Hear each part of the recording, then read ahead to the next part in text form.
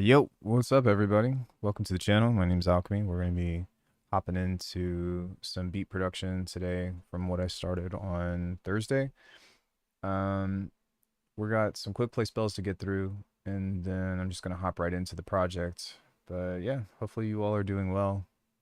It's a little bit earlier than when I usually stream, but I've been up since like 6 a.m. for no reason, and as tired as I am, I've been thinking about music a lot, and so there's actually a lot of projects that I would like to do. So I'm gonna try to knock this one out, and then maybe if I have time, get to some other stuff. But yeah, let's get through these quick play spells.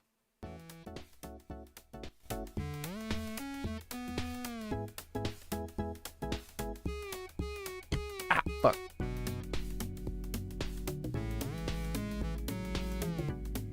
This is really cute. Yeah, I like it. Cool stuff.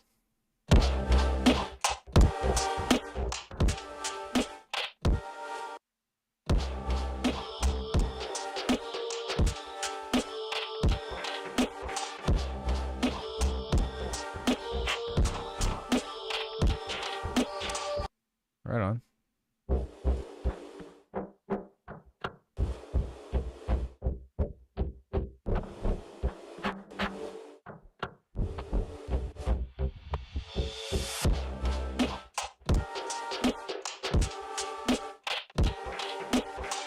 Cool, man. Glad to see that you're moving forward with an idea. I like that.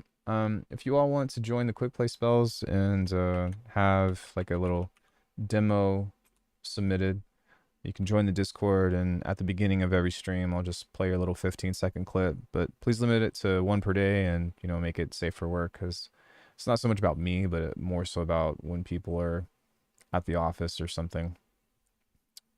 Today's project is a halftime track. It's like half baked, and there's a lot of things that I don't like about it, but I'm gonna see if I can shape this up into being something a little bit better. But I'm gonna try to just listen to this without pausing maybe 2 or 3 times, and just try to write down every idea that I possibly can. Hey Nate, what's up? And then we'll move forward from there. So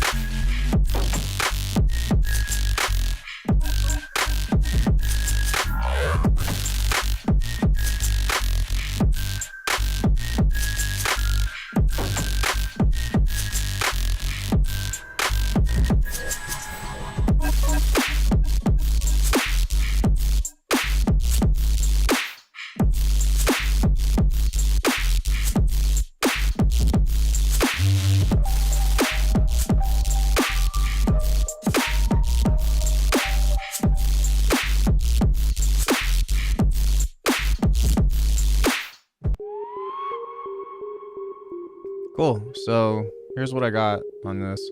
We're probably gonna do this last. But what I will do is I want to start with this section, and I want to dial in the groove of this to try to get this to roll a little bit more. So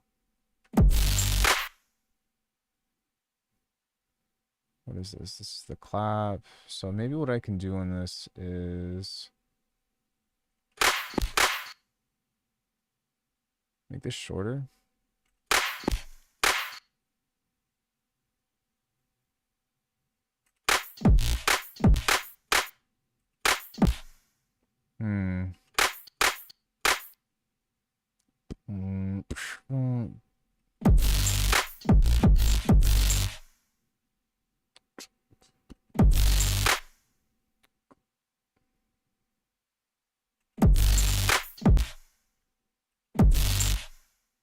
Yeah, I'm not really sure what I want this to be.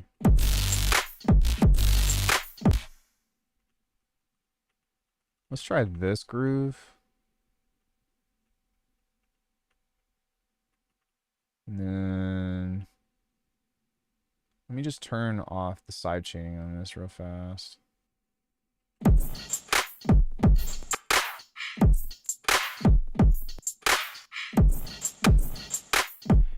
Yeah, it just feels like there's not a transient on this. Like something to really push this into being like impactful.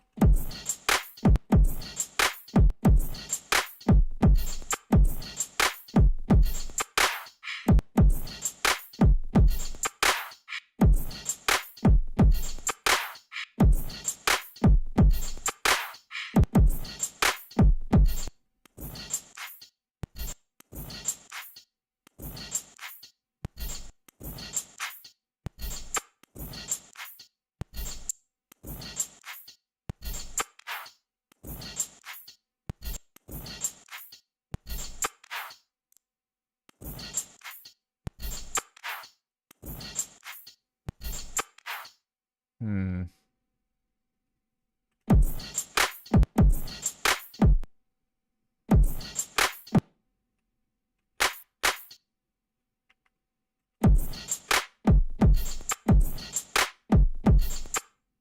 Yeah, so I think what I'm going to do is I'm going to redesign the clap.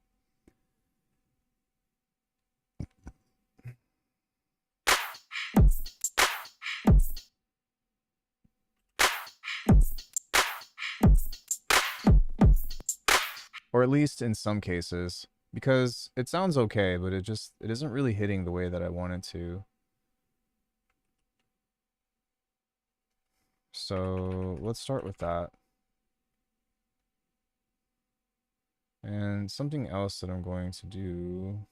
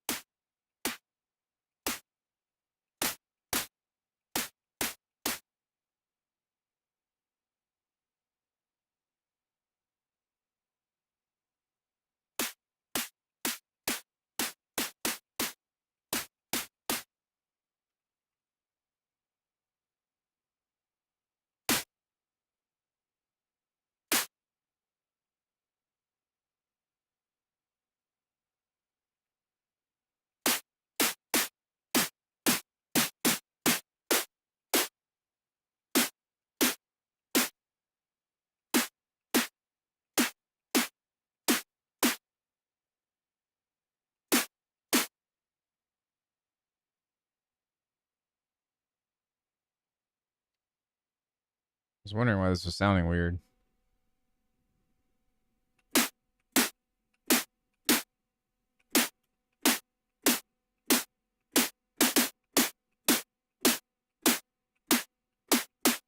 Still sounds weird.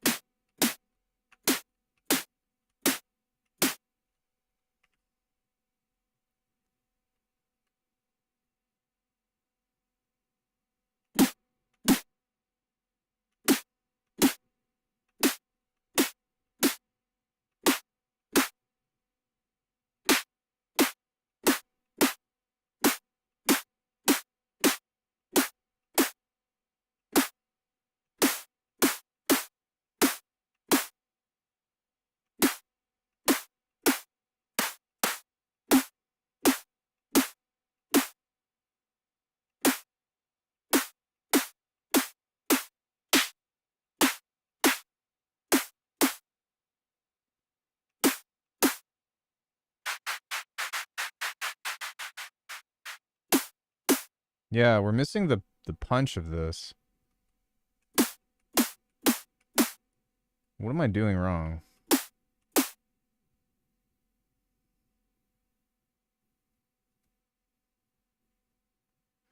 Like, switching back to 5, for whatever reason, just kind of fucked me up. Let's figure it out, because this is driving me crazy. Snare. Yeah, that's what we should be getting, but what the fuck?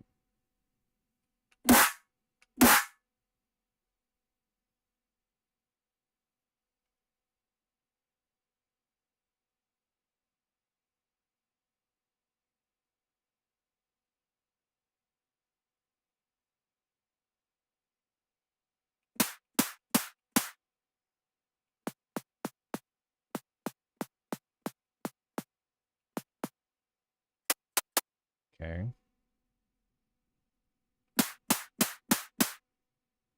Okay.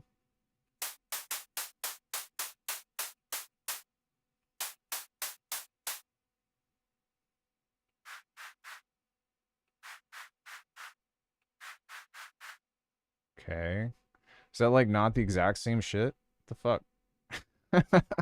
What?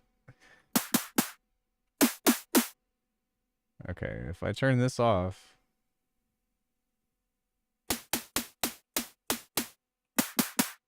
Yeah, there's that top end on there that sounds...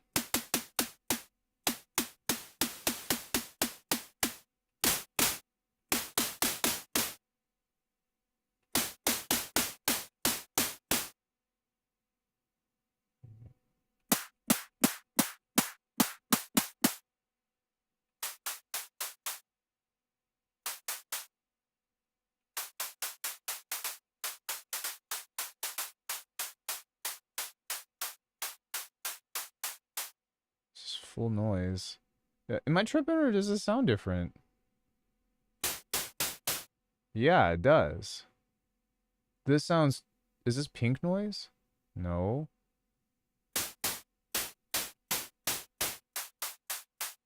Is it because it's in stereo? No, even still.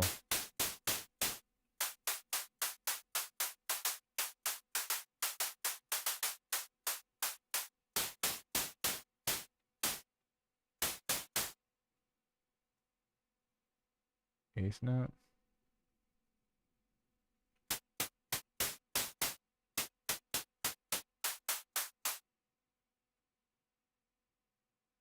That makes zero fucking sense.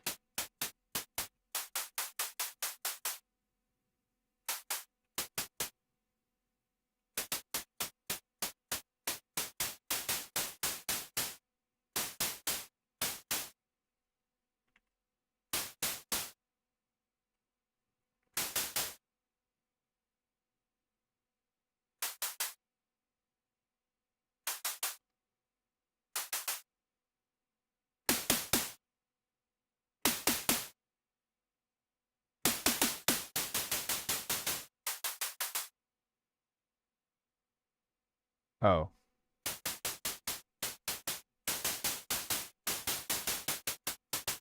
That makes more sense. I'm sorry, guys. I was crashing out for a second. I was like, there's no fucking way that I'm doing something that sounds that different. Anyway.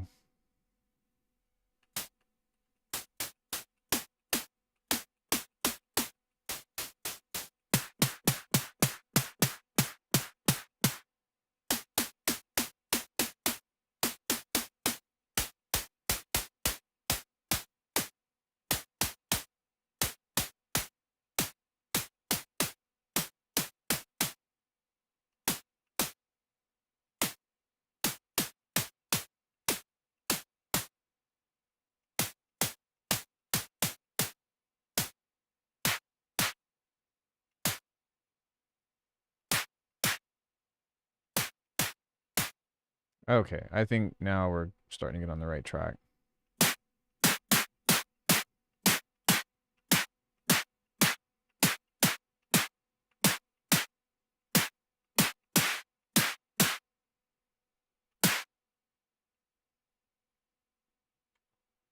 Dude, like when it comes to snares, everything is about envelopes.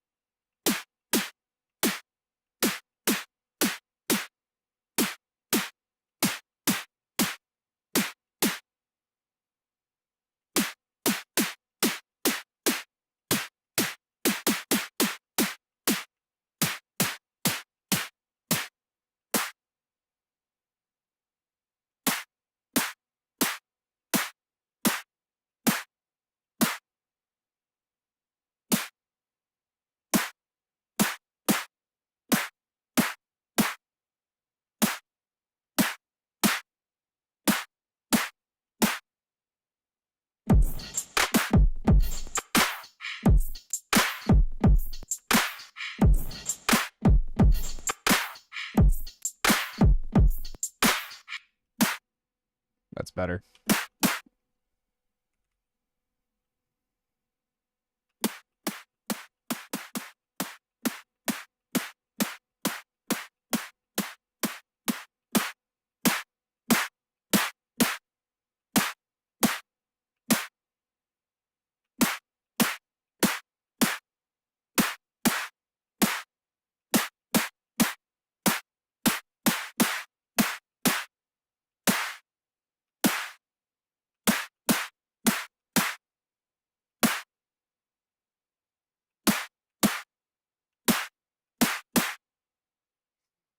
Hmm.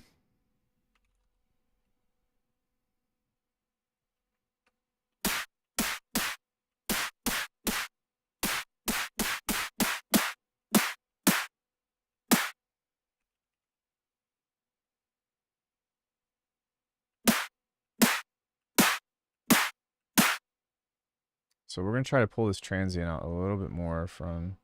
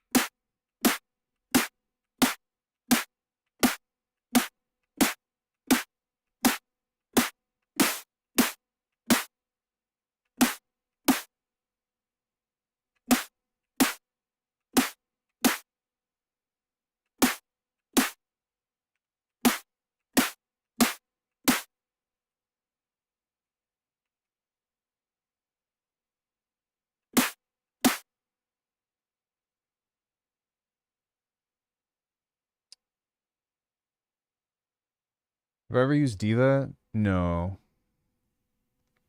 Snares either make you or break you. Low spending 4 hours until it sounds shit. Usually I don't have to spend that much time on this, but I don't. I've just been in a funk with snares lately.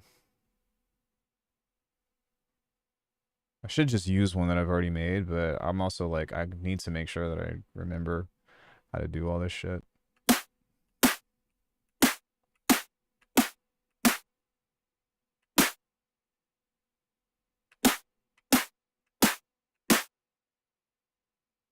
Yeah, these are my drums. I use kick 2 sometimes. The reason why I don't use kick 2 is because while it does have the pitch control, I don't like the distortion options. I need these drum sounds. Layer snares on top of each other and then combine them. Yeah, I usually just use polymer.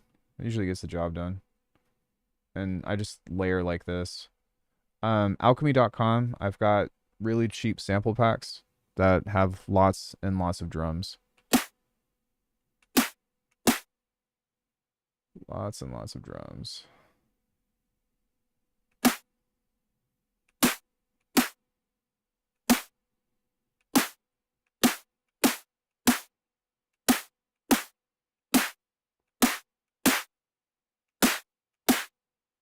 Yeah, there's like, the phase rotation on this is like so weird now. That's the one I wanted, but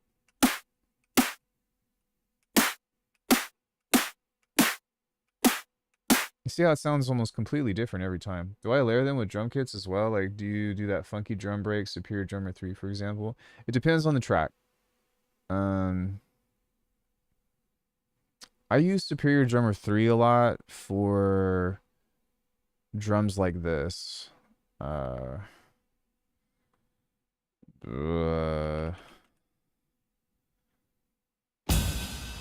like these really big snares and stuff.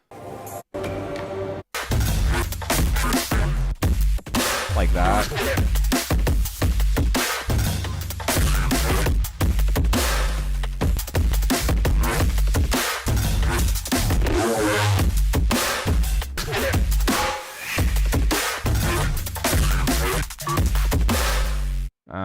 But it depends on like the style of the track that I'm doing. Right now I'm just kind of going for like clean electronic stuff. And what I usually end up doing with this is layering it. I layer this, but I also use a convolution reverb with any sample really, just to give it a physical property.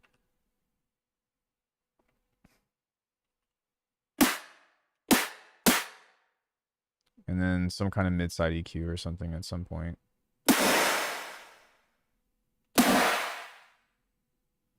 Oh, thanks, man. I appreciate that.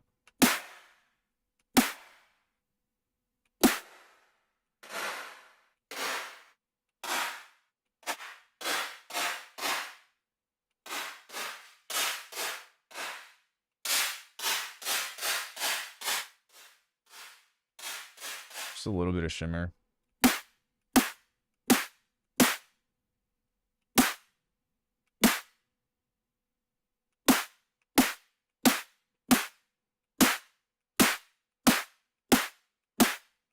Yeah, like these snares sound so different each time.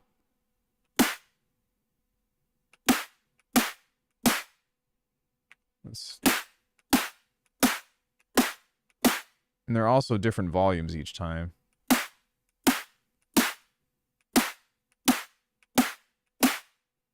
I think I need to make sure that all of these phase retriggers are on. But even with that, all of the phase and stuff on here is, the retrigger is only from the oscillator itself. The noise oscillator doesn't have a phase retrigger on it. No, that's turned off. The velocity's down on all of these.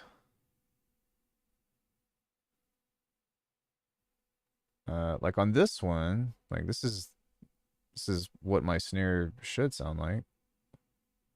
Wait, hold up.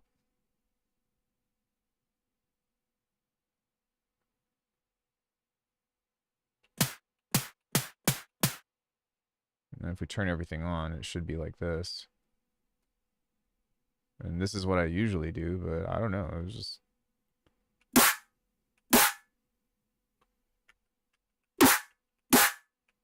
Yeah, even that sounds...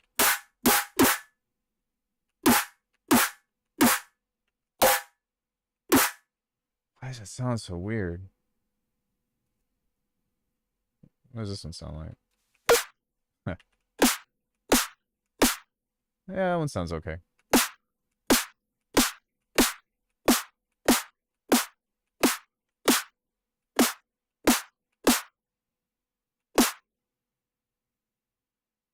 But I think the big thing was that all of these.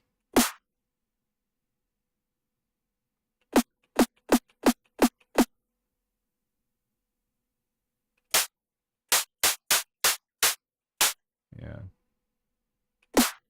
I'm just tripping.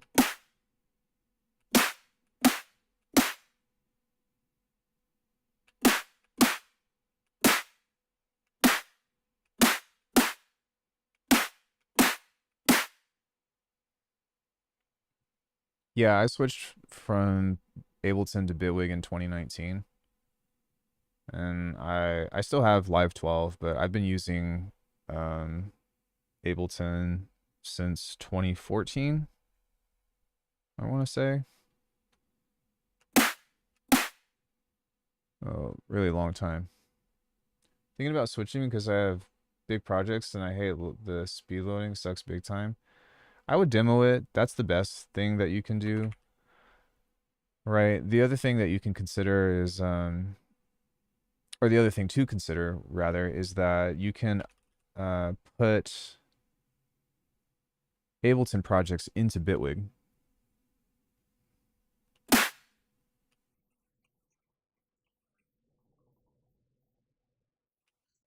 which is sometimes really nice. Yeah.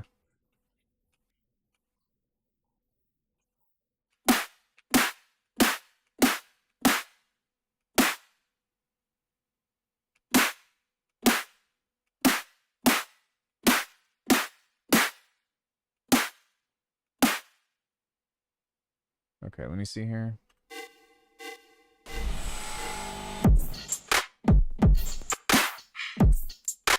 I might even just let's just resample that and then let's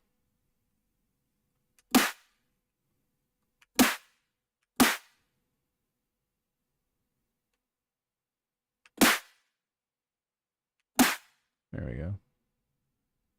And let's put that in there and just fire that and that way we can use both the clap and the snare.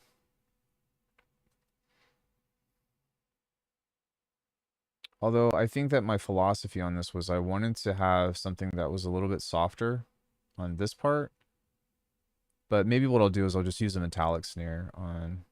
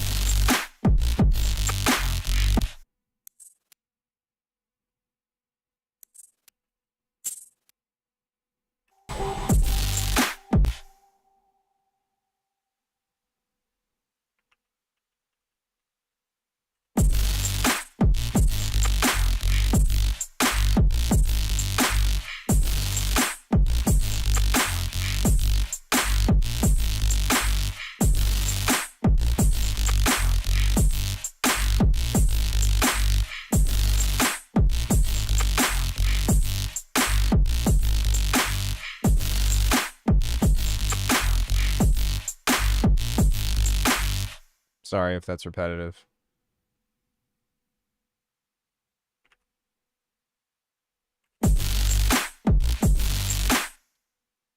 Okay, so now I want this to be louder.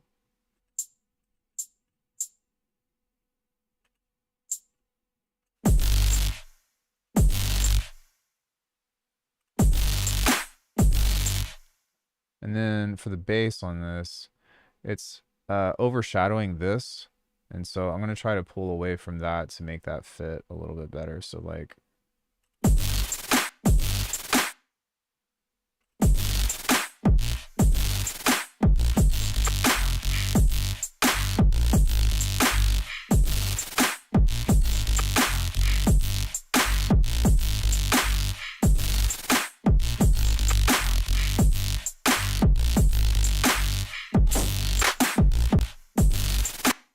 yeah. Okay. Wait.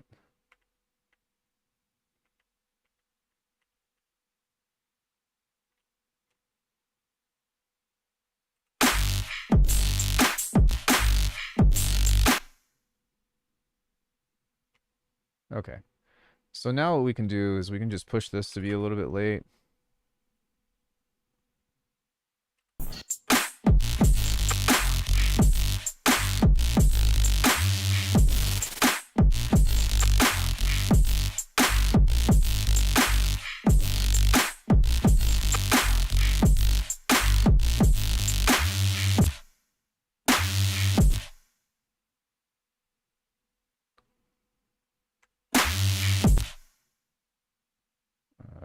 What?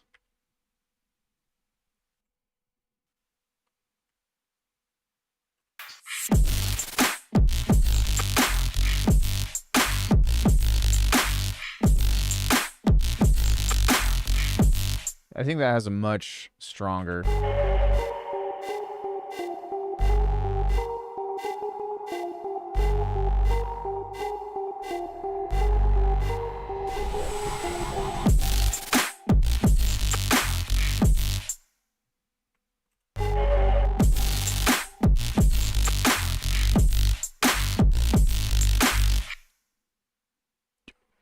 Something right here. Yo! Yo! Yo! Yo! Yo! Yo!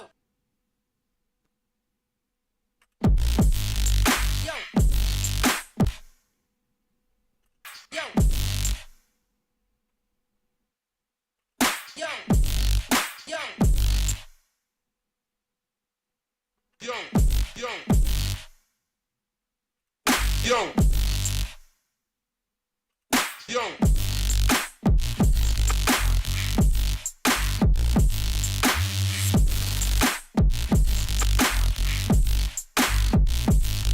Yo! Yo! I actually like that. Yo!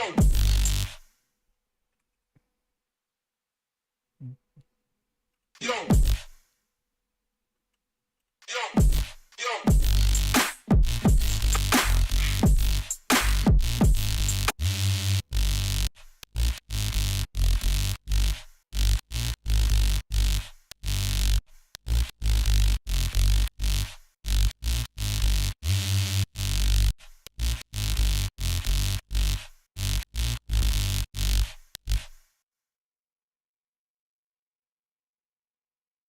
I don't even hear this, do you?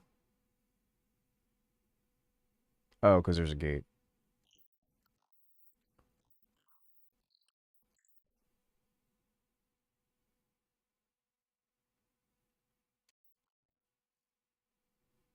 Ugh. That's annoying.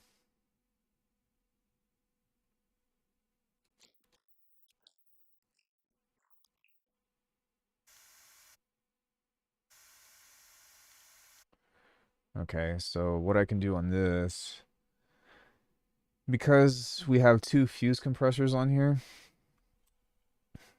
I can group this and go into globals and go play, escape, turn that off. That way I don't have to use a gate.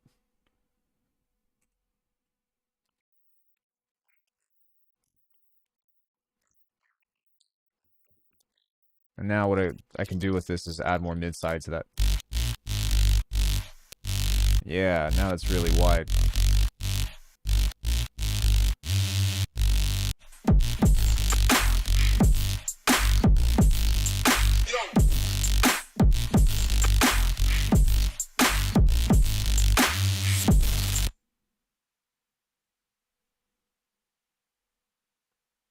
Okay.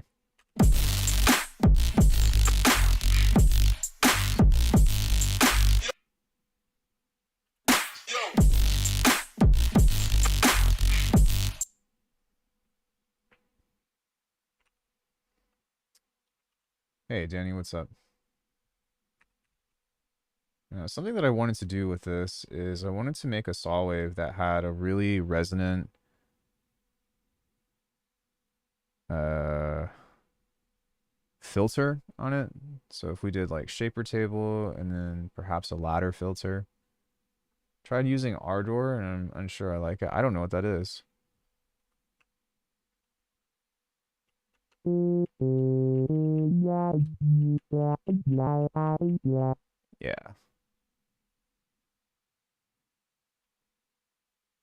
A free DAW. Yeah,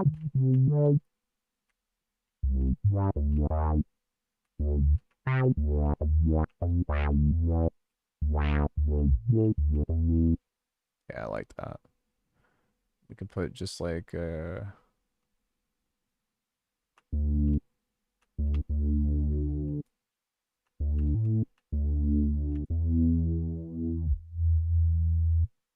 attach this to a macro.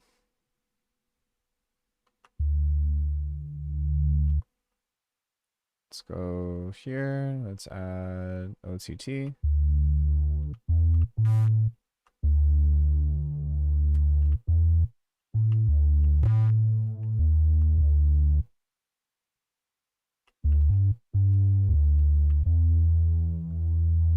And let's grab another shaper table and try to bring the volume of that up. Did we find out what Frequent is up to? Oh, he's doing a show right now, isn't he? Or wait, what was the context?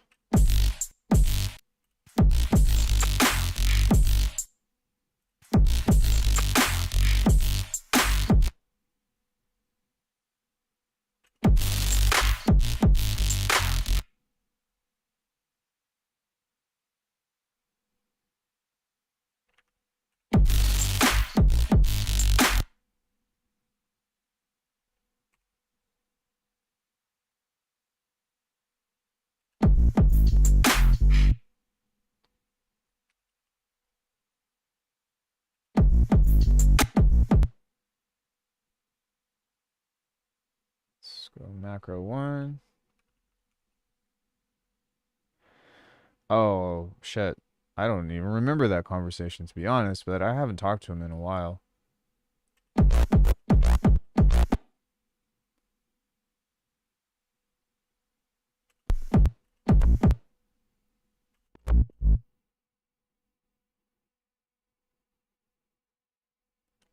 I'm so sorry.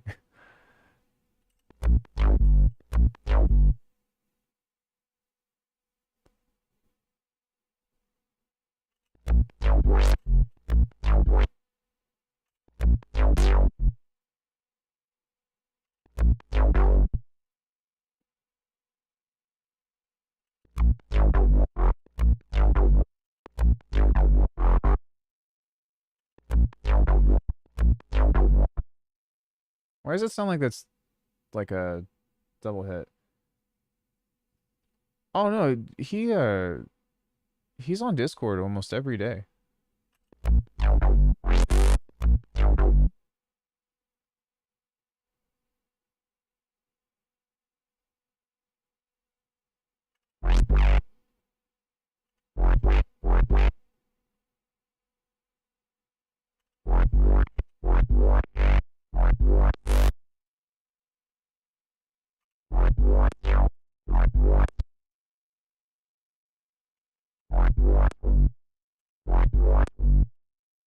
Let's see what.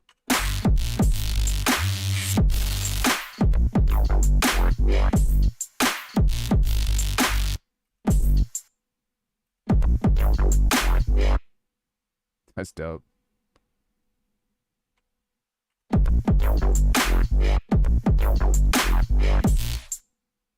Is there a time shift on this? There's not, but what I am going to do is I'm going to go like this. And I want this to be just a little bit late, so.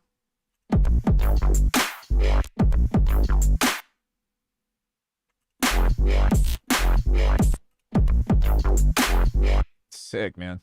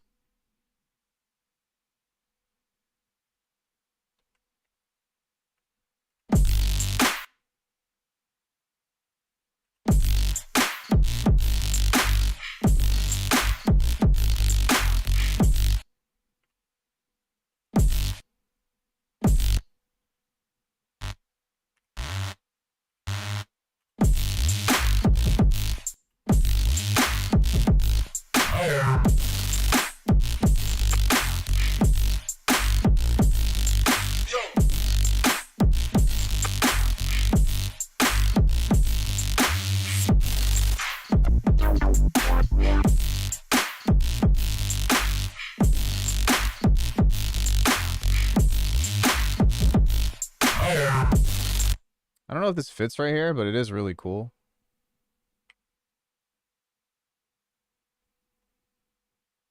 I wanted this to be kind of like a Dragon of the Darkness Flame moment with Saruta, but I don't know. Something needs to be different here, or some kind of switch.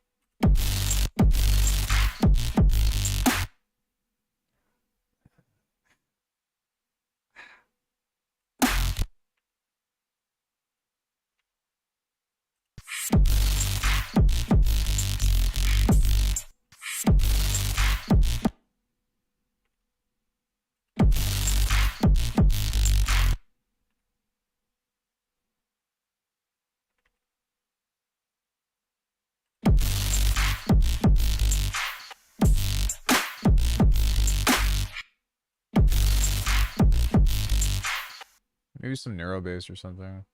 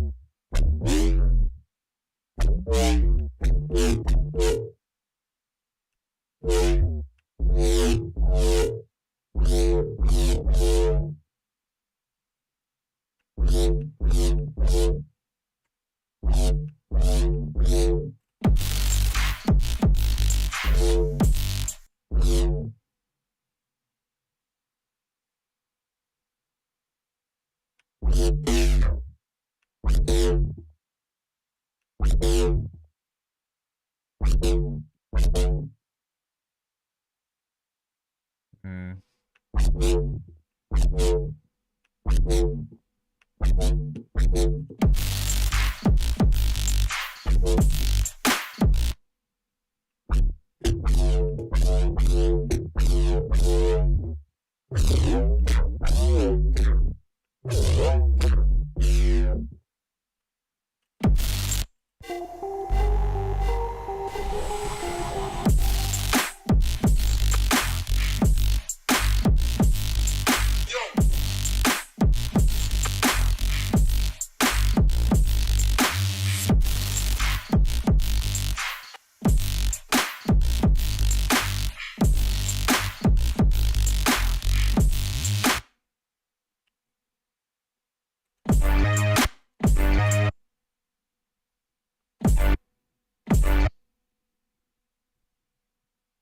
Would it be too hard to construct a general MIDI preset pack for Vital? Well, that doesn't really make a lot of sense because you don't use MIDI in Vital, you know?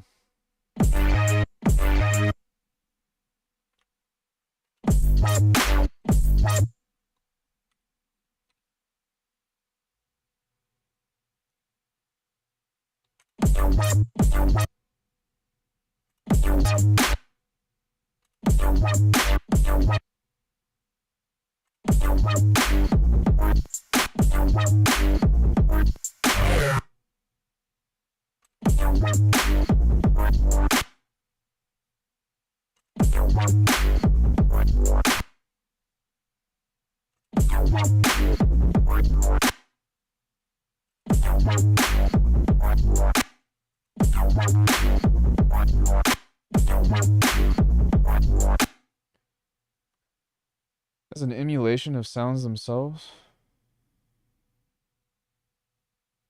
A general MIDI preset pack? Do you mean like the artist general MIDI or like what? Sorry, what's the context here?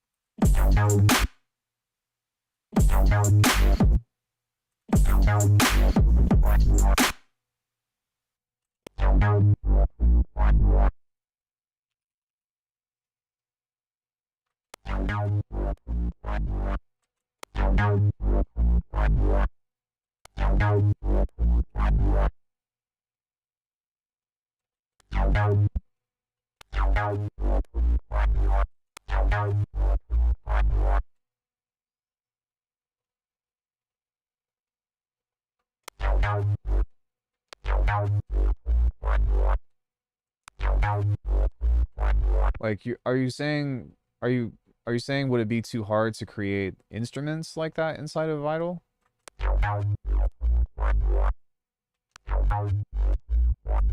Yeah, that's more of what I'm looking for.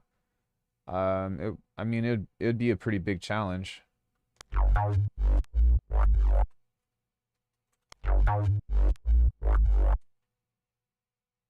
Everybody uses Bitwig. I don't know who's everybody. Um, I'm kind of I how do I say this? I'm somebody that's known to use Bitwig, so I've been around for a while. I I don't know what to say. Yeah, that's cool. The only thing with this is I want that down down down. I want that to be late.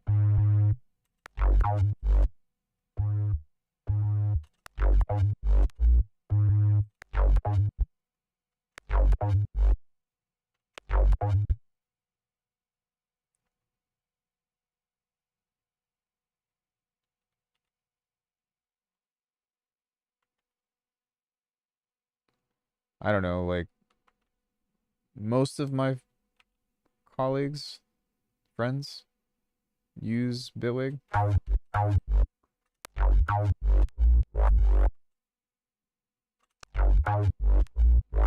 Actually, that's not true. So Zayaku uses Ableton. Kyle uses Ableton, but like Chi uses Bitwig. Cage uses Bitwig. Zane has my other copy of Bitwig. Uh, which I don't think that he's made music in a while. I need to hit him up. Those are the three main people that I talk to on the internet for music, so I mean, I guess, but who else? Who else is everybody? And it's a nightmare, but every other dog I felt it makes no sense of how it works. Skibob? Wait, are, is that you? Are you saying hello or is that a person? I mean, I have so many videos, so many videos on how to use this program. Shalom. Oh, hello. Um, yeah. So, I mean, there really is no excuse why anybody shouldn't be able to figure this DAW out. But honestly, like, the reason why I use it is because it makes the most sense. It's like, what do you want to do? Do you want to pull up a new track? You just hit the plus button. You know, you want to add a new device? You just hit the plus button. Okay. You want to have MIDI and audio on the same track? Go ahead. You want to bounce on the same track? Go ahead. You want to revert? You don't like the shortcuts? You can just reset them to whatever you want to, like you can redo them to whatever you want them to be. You want a browser? Here you go. You want a second browser? Here you go. You can also move it. A G move that I showed Chi the other day was that you can actually move this browser to another what's it called, window.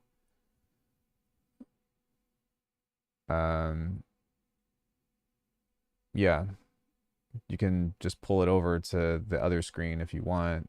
But I mean, yeah, there's this like Bitwig is super flexible, not in the sense of like Reaper flexible, but in the sense of how you want to make music. You want to do generative shit, go for it. Modulators built into everything, you know. You like working within a modular environment. We have the grid, we have note grid, we've got the effects grid. You can't make your own interfaces like Max for Live. You also can't use third-party stuff like Patcher, but it does work in a semi-modular environment because you don't have a limit to how many effects you can put in this lane. So you can do stuff like grouping and then parallel splitting and then feedback routing if you want to via return channels or within itself, because you can go like audio receive or note receive and just have like revolving doors on stuff.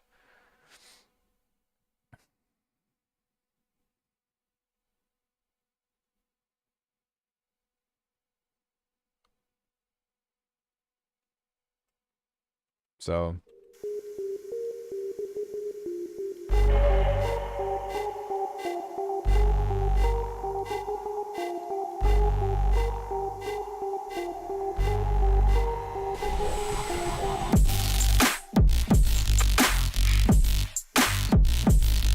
Yo.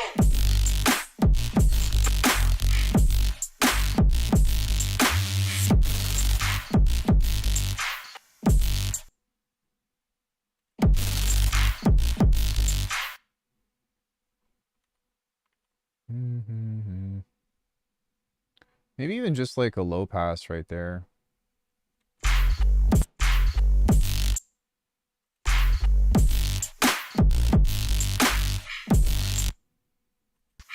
Should be a fill right there.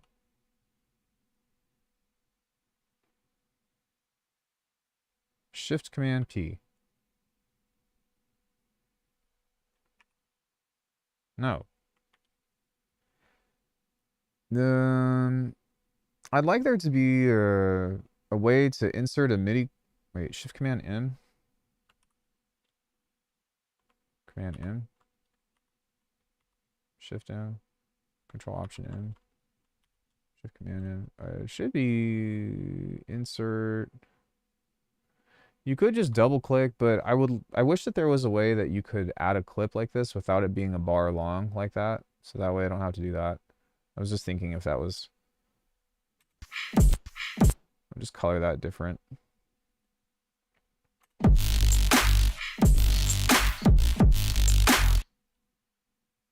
we go.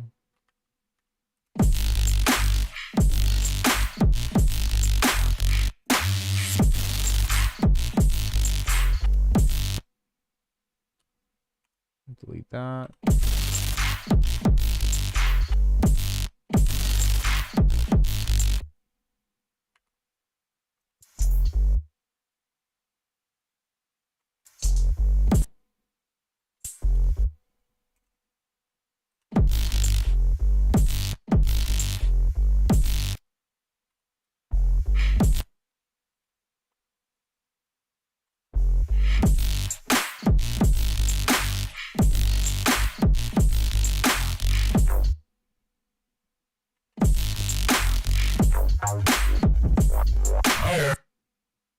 Yeah, this shit is pretty bad. I'll come back to this another time. I'm gonna go ahead and start a new project.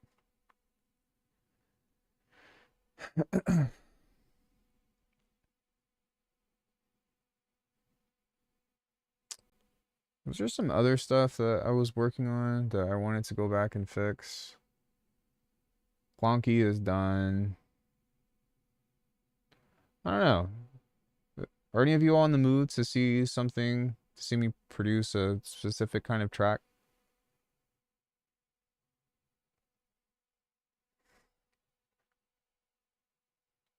I'm kind of open-minded at the moment. I'm gonna go ahead and design some drums while I wait.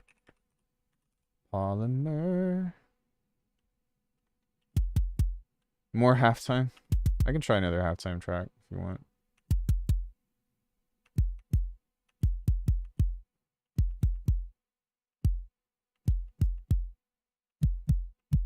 Also, hi Grim. I feel like I haven't seen you in a while.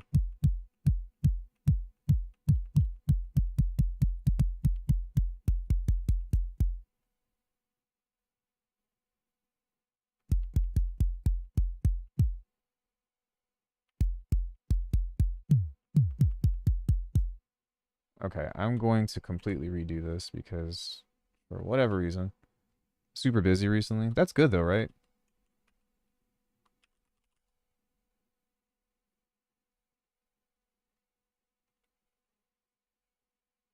I'm not happy with FO. It's too much mess. It's not synchronizing playlist tracks with Mixer. Is that from a latency issue or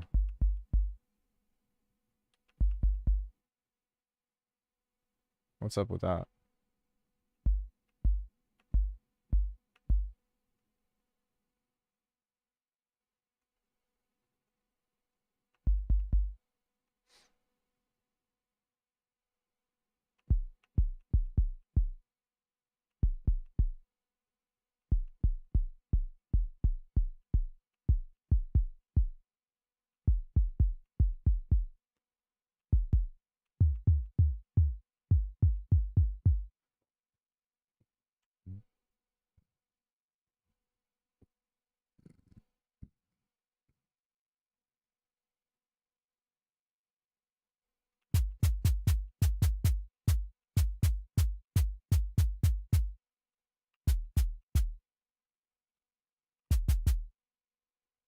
Okay, this looks almost right.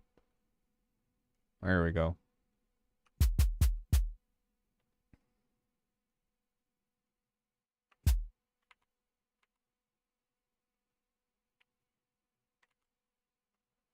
Hey, Dennis, what's up? What am I doing? Right, rewriting the default patch. Save as default. Am I not hitting the right key? Alt A? I am, I'm just missing. Or I'm not, I'm missing. Yeah, it's a good thing. New tune coming out January Saturate. Super happy about it. Let's go. Did you hear that bounce track that I did recently? I'm going to try to submit that to them.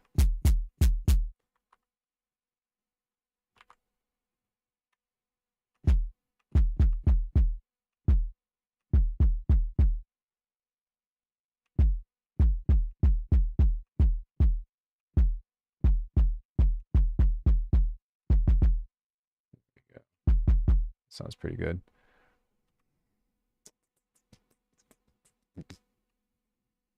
Cue Glinzo, run it back later. I mean, I can just run it right now if you want.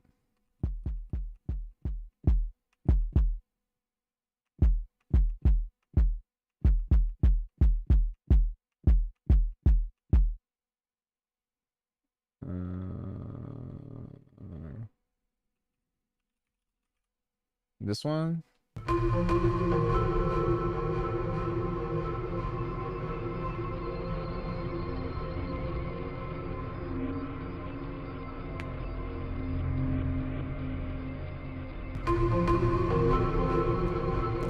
Maybe 1,000 IDs, but not 1,000 tunes.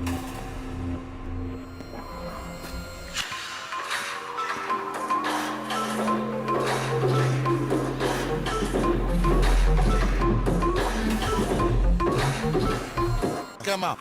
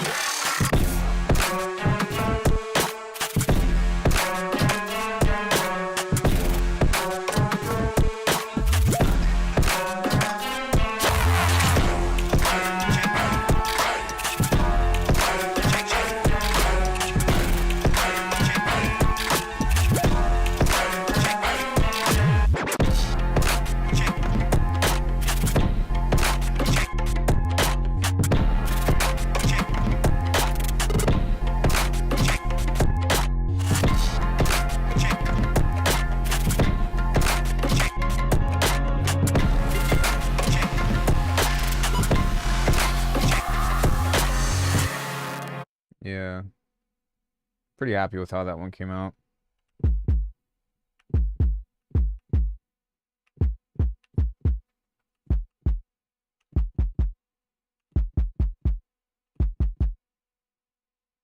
Is that genre called balance? That's just what I'm calling it. I think it's just halftime, but if you listen to people like Robu, hey Fudge, what's up?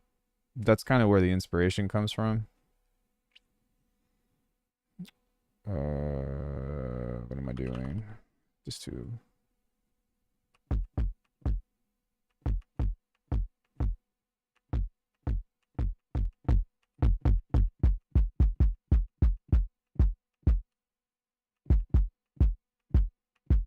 for what halftime?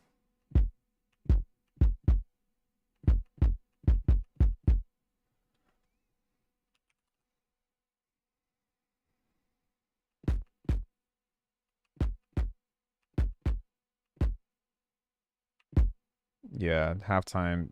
Like if you ever look up halftime on YouTube, the only thing that comes up is Super Bowl shit.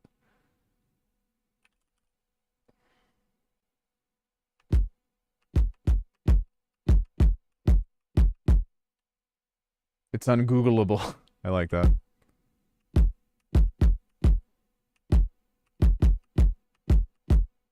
Ungoogleable.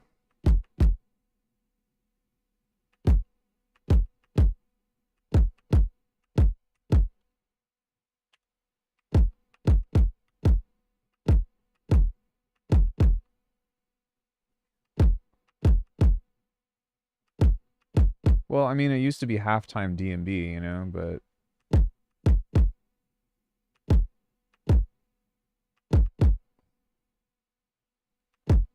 somewhere along the way we got lazy. I'm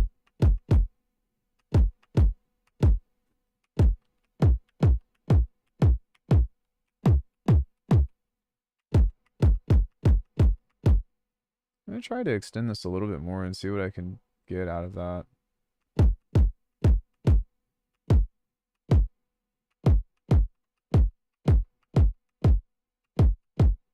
I've got a little cheat here that you can do. If you do this, and then you, or sorry, wait. You do this and you just push the output of it.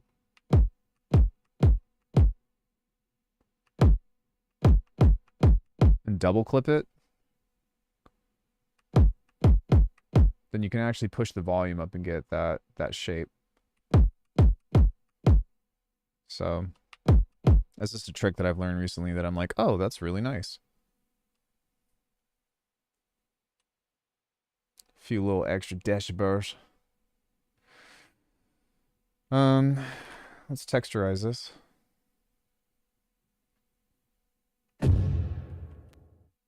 Texturize.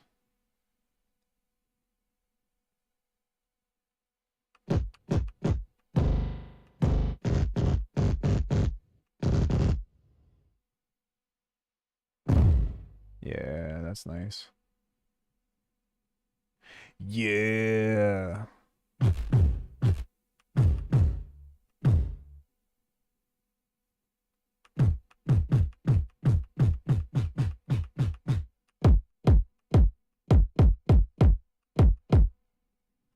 Go mid-side EQ.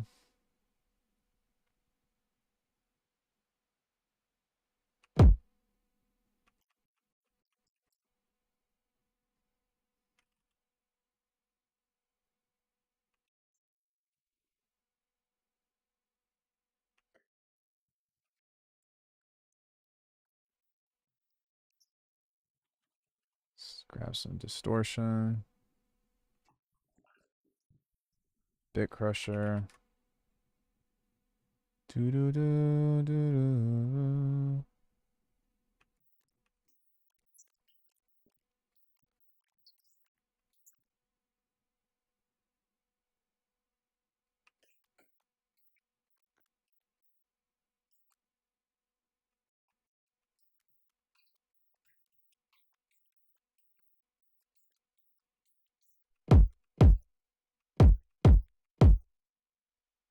And there we go. That's a kick if I have a synced one. seen it.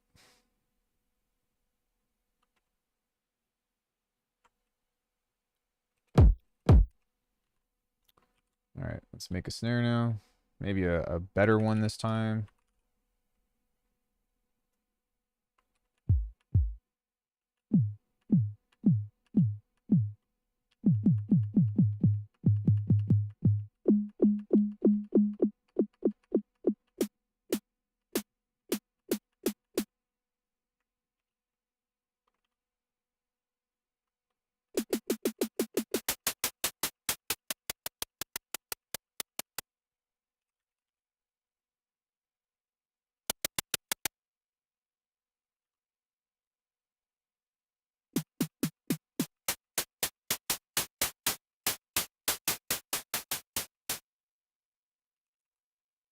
Time shift.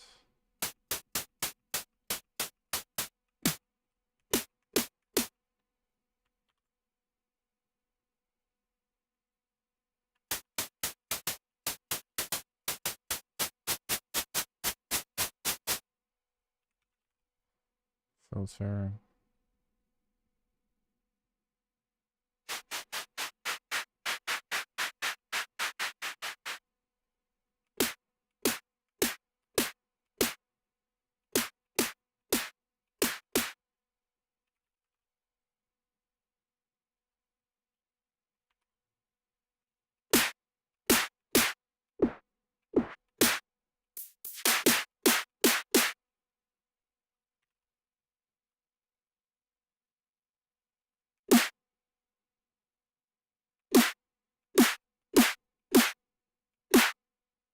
There we go.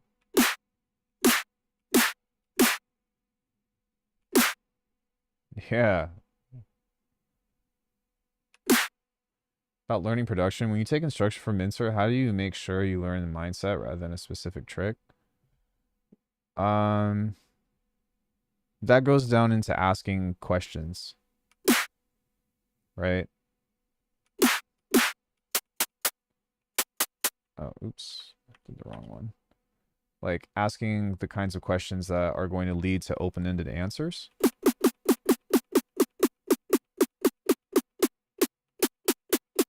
You know what I mean?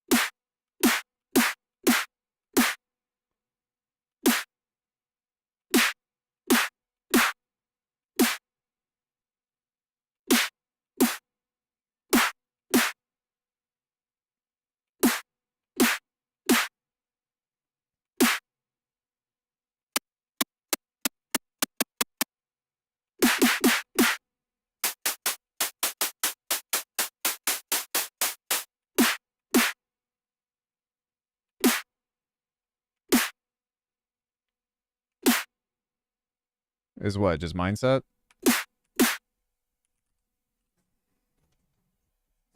Jesus Christ, Jersey. Yeah, I mean, I'd like to say that my channel is really focused on like teaching you how to think, not what to think. But I mean, whatever somebody gets out of the channel, you know.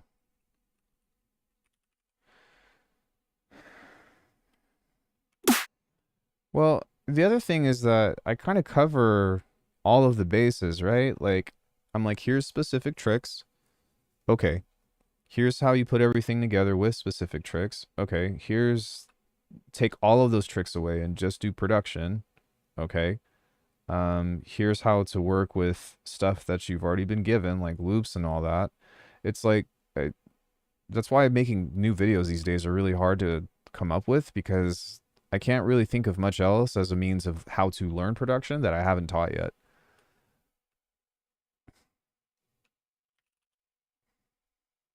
And I'm not saying that I taught everything. I'm just saying I can't come up with videos. I'm like, I don't know where else to go.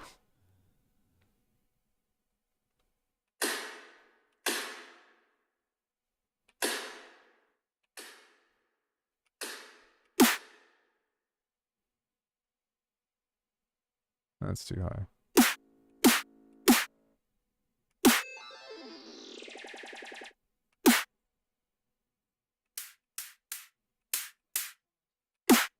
Yeah.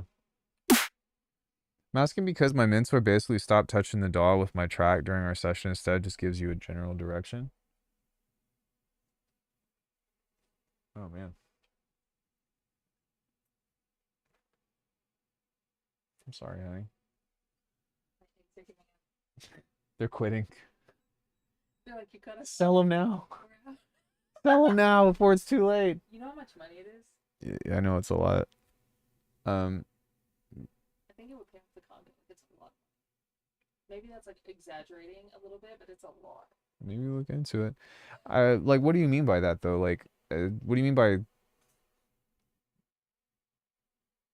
instead just giving you general direction? And also like what is the context of the lesson? Like, are you looking for just direct feedback on the track? Because like that's only helpful for so long.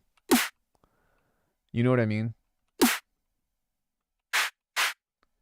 Like there comes a point to where it's like, okay, well give me feedback on this. Well give me feedback on this. And it's like, okay, well like I've already told you these things 2 weeks ago and you haven't fixed them yet. You need to put the time in to really work on it. You know what I mean?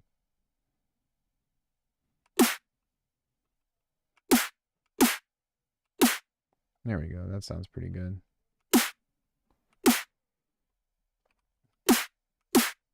And that's on par for our loudness. We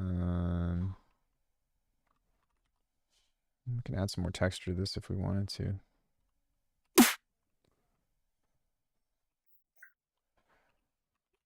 Applying the damn knowledge, the seeing. Well, and that's the thing too, is like just learning the knowledge is not the same as actually like internalizing it and being able to like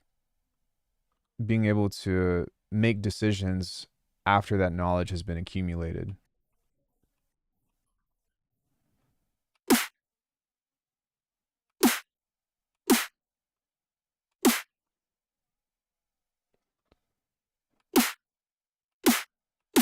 Yeah, that's pretty nice. And then if we wanted to add a thing to this, like a tone, we could do the feedback rack if we wanted to.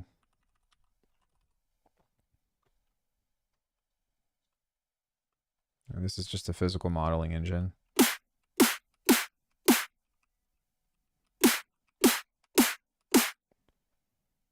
Although that's not the one I'm looking for. I can use that one, but I want to do this one. Effects layer. Delay play. Nope, it's not this one either.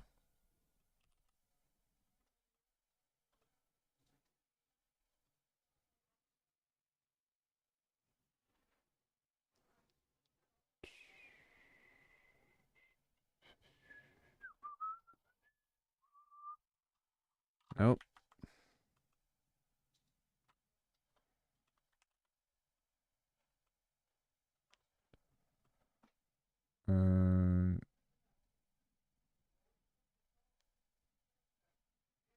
Fucked up beyond all recognition.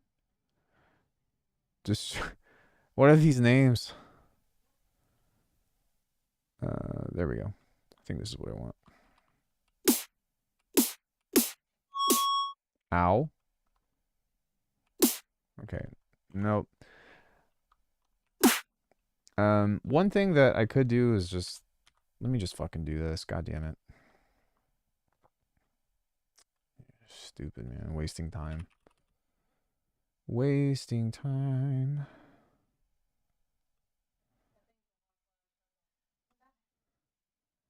Bro, what the fuck?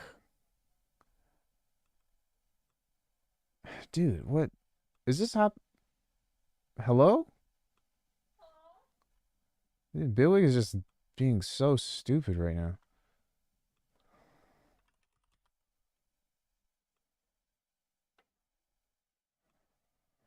Okay. Let's try that again. So with this, we can have a feedback rack on this. We can blend the rack. it would be really nice if the EQs were inside of the grid. That would be like a really big feature request. It's never going to happen, but I suppose what we could do is just use a bandpass of some sort, like a really tight one, kind of like so. Turn the key tracking off.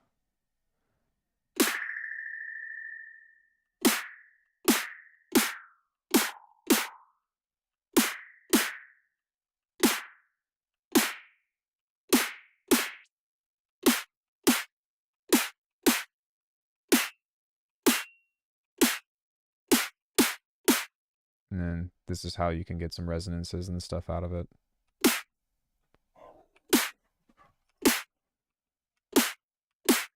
Although,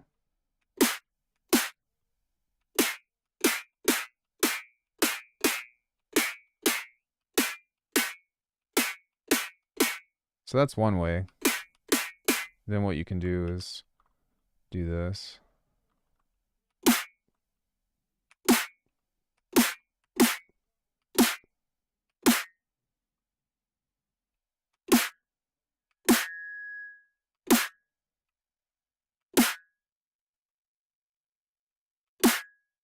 That's actually pretty dope. I really like that.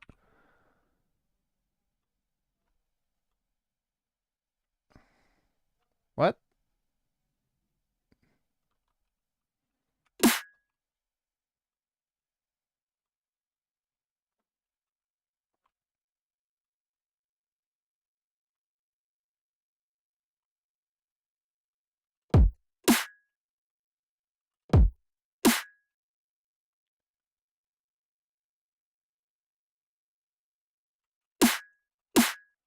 You can do other stuff with this too, like on the output of this. You can throw like a frequency shifter or something.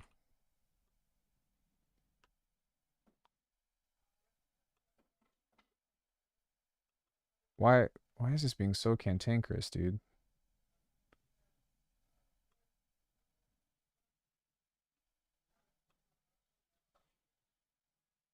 Dog. It won't let me drag this.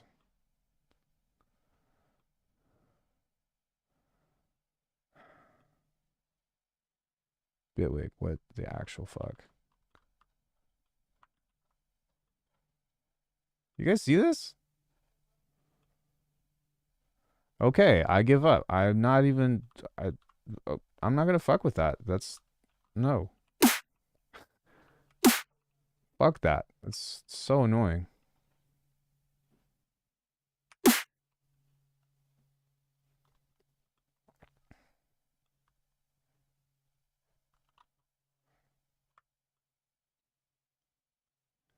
Okay, so that's how you create that kind of snare. Depending on how you shape this, you can switch this up into different types of timbres. So like if you want it to be more of like a punch, like a comic book slap, then you can increase this and do that.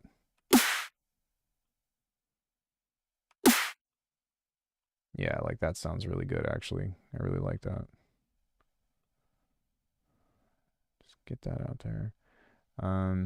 If you want it to be a little bit more of like a higher, brighter snare, then we just need to increase the decay of this.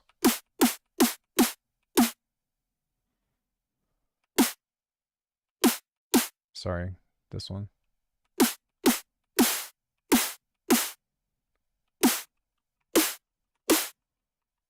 But it's a bit much, so finding a right balance with.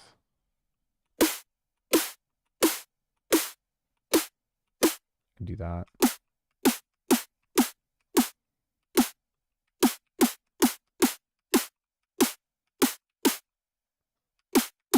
If you want it to sound like a, I don't know, a techie snare, you can do that.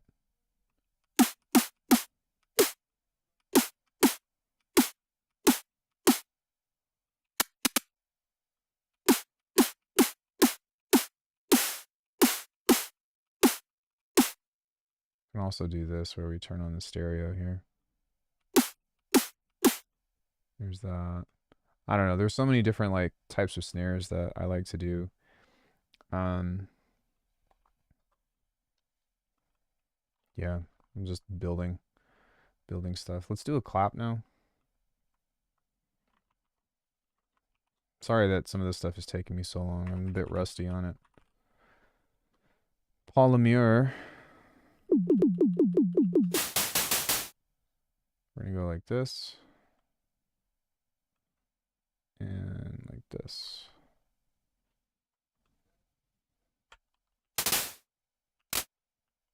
Yay.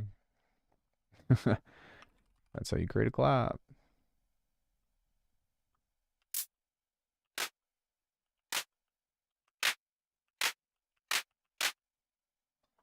Put that inside of here. Go like this. Duplicate. Put this one on the inside.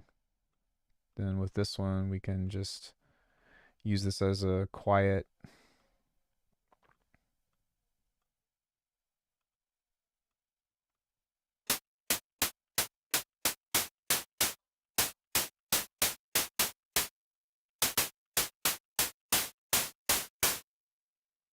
Turn it down.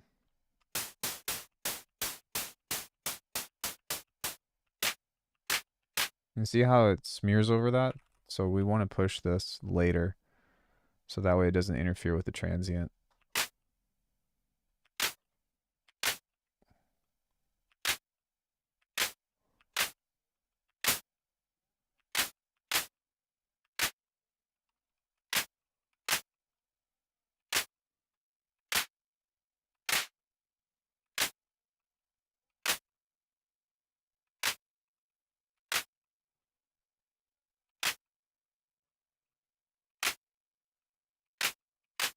That's one way to do it.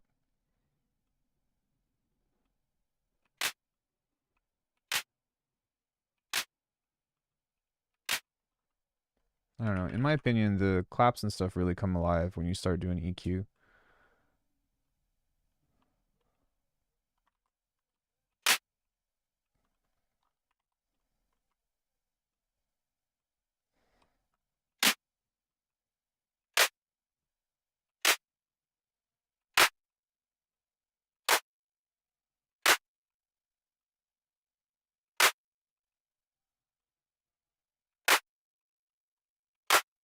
See?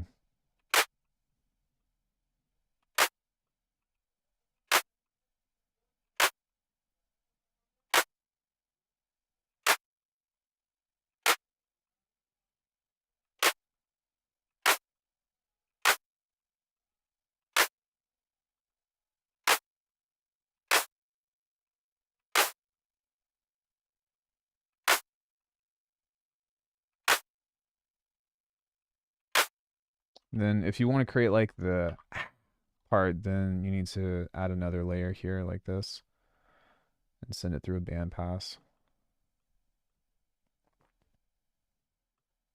Probably bandpass 4.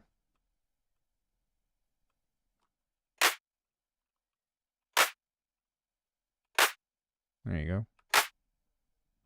And that's how you do that. And then you just go through the same processes of, I don't know why I'm teaching this shit. I fucking got videos on this, but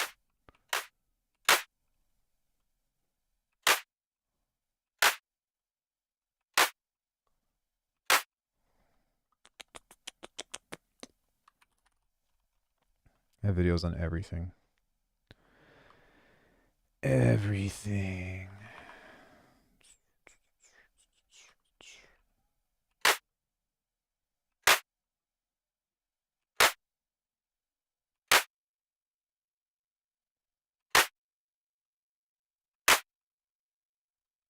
Oh, it was nice.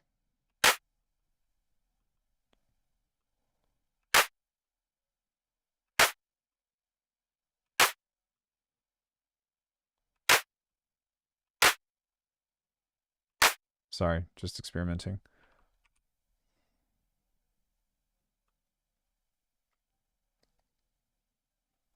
Cool. So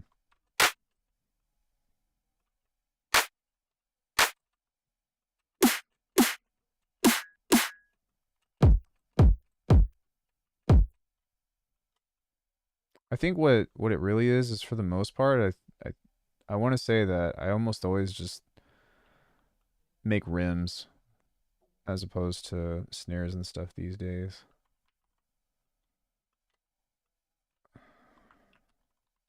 Which those are the easiest to make, but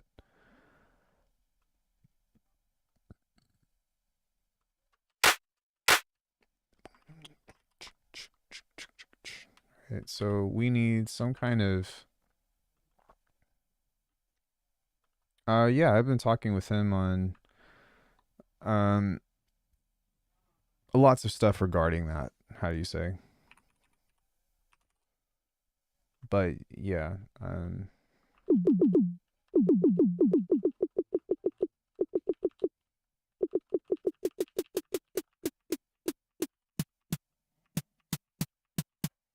okay. So I need a note receiver, which is going to come from polymer.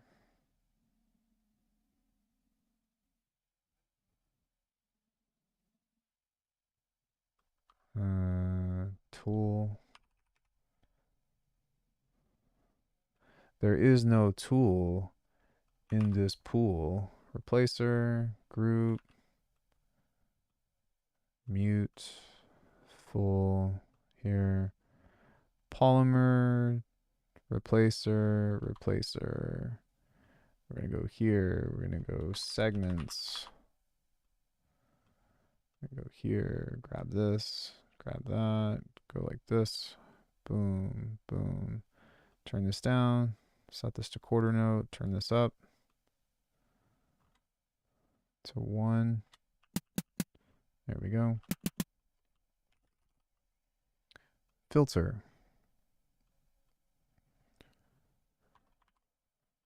Random.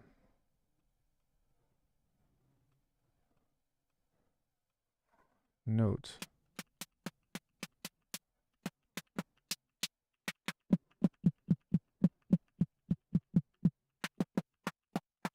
Oh, dude, like, I mean, everything that, not everything, but so much stuff that I've taught from on my channel has been because of him, you know? Because just the way, like, his mindset and the way that he looks at stuff really opened my eyes to a lot of different things. That it doesn't always work for me, but a lot of times it does. You know, like my whole thing with like sound design to a melody, like that's all him. I can't take credit for that.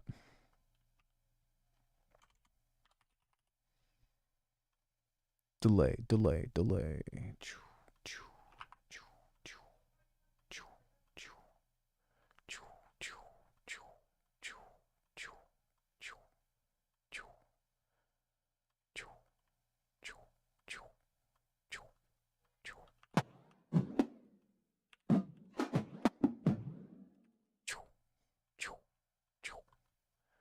Sorry, just like flying through this now.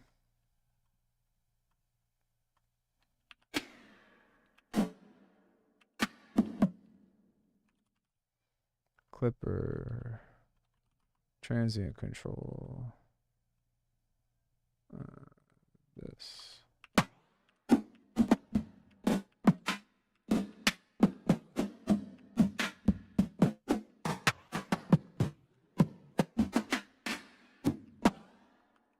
Cool. Comb.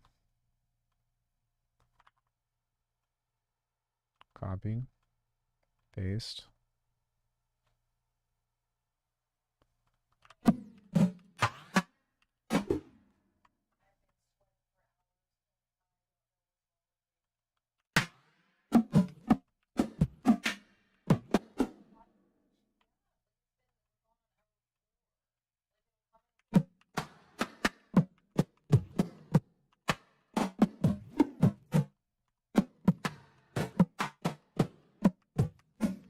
Frequency shifter.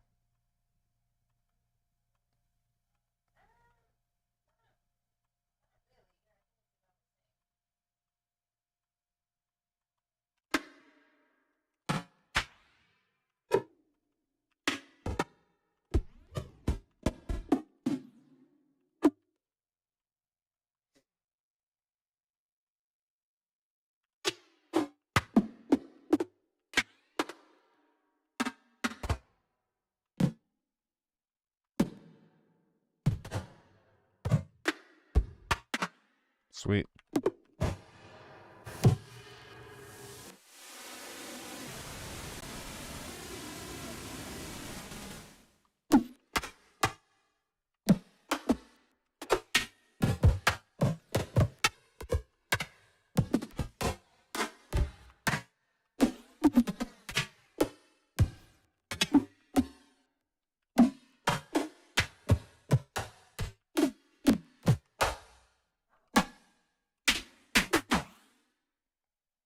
Cool.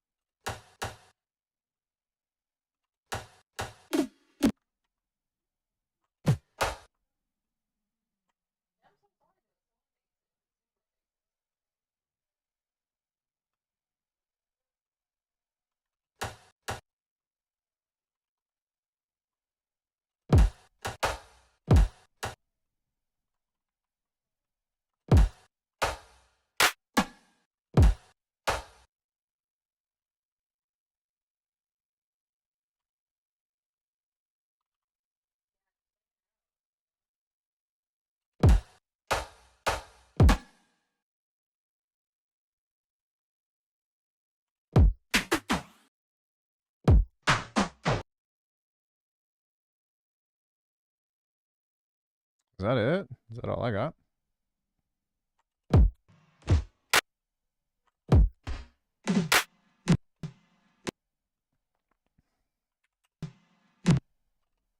Okay, sorry.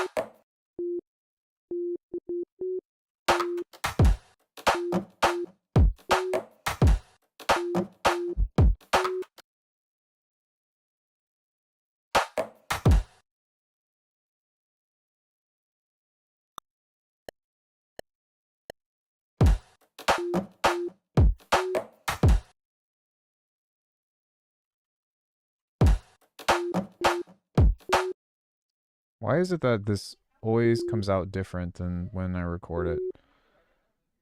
Surely I'm not that bad.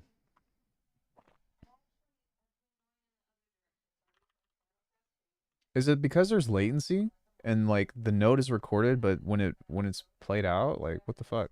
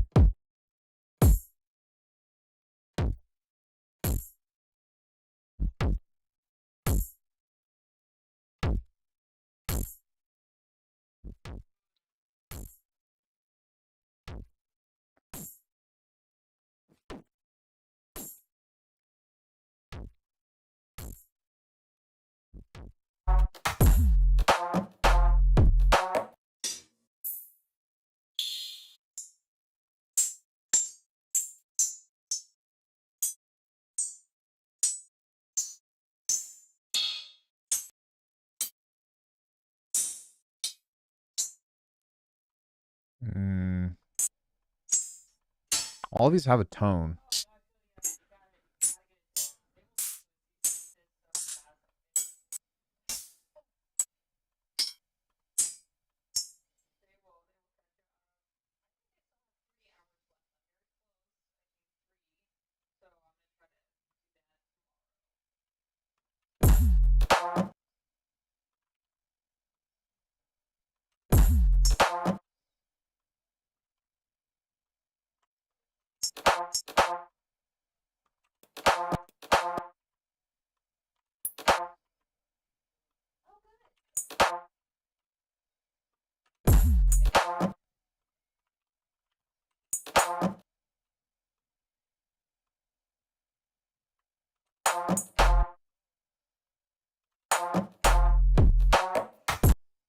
Hmm.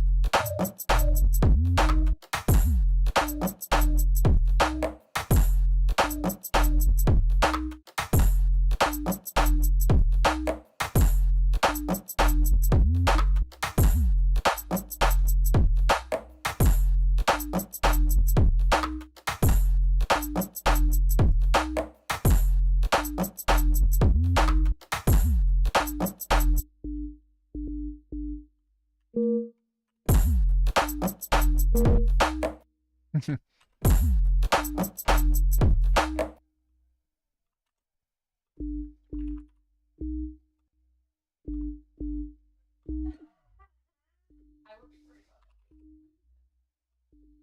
That dude spelled that. Your pizza get overzealous at the beginning. It's like,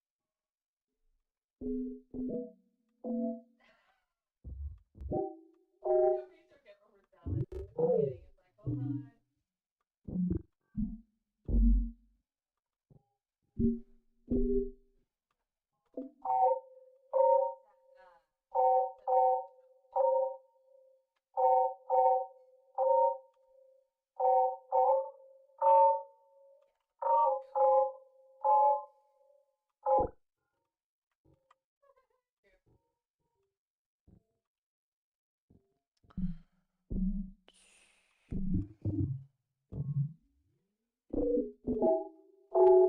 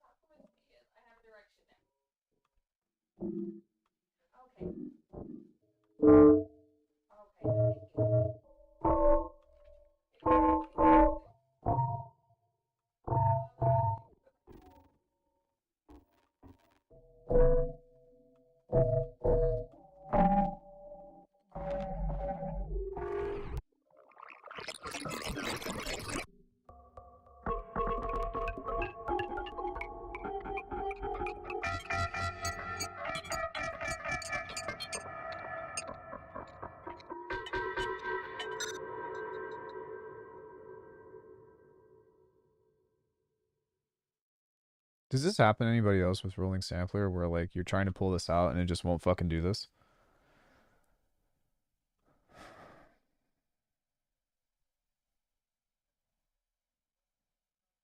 Like what? And it doesn't matter what version I'm on. It just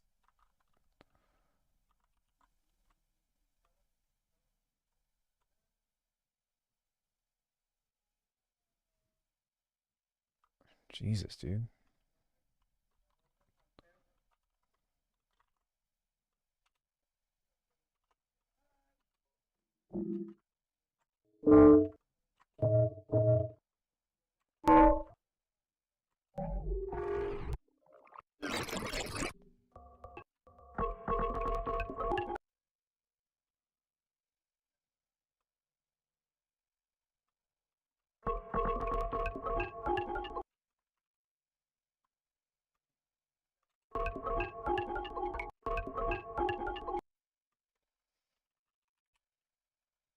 Yeah, I haven't tried it with another DAW, but it's been both Bitwig 5 and 6.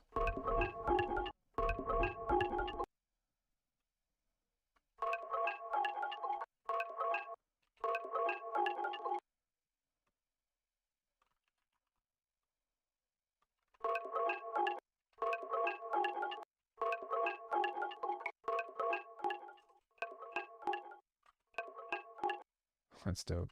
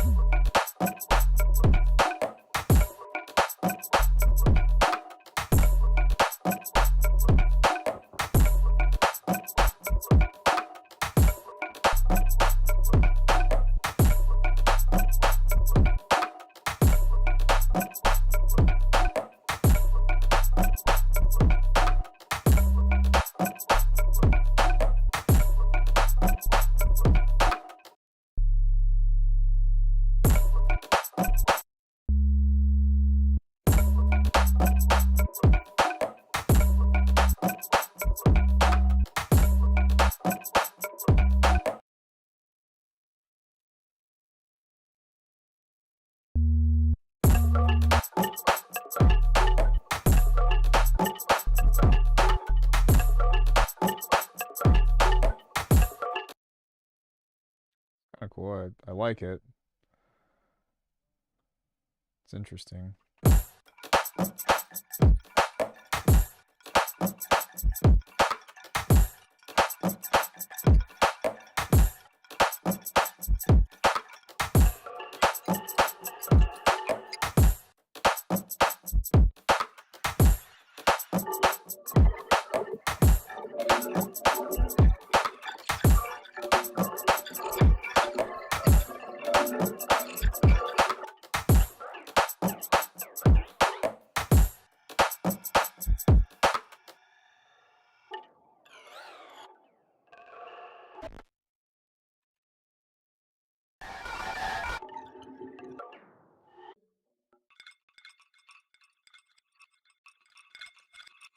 Hmm.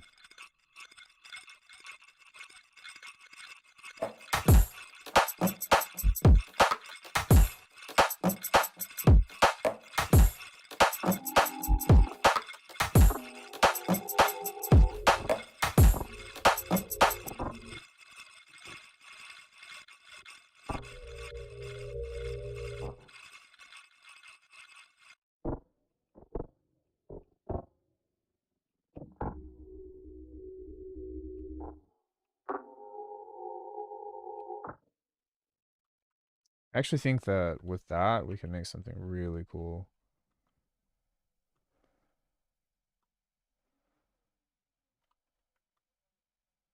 Maybe instead of doing like a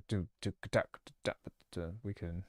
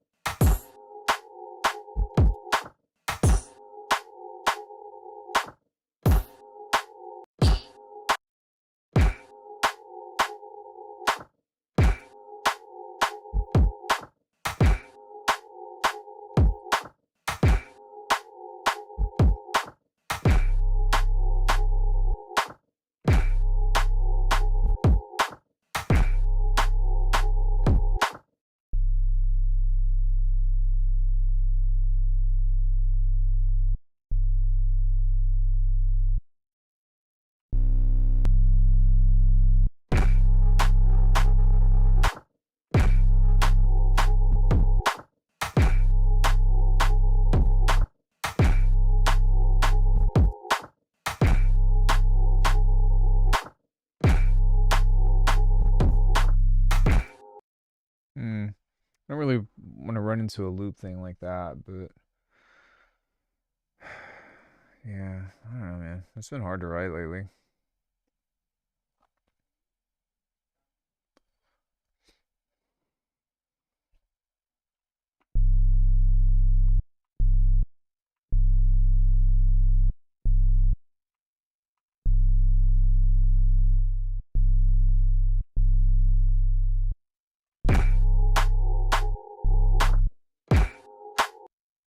I like it, but mm, maybe I just need a break. I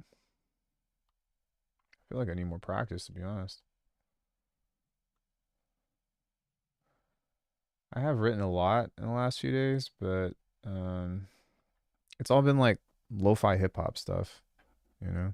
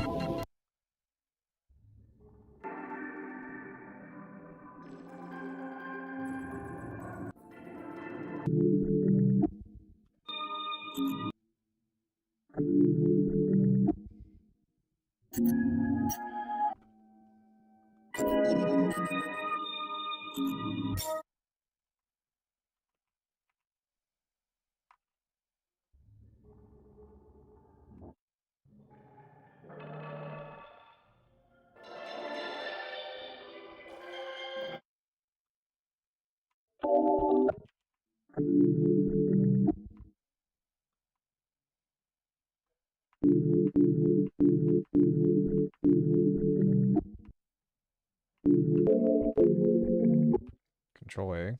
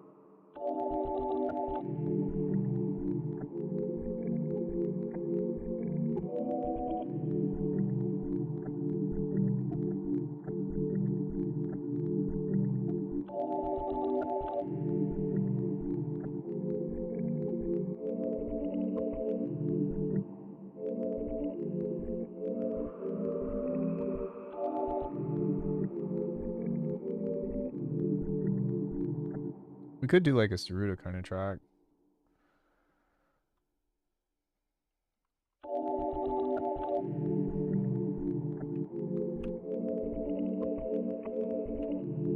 Hey, what's up, Threatening?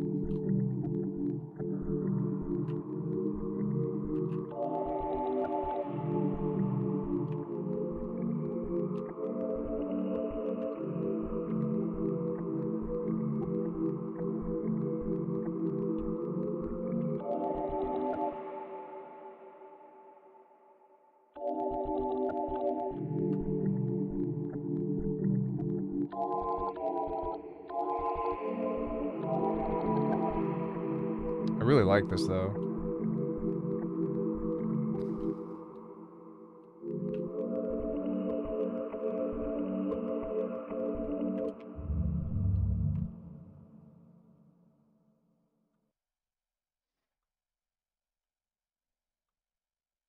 Um,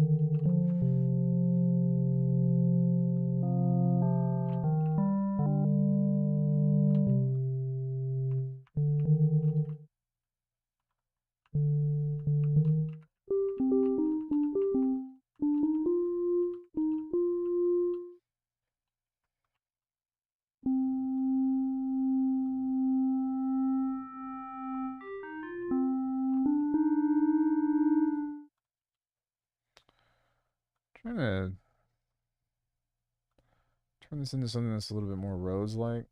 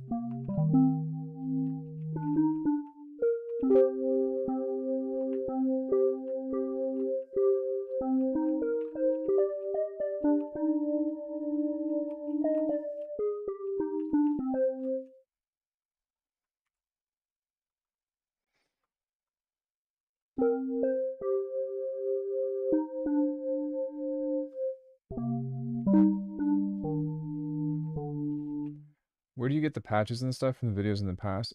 From Discord. You'll have to do some digging, but it's all in there.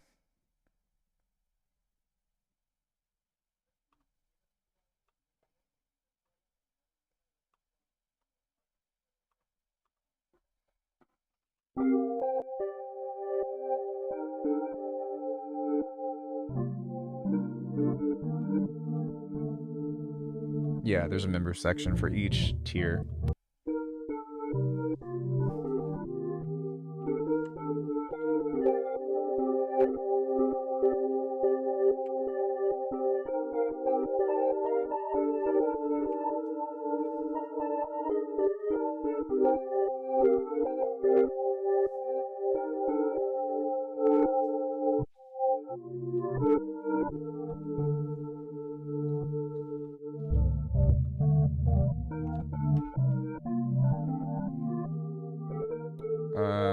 In the Arcana membership?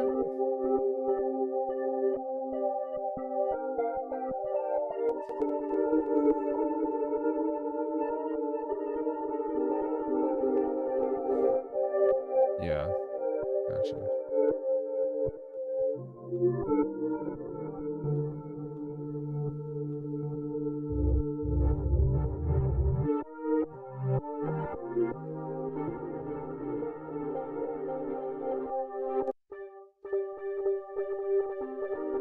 Yeah, you should be able to find that in Discord. Sorry.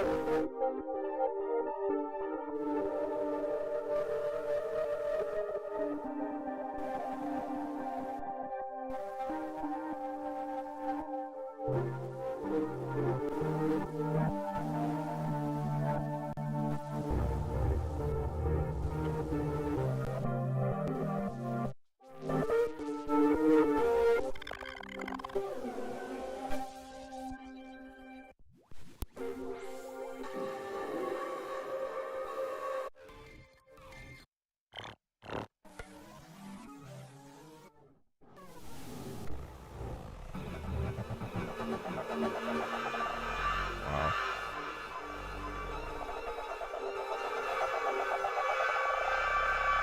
That's dope.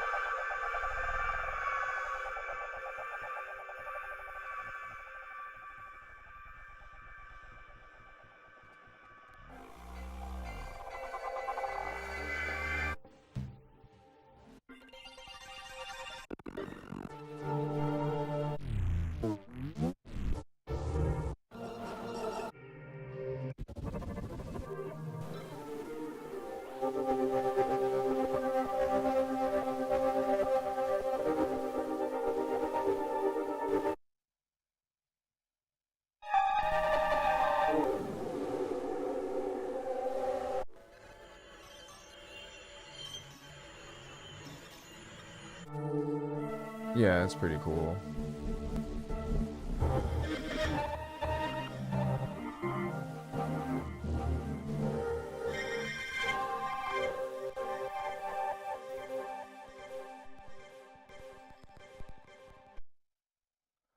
It doesn't always work, but sometimes it can just try to, spark something.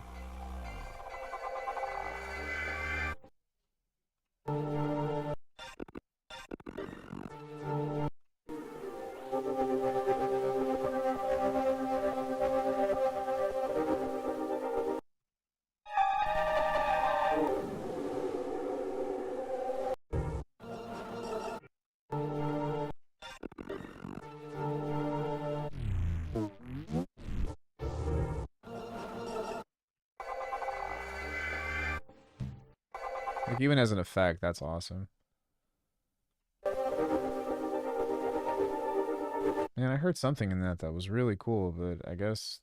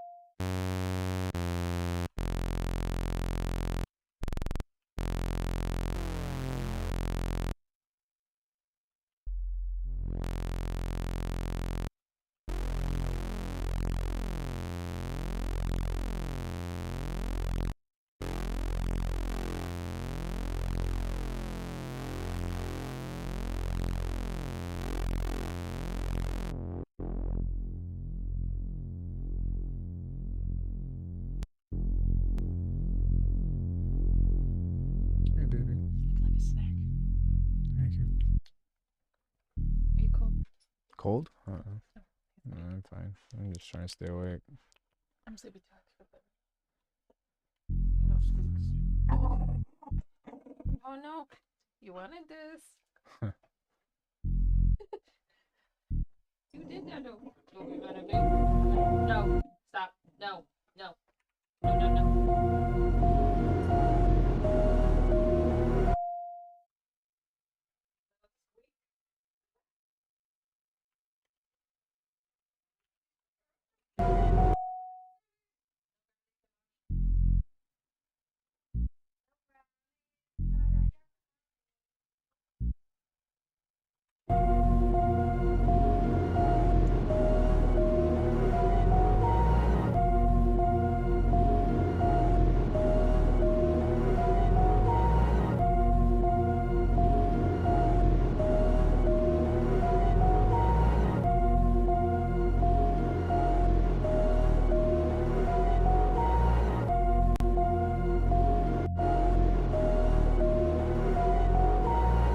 Hey, take it easy. Thanks for coming in and hanging out. Appreciate it.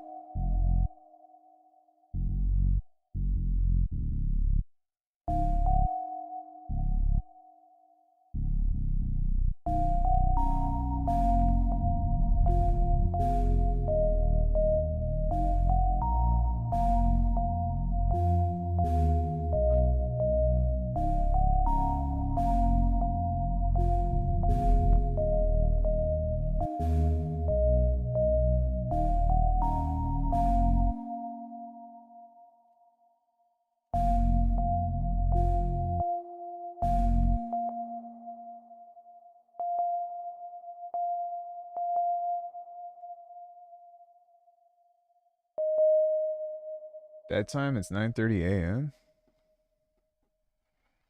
It's 2:30 in the afternoon for me.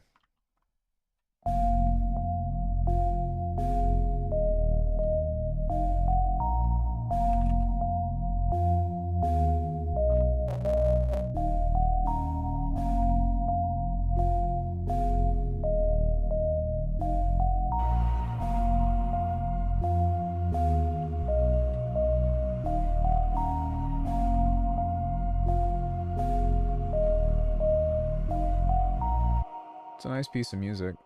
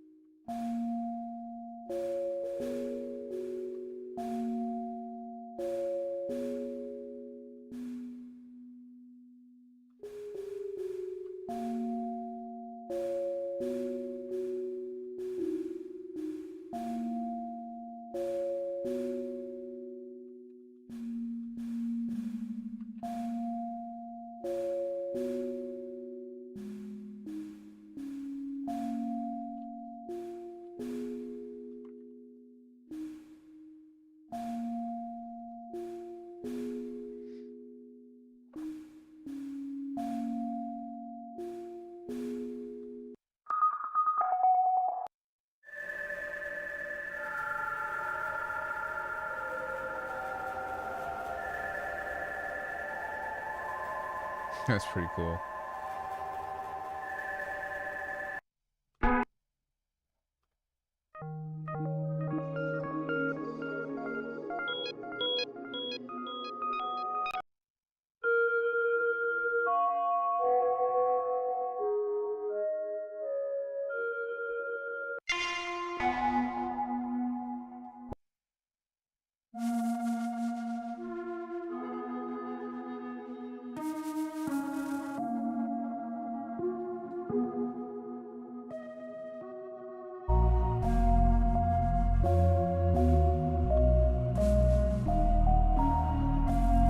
Thanks for coming in, dude. Appreciate it.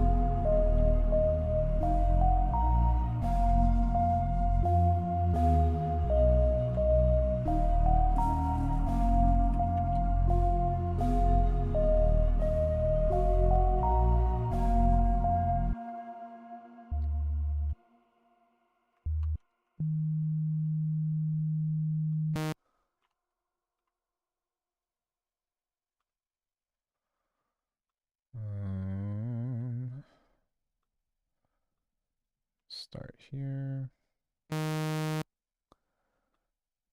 Sync. Australia. He's already on day. He's already on Sunday, aren't you?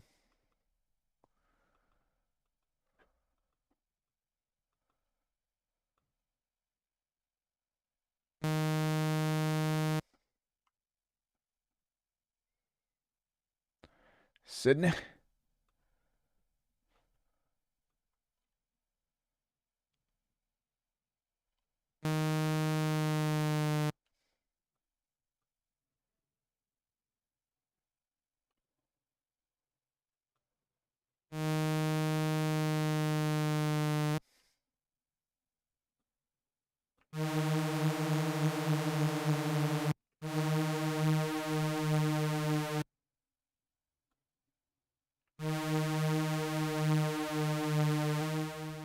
Coming down next month for a beat battle?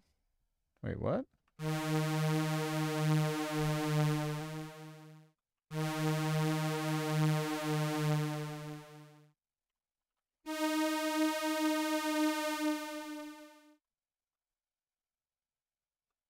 You're going to a beat battle in Australia?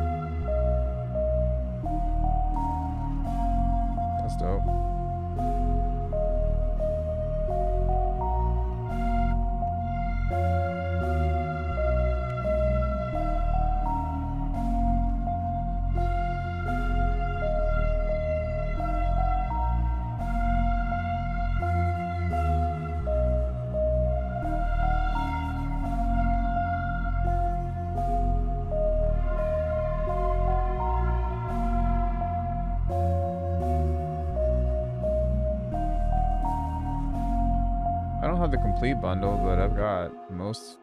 I have most things.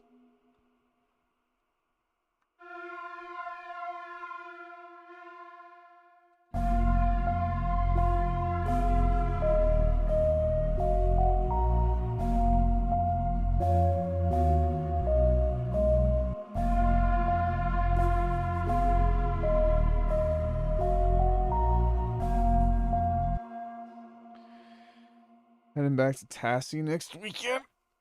What? What does that mean?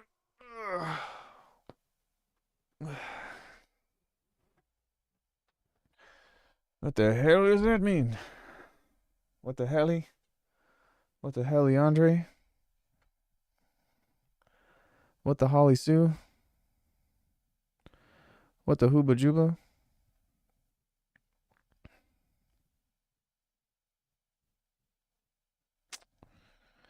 Yeah, I like this idea. I don't really know what to do with it at the moment, but let's save that. And then let's just throw something together. Oh, Tasme.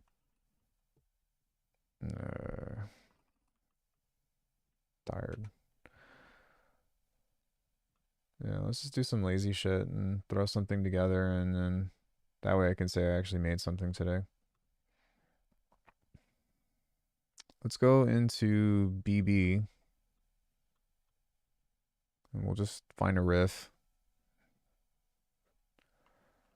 Shlomo vibes.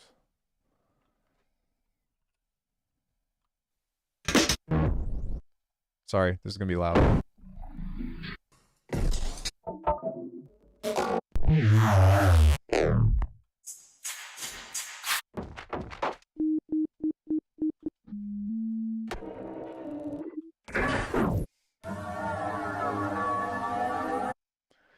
Let me try the jazz thing again with the chords. That's always like a really easy thing to do.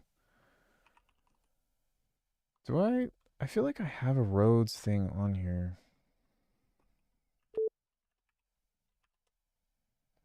Go tell Aunt Rhodey.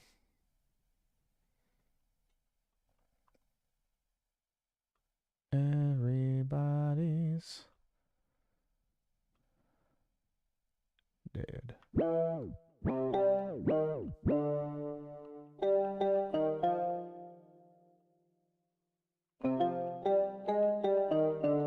This sounds more like a DX. Oh, yeah, DX Road style.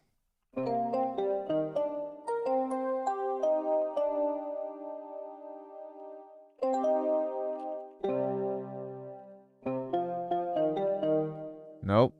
Nope. I could have sworn that I made something that was like Rhodes, but I don't know. Alckemy.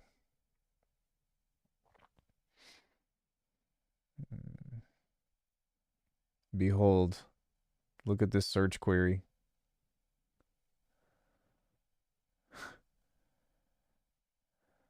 Look at all this. I don't know why, but there's a lot of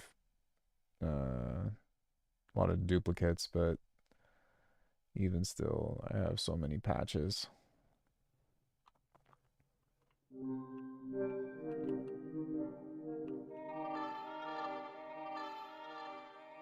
Kilohertz 3 beta this year.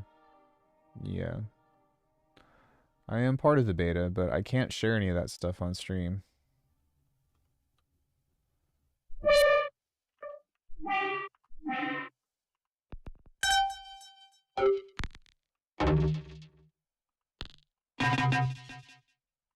Why do I have so many duplicates of this stuff?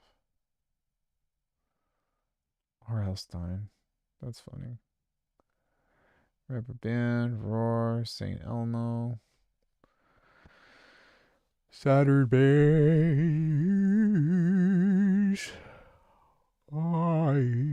What's this?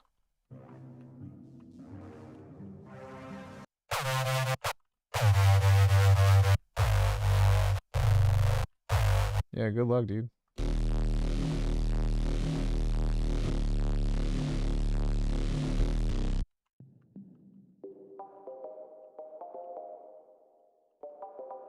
Oh, I think this is what I made Avrin's Boom Bap to.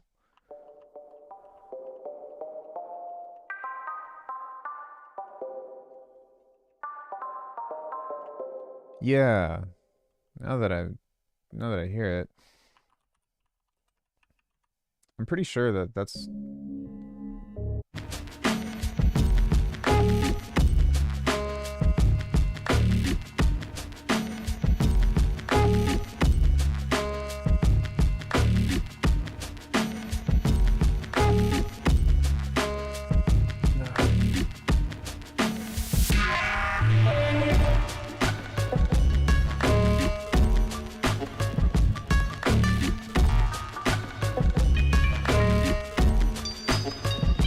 maybe not.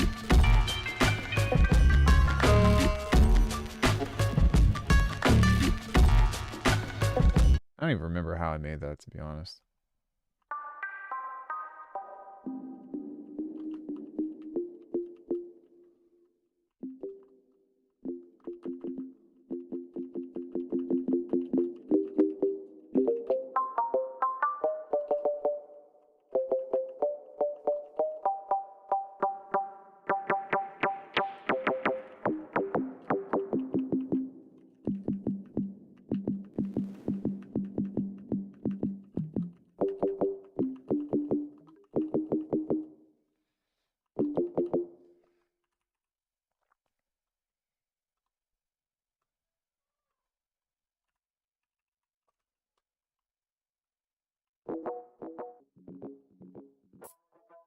Probably gonna need a little bit of tail on this.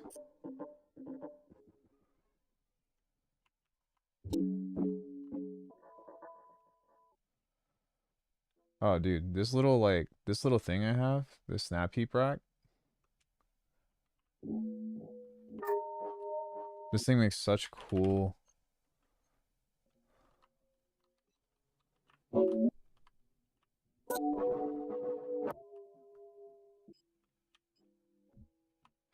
shit.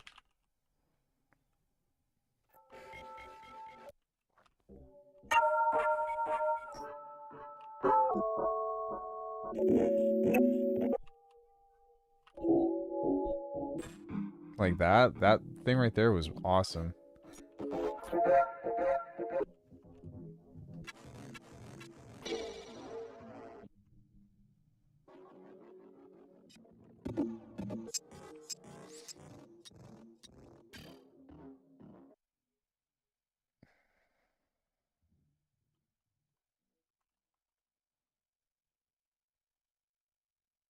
Dude, what the fuck?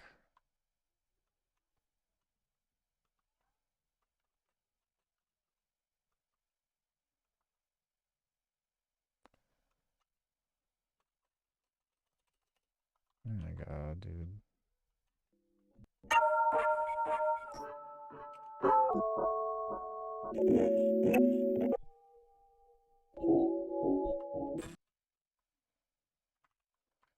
Like that is super nice.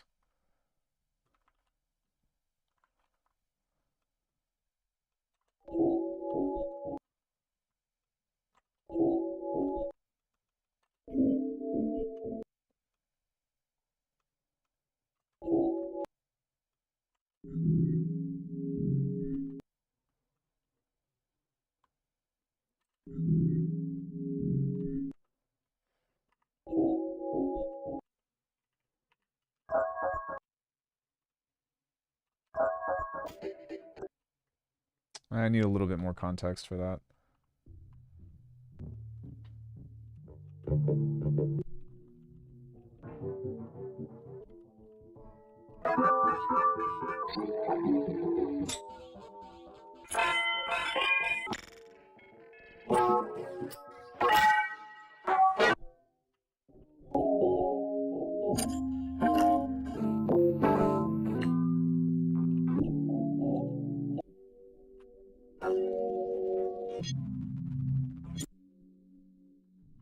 Lots of good stuff in that too.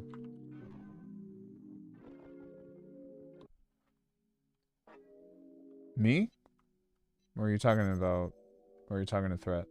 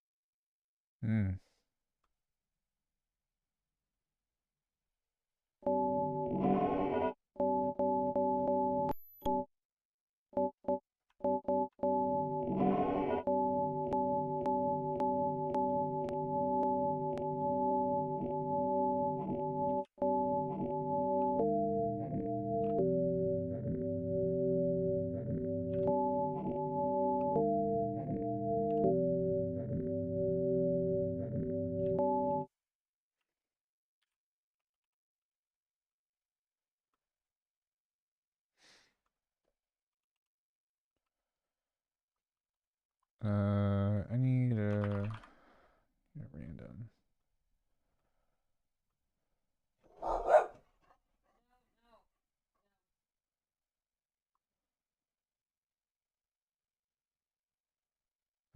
Where's the pitch?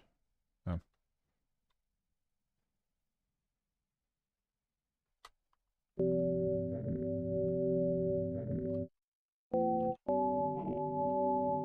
Yeah, I can. You can modulate to it as well.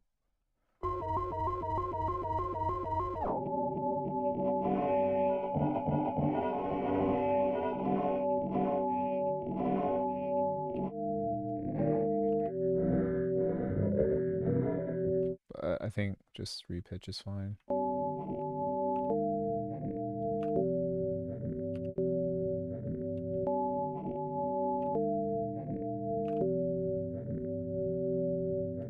There we go.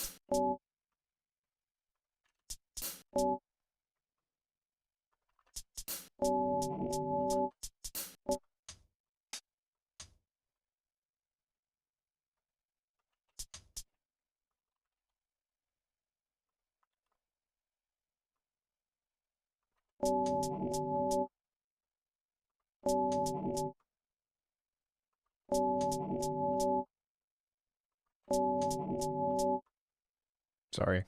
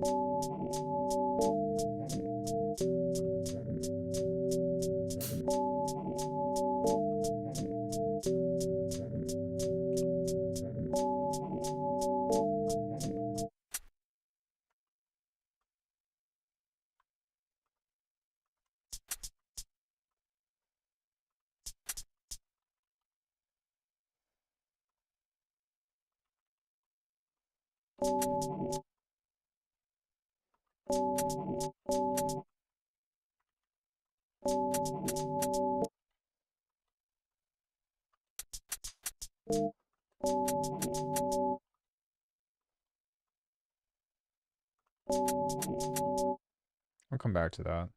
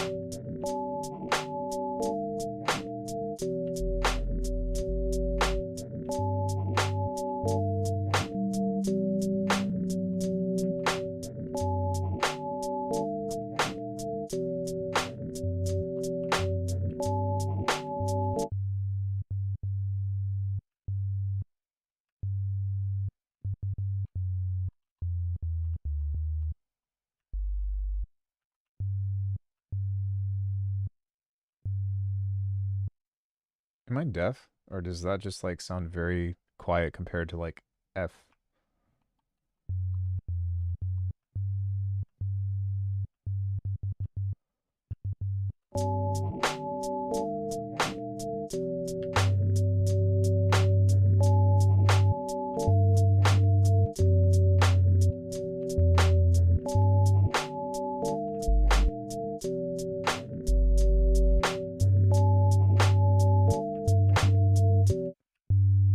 No, it's just where my speakers are placed.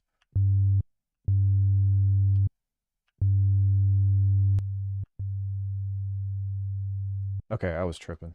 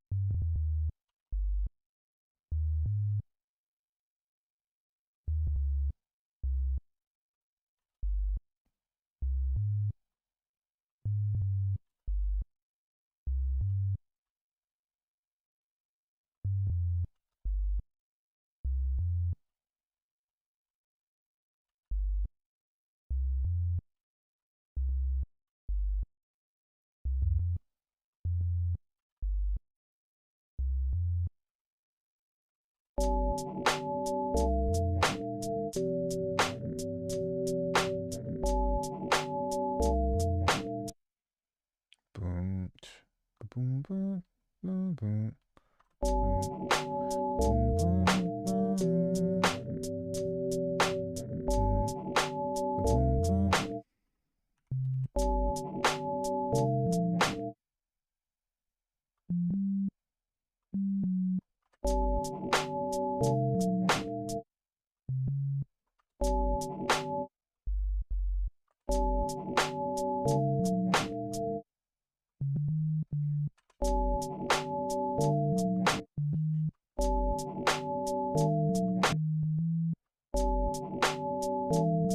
Sorry, guys.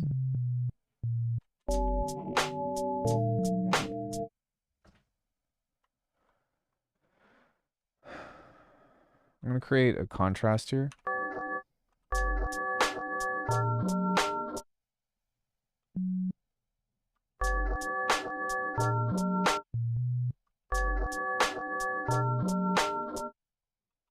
Do do.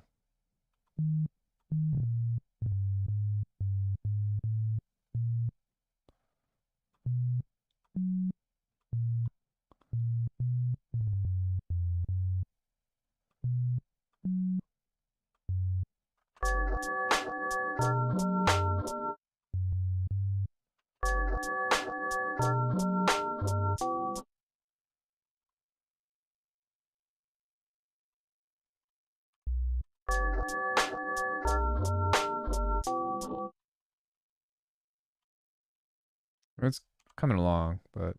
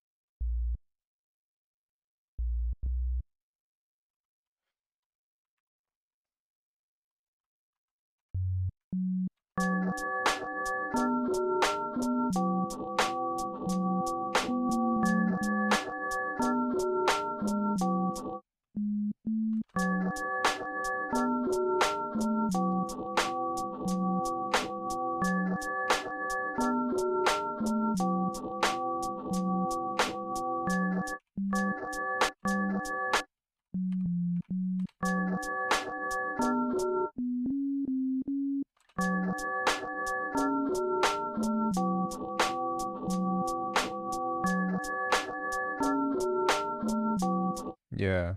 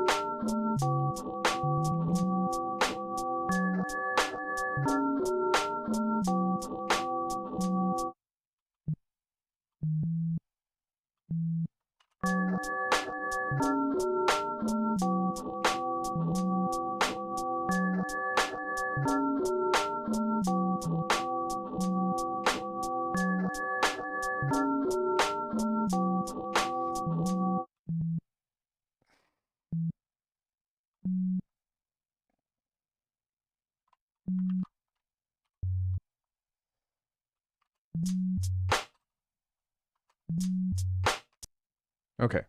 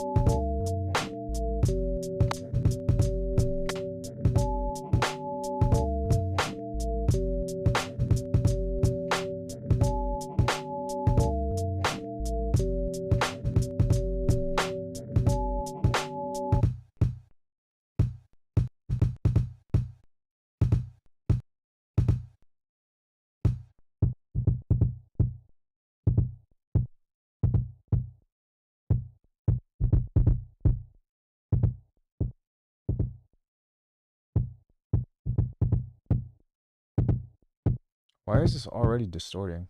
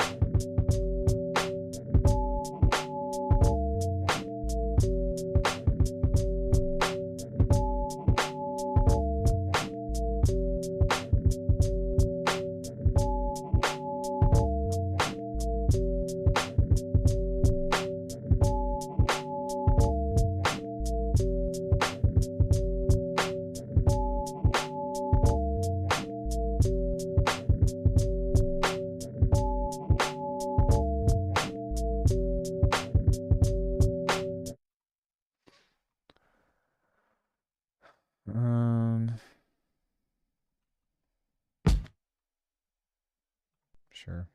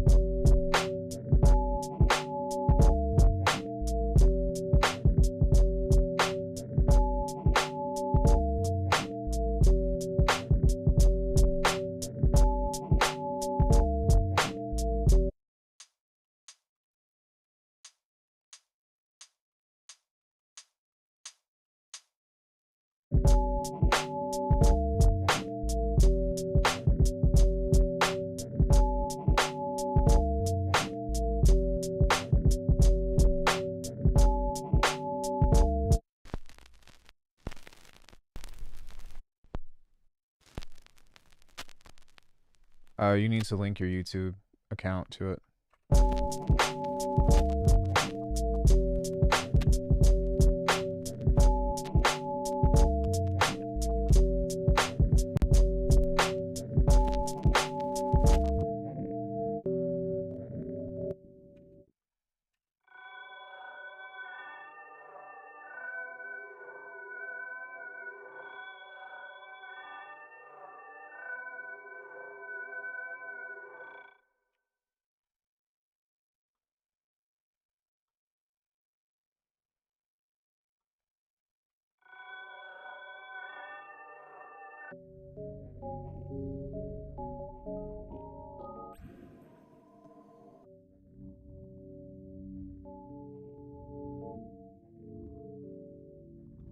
Mm,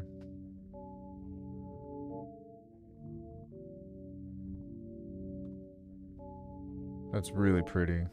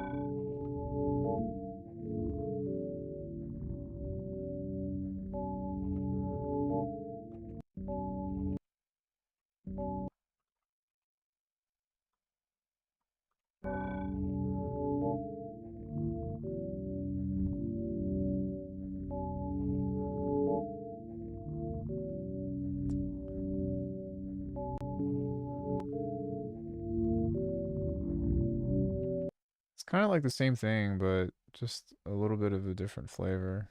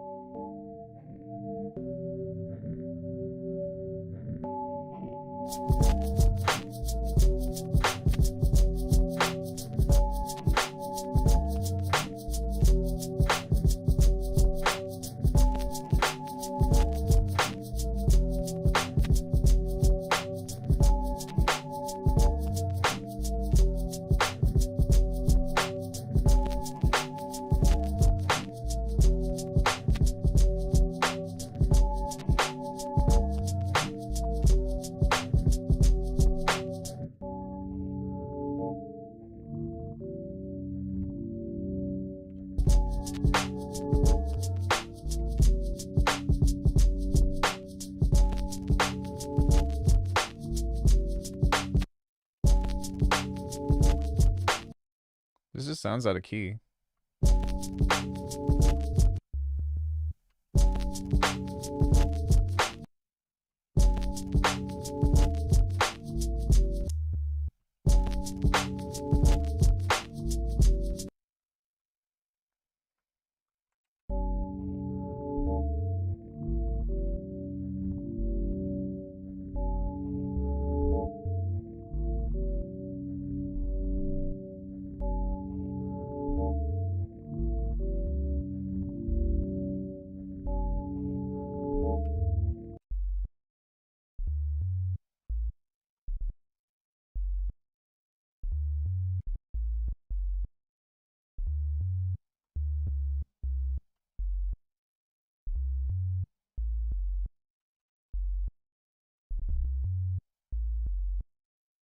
Is that it?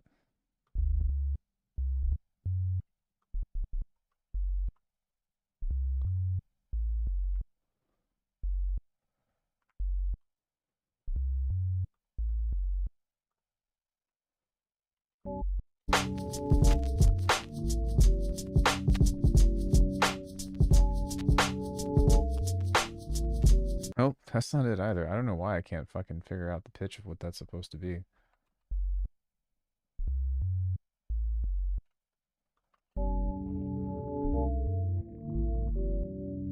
That is good, babe.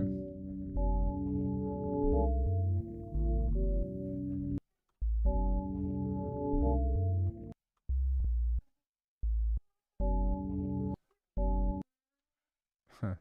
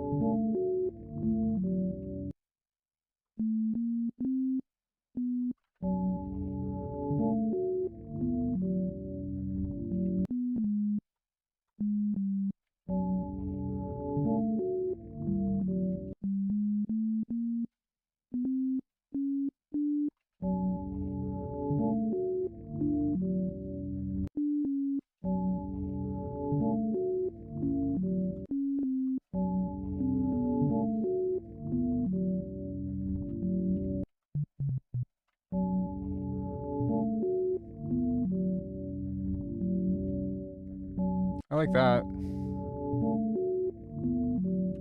Do do do do do do do do do.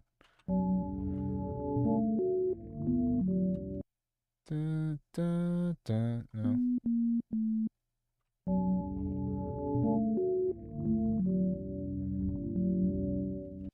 Yeah. I don't know. Does that sound in key to you all?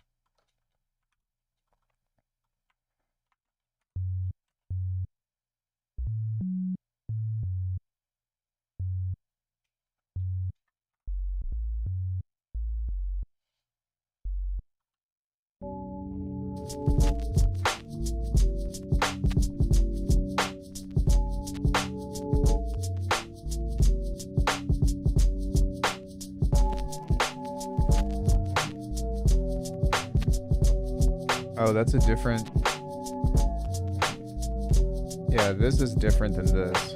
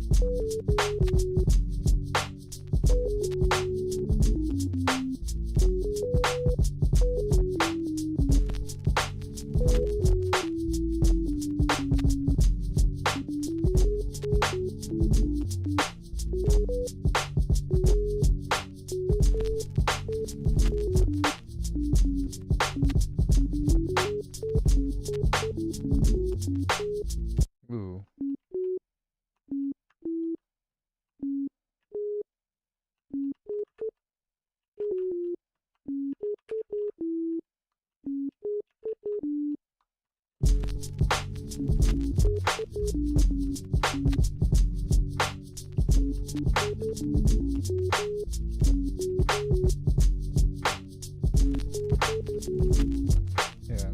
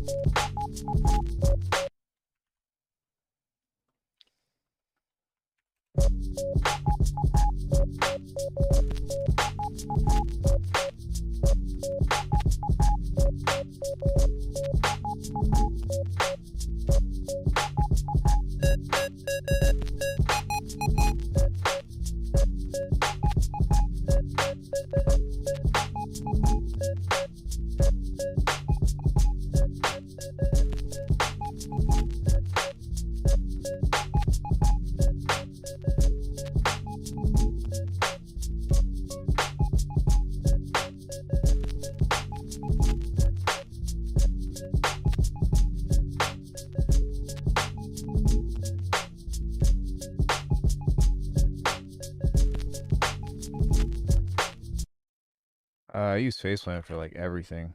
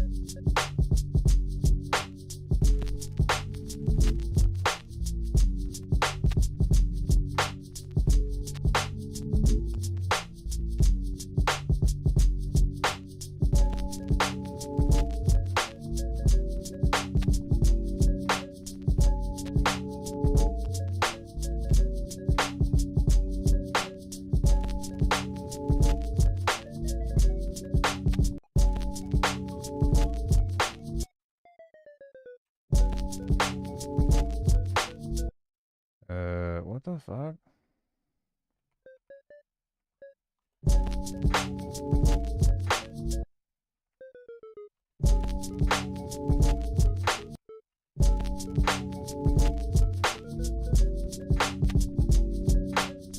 I don't know why that just like it must be because this is detuned so much that everything just sounds off to me. Like it's not a perfect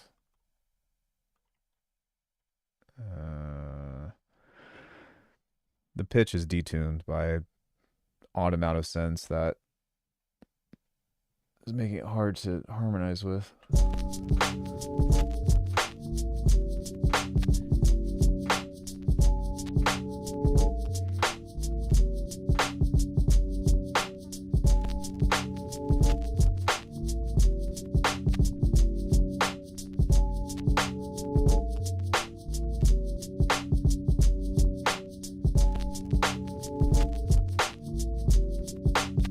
Thanks, man.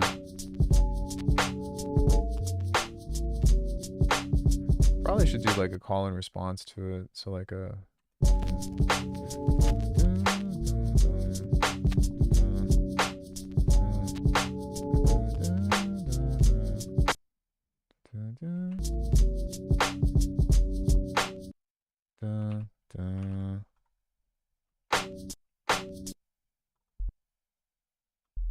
You know, even something stupid like that. I mean, I have it, but I don't really use it. Well, I wanted to give it a fair shot, and it is still useful for some things like making percussion. Or like, I don't know, using the spectral engine, but other than that, it's just kind of a pain in the ass to do shit in it compared to other stuff. For the most part, like I use Polymer for almost all of my drums. And then I use Phase Plant for anything else. So bass, melodics, pads, whatever. But that's just because I'm trying to simplify. I really am not trying to be like, oh, I'm going to pull up this plugin for this and this plugin for this. I'm really just like just want to do everything in one. And yeah, I mean, even now, you know, I'm just trying to sculpt sonics through like first party things if possible.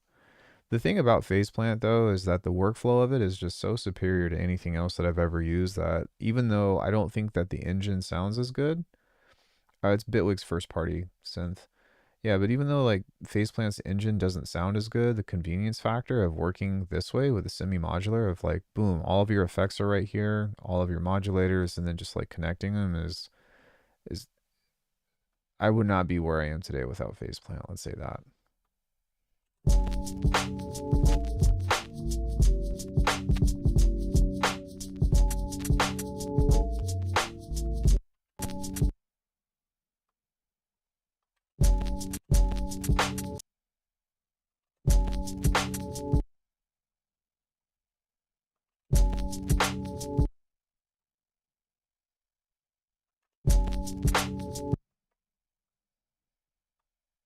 Actually like this now. Maybe we can pitch this down.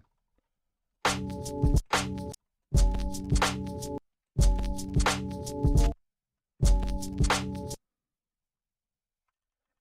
actually pretty nice.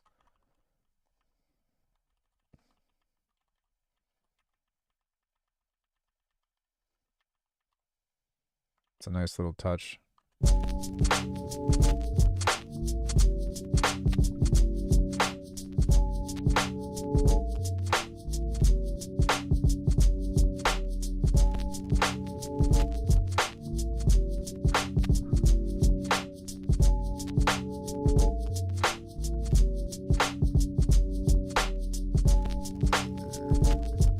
Yeah, Polymer is just this little guy. It's like Ableton's equivalent of, I wouldn't even say operator to be honest. What would this be like? I don't know. It's a combination of a bunch of different synths. No, you do this so that way you have a collage, right? So you can put stuff on this side or on this side. You never, like, you almost never want to start from the one because then you got to move everything over, you know? But when you start like this, you can have a bunch of random, you know, scrap paper and put it over to the side and then just be like, all right, let's audition this. Okay, let's audition this. Let's audition this. Yeah, I feel kind of bad, guys. I'm sorry that my capacity to like make complex music has not been there lately. I've just been barely scraping together what I can for this kind of stuff. But it's not bad. I love boom bap. I've been wanting to make some more intricate shit. I've just been tired or not inspired lately.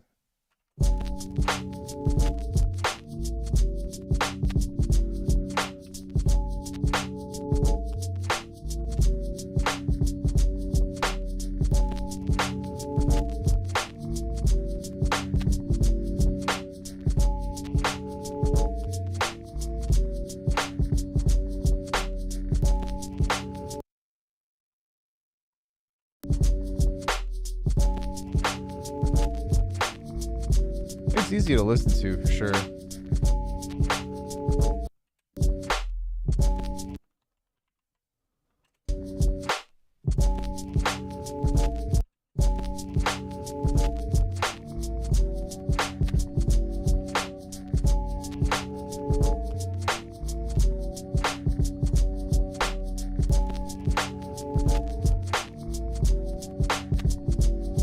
No, you can definitely throw stuff in the clip launcher, but I have this thing where if I use the clip launcher, I tend to just stay in the clip launcher and not actually put anything on paper. I find that, like, for me, the best way to work, for me, I need to be very specific about that. The best way that I work is just auditioning on the timeline and just moving stuff in and out. Um, and manipulation of audio, I think that's the biggest thing, is because like there's certain constraints that the clip launcher has when you're trying to do shit, whereas like if I'm trying to find a melody or something interesting, then a lot of times I need this function where I can be like repitch, be like, okay, what does this do? Oh my god, Ian, sorry guys, please.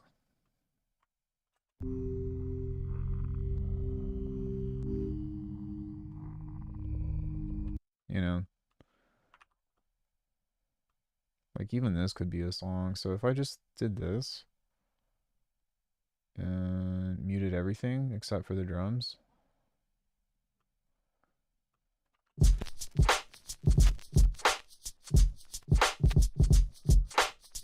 Right? And we did something like this, where we take this and we match this to the tempo. So we put that on the 1. And we go move that to the 3. Well, almost.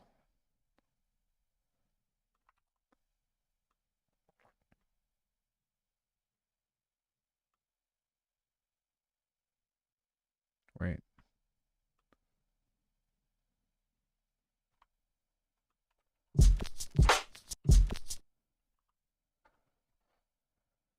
Uh,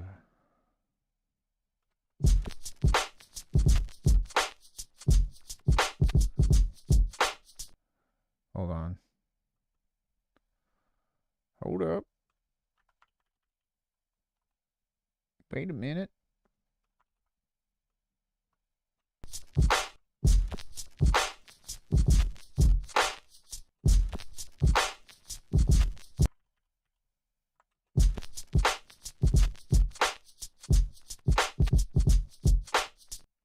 Right.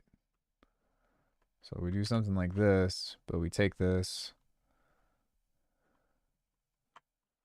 we go like this, consolidate. It's twice as slow. And then we get something like this. And then we could do something like.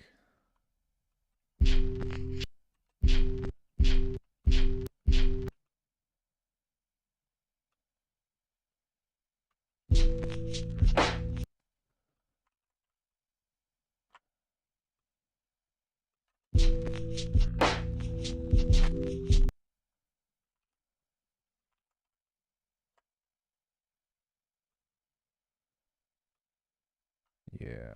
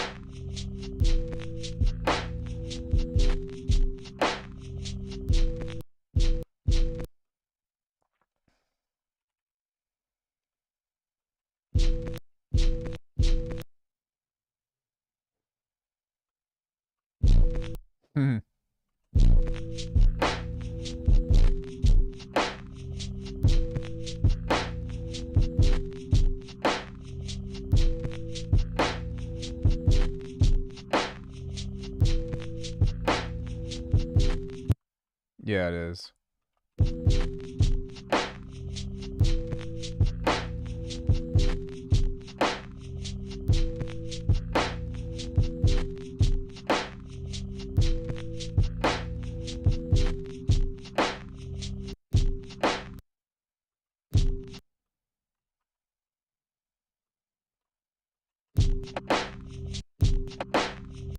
Mm.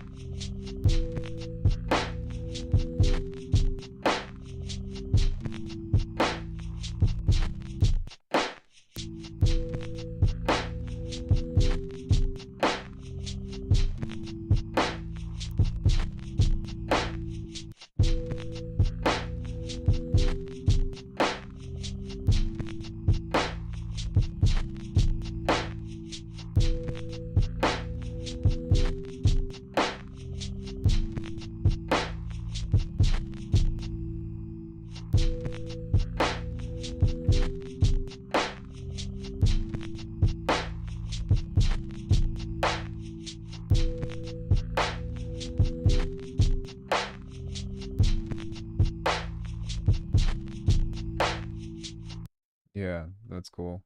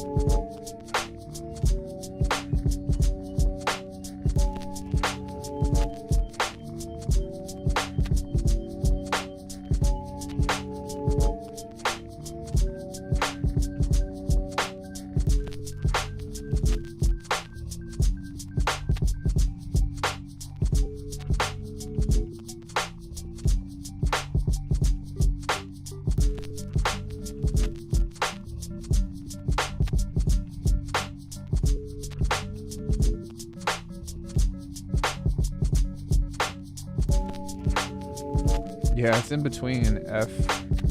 Maybe I can fix this.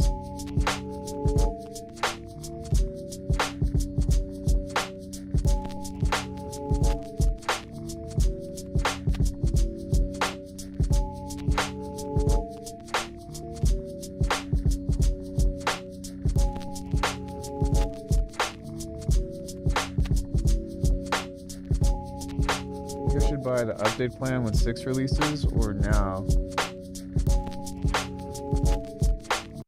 No, man, the beta is broken. That's why I'm still using 5 right now. Besides, Black Friday is coming up. Just wait for the sale if it's not up already.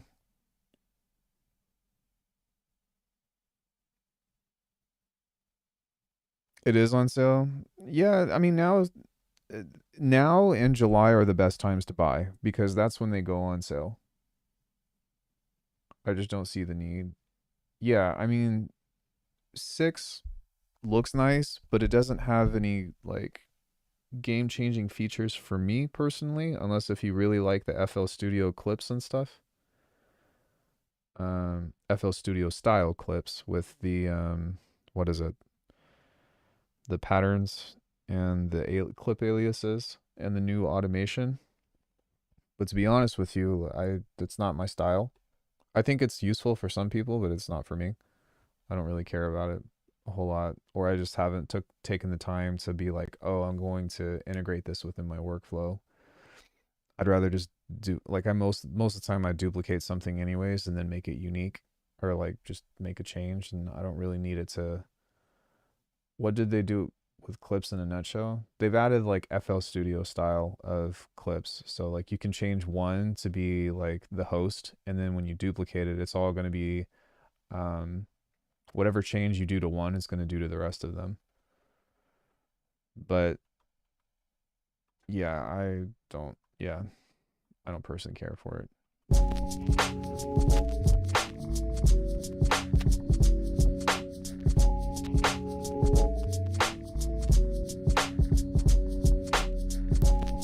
They have step input, and then they have the global key scale thing, but it doesn't lock.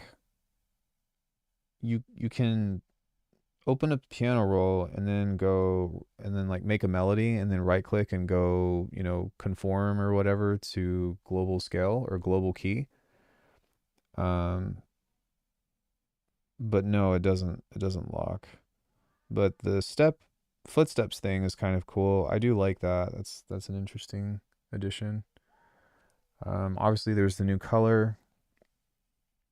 Yeah, I think that they're nice. Like, don't get me wrong. All that stuff that Bitwig has added, I think is good. But I did say at the very beginning that this was not the update for me personally.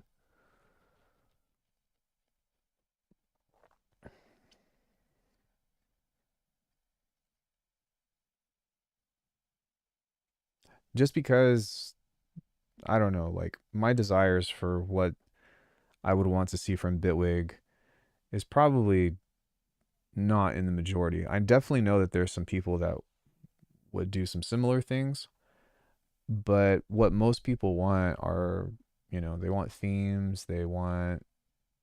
So you say July and now is really the only time you see the update price on sale? I think so. That's all that I can recall. I think that those are the best times to buy, to be honest. Does that say 5 or 3? That says 3.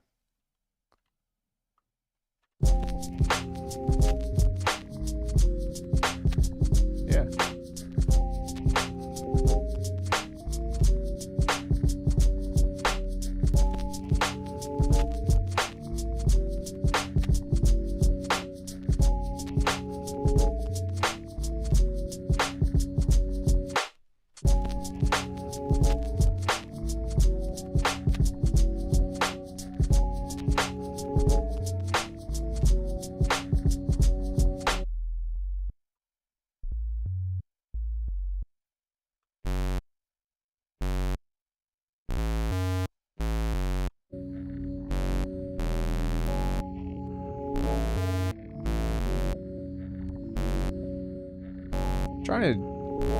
Trying to just tune it.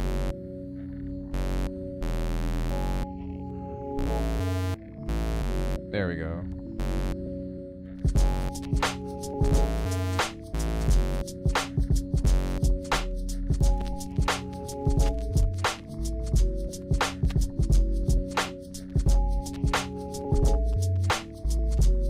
And then also this do do like this needs to be late.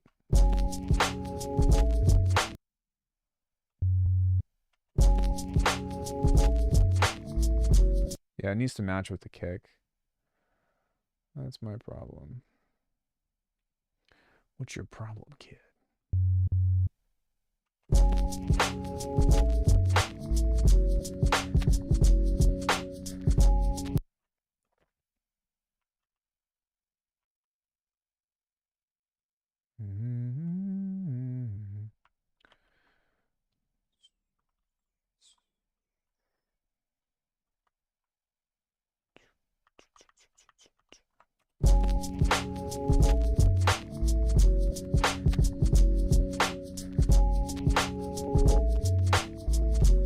I don't think that's gonna happen, to be honest.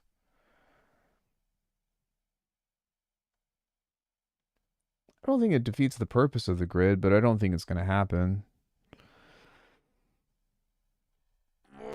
What I would like, I mean, when it comes to grid stuff, I think like grid containers would be what I would like the most. So that way, like if you make a compressor or something, you don't have to open up the grid effects, copy the whole thing, paste it in the actual grid, in the poly grid, and then no, I know, but you get what I'm saying. It's like I don't want to have to like grid racks make sense because if you build it inside of the effects grid, like you have to do this. Look, so here's polygrid, right? Effects grid. Let's just find a compressor. Grid compressor. You have to do this. So you have to grab all of this shit, go okay, come in here, go paste, and then you have to do, god damn it, you have to do this, go to the output here like this every time. You know what I mean? And this is like with a simple thing, but if you have a chain that's like fucking insane, like, I don't know, you know what I mean? This isn't too complicated, but it's still annoying enough. Um, or something like this. No, that's still not that bad. I've got some shit in here that's fucking crazy. You know?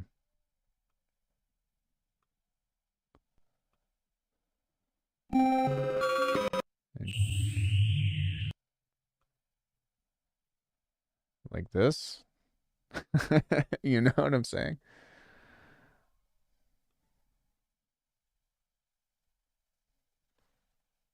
Yeah, let me just throw a compressor into each of these chains.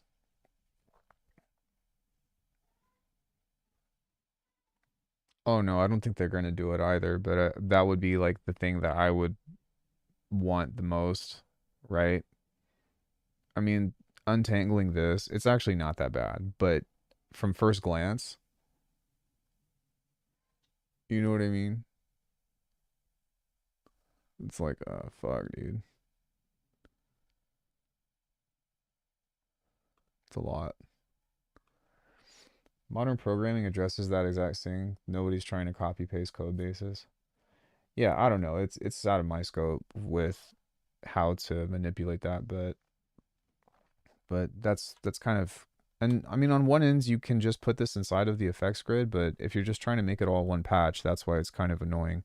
And the other thing too is that if you put the effects thing in here, you can only do it pre or post. So you can't, you know, if you've got like multiple outputs or whatever and you need to crunch something, you're gonna have to copy paste that compressor every time, and it's just like not worth it to me. I don't think it's worth it, fam. I don't think it's worth it, Squid. What'd you eat today? I had nothing. Nothing.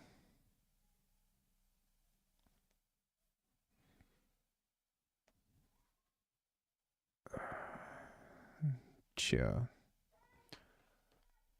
Um, MIDI capture? Oh, like retrospective recording for MIDI? I don't know. I don't tend to value that much. I know that I do always say, "What the fuck did I just play?" But that's, I don't know. I don't think it's that big of a deal. You can just download MIDI cap for free.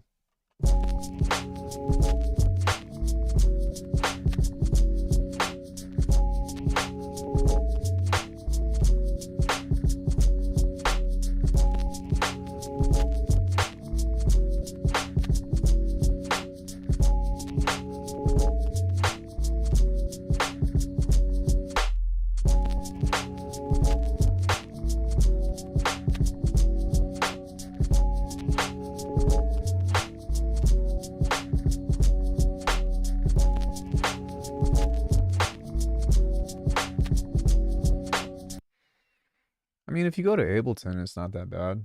There's a couple of shortcuts that I miss for sure, but it's practically the same thing. And Drambo is also like a mixture between Ableton and Bitwig's device menu, but just with 8 tracks. It's incredibly similar, but a little bit more modular. than Bitwig's layout, I would say. A little bit easier to do more modular things. But at the end of the day, like, what are you doing? What are we doing here? We're moving clips, we're putting in MIDI, we might be doing some automation. You know what I'm saying? It's the same thing. Like once you get past the shortcuts and the navigation, can you find your browser? Can you find your plugins? Like it doesn't really matter. The only thing that I think actually makes a difference with most DAWs is like just some is like the last 10%. Little tricks, little things that give you a boost with stuff that you like to make. Or maybe there's a first party plugin that you just absolutely can't live without. Like FL Studio has a lot of great first party plugins. Like I totally wish that I could use Maximus. Studio One is the goat for workflow. I would say Bitwig is the goat for workflow because it has the best audio editor for my kind of music. Like with the warping and being able to edit multiple clips at the same time, all that stuff. But digital tricks and visual coordination influence a lot in what we'll prefer. Yeah, I agree with that too. But like, I don't know, man. Yeah, you would still. I do think that it is worth noting that, certain first party effects and plugins will have a specific timbre, but it's a specific timbre. It has no real impact on like what kind of music you make. You just have to deal with how it sounds.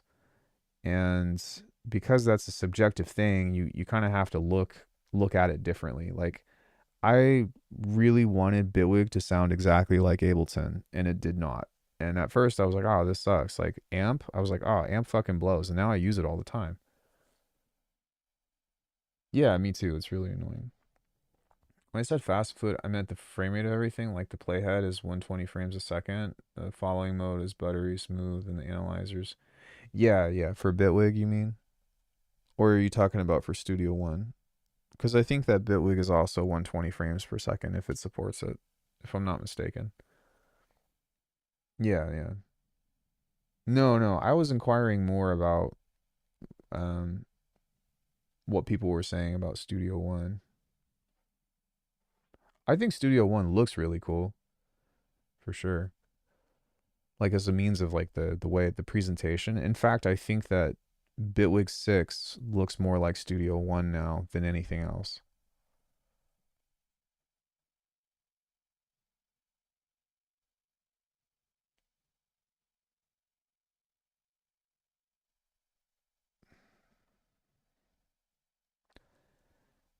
Studio One.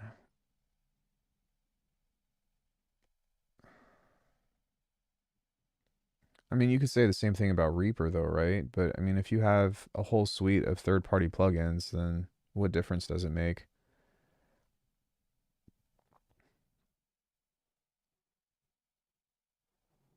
No modulators, there's no LFO at all.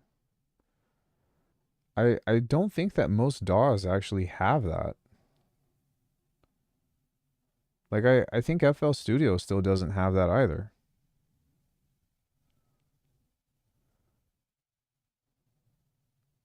Yeah, most DAWs don't have modulators and shit like that.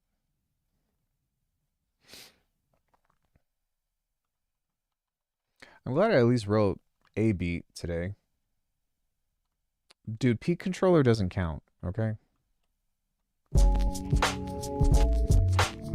No, no, I'm talking about global modulators, not inside of a plugin. Just automation clips. There's some fancy tools to paint LFOs in the clip, but that's it. Well, that's a complaint that some people have about Bitwig is that you can't paint shapes in automation, and I'm like, I mean, I guess.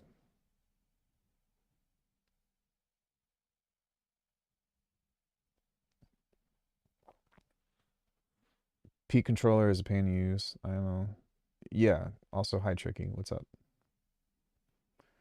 There's a lot of you today. What's up? Yeah, I appreciate you guys coming in and hanging out. I'm kind of low-key fried, but we did something today. I'm down to keep working, but is there anything that you all want to see, or do you all have any production questions? Does anybody have any production questions or anything that you want to dive into?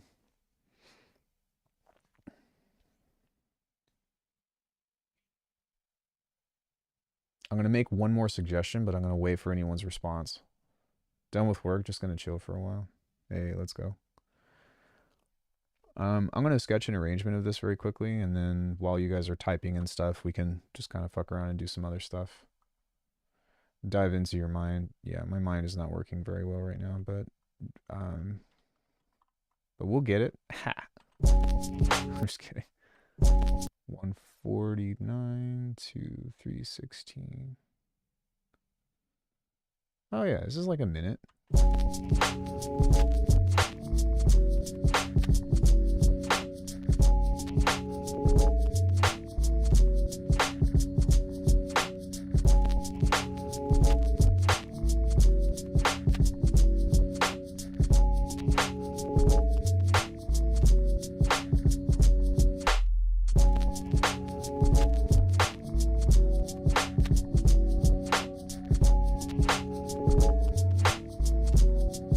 I do want to add like maybe some scratches or something over this, but I don't feel the need to do it right now.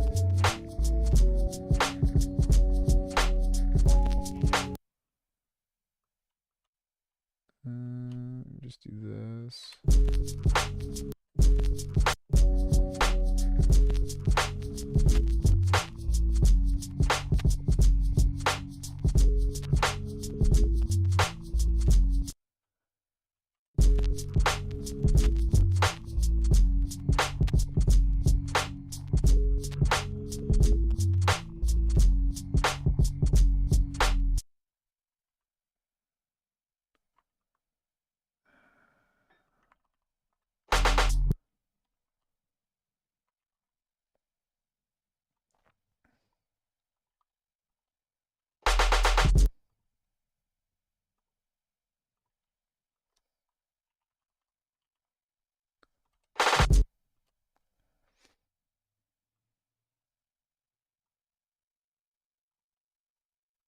Whenever you do drills, it's good to turn it down a bit.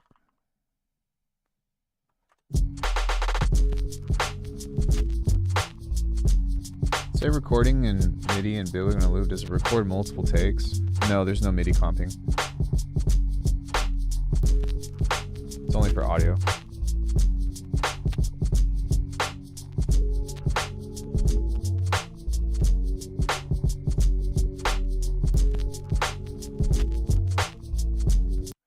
Oh, it would be cool. I don't know if I could do this or not, but it might be interesting to set this to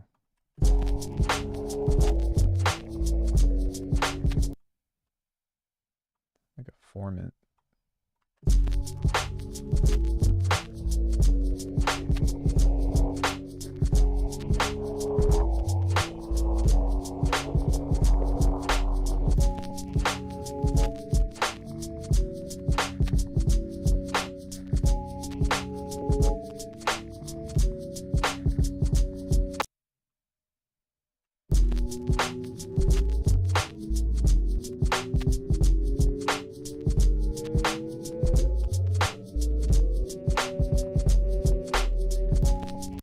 That's kind of cool. Can you demonstrate how working with audio is better than Ableton on here? Because all I do is make boom bap by sampling and tweaking shit effects to sound like something else even. Yeah, absolutely. All right, look. Here's the thing. You have multiple clips. You can edit multiple clips at the same time. You can, let's say you've got one giant clip and you join, you can go right click, slice in place. Super convenient. On here, within an audio clip, this is fully malleable. This is essentially another timeline. So you can do different stuff in here like stretching. cutting, pitching, changing the warp mode. You can also do things like utilizing operators, which have anything from chants to repeats to rolling repeats, occurrences, kind of like so. Or if you are constructing an entirely different loop, let's say you extend this, you can put in foreign sounds in here as well.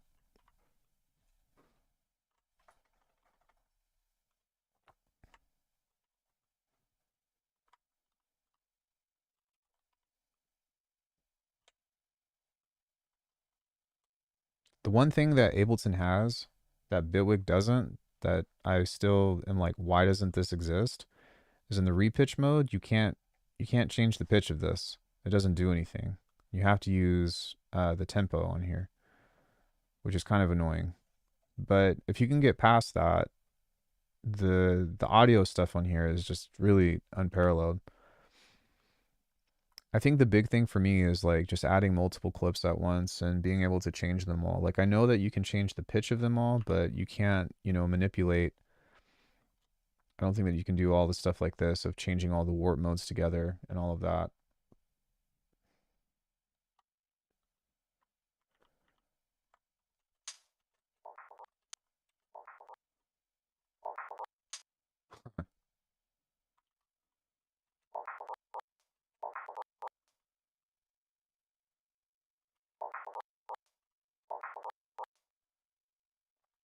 When I first found you a few years ago, you were showing how to create neural bases and things like that. How did I learn those sound design concepts or the foundational concepts to get to it? Oh, Jesus Christ. A lot of that was me doing insane amount of research, like sometimes 6 to 8 hours a day during my like beginning period, along with like having the dog open and practicing, like reading shit off Dogs on Acid and all that. Then I bought a membership to Bass Gorilla and I went through every single artist that had bass design. And then I started taking lessons with Copycat, and that's when stuff started to click. And that's when that's when I came up with the first thing of a comprehensive guide to Neurobass. After that, I started doing lessons with Frequent, and I started doing lessons with Hudson Lee, and then Cage, and then Chi. And then by the time I got to Chi, I already had bass stuff down, but I still learned quite a few things from those guys. But really, it's been a product of just insane amounts of practice, and I still fucking practice the thing. And now I've got it down to a science to where I've been able to teach it in a way that you do not have to spend years to do it. But figuring all of that out and the relationships of stuff and like understanding how these mechanics work together was a lot of the trial and error that I had to figure out. They approached me and asked me to make content for them, and I told them no. And I think that Centorial can be helpful for, I don't know, basic sound design. I would say, thing like fundamentals, right? But when it comes into, if and I don't know this or not, but if anybody is giving you the promise of how to make any sound in your head or how to recreate any sound, like they're fucking full of shit. And again, I'm not saying that Centorial is doing that, but it's not possible, man. Unless if it is so basic, really what you're trying to do is build up your fluency of recognizing certain characteristics of timbre at such a fine detail that it builds you up to be able to break sounds down. You know what I mean? Like most people can be like, oh, that's a saw wave, that's a square wave, that's a flanger. It's almost like being able to point colors out. But the more refined your palette gets, the more that you're able to hear certain details that you're like, I know that if this effect aligns with this effect, then it gives you this result. And even still, it's not going to be the same, but you could get close. So let me give you a perspective on here because I think that this is really important. So check this out. I have this bass that is like my favorite one. It's called was called Big Roar, but now it's a different one from this. Let me see what it's called. I'm sorry. It's called Archfiend. Yeah. So the reason why I like this bass so much is because this was the closest iteration I could get to something I heard from Disprove's, what is it, Obsession? Some Oppression, maybe? But listen to this. The vocal quality of this, right? The monstrous expression of that is something that I have been so obsessed with, enamored, entranced, enchanted. Take your pick. But if you listen to the inspiration that it came from,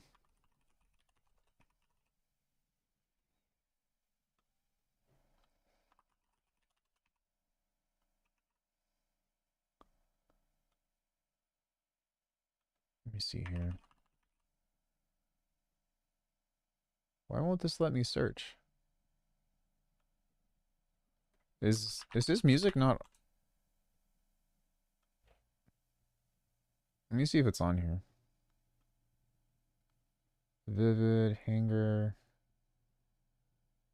Lockheed, that's another really good one. In Time. Okay, so this isn't even. All right, sorry. My bad. It's just not even on here.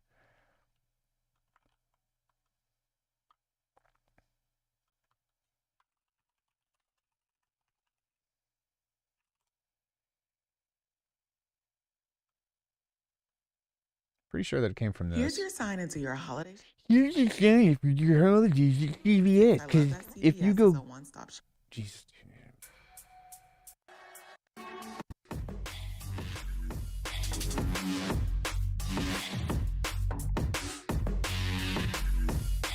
Okay, it's not this song,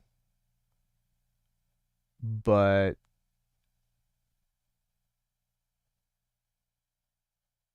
have I released Adam's Boom Bap? Yeah, it's available on my website. Um, Maybe it's Signal. Disprove. Oh, it's so cool, but I can't remember what the name of it is. Signal and Disprove. Fearless. System Leak. Erger. Mantra. Delirium. Oh, Ritual is a great example as well. Like, actually, this might even be a like. Listen to the bass on this.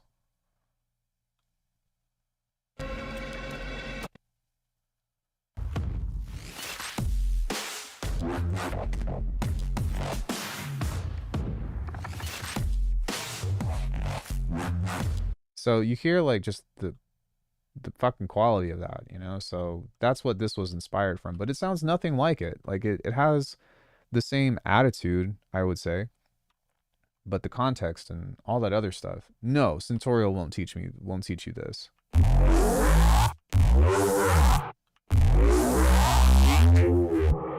Oh, fuck.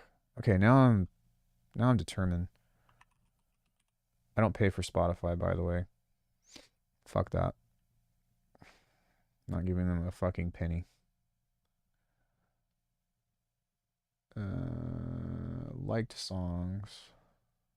Search.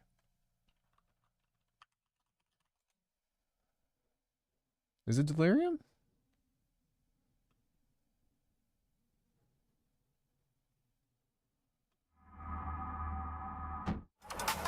Yeah, listen to this.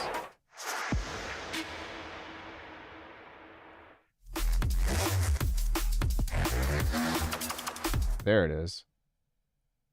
Oh. You know how long I tried to remake that fucking sound?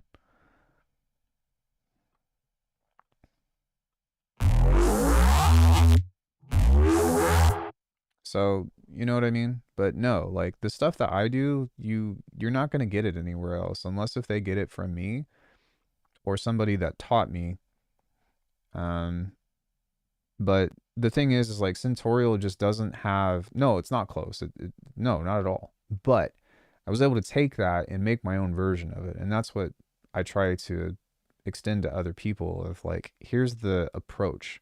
You can learn the approach, but you know, I that's why I stopped doing like how to sound like this person and how to sound like this person, because it's an unrealistic expectation. The culture for people that are like hounds about it are fucking assholes. Is Faceplant only 150? I think it's on sale, but Faceplant, if you're going to get Faceplant, I would wait for the sale and get the ultimate bundle. They both did the woo. Yeah. Um but yeah, man, you know what I mean? Like they're not going to teach you how to make like insane fucking drums. They're not going to teach you how to make insane sounds. They're going to teach you the fundamentals and the characteristics of what is a pad, what is a pluck, you know, what is a lead. And that's why I'm like there was another company or whatever that wanted me to do that, and I was like, look guys, unless if you're willing to pay me a lot of money, I'm not going to do that because it's a conflict of interest. You know what I mean? Like I have my own platform.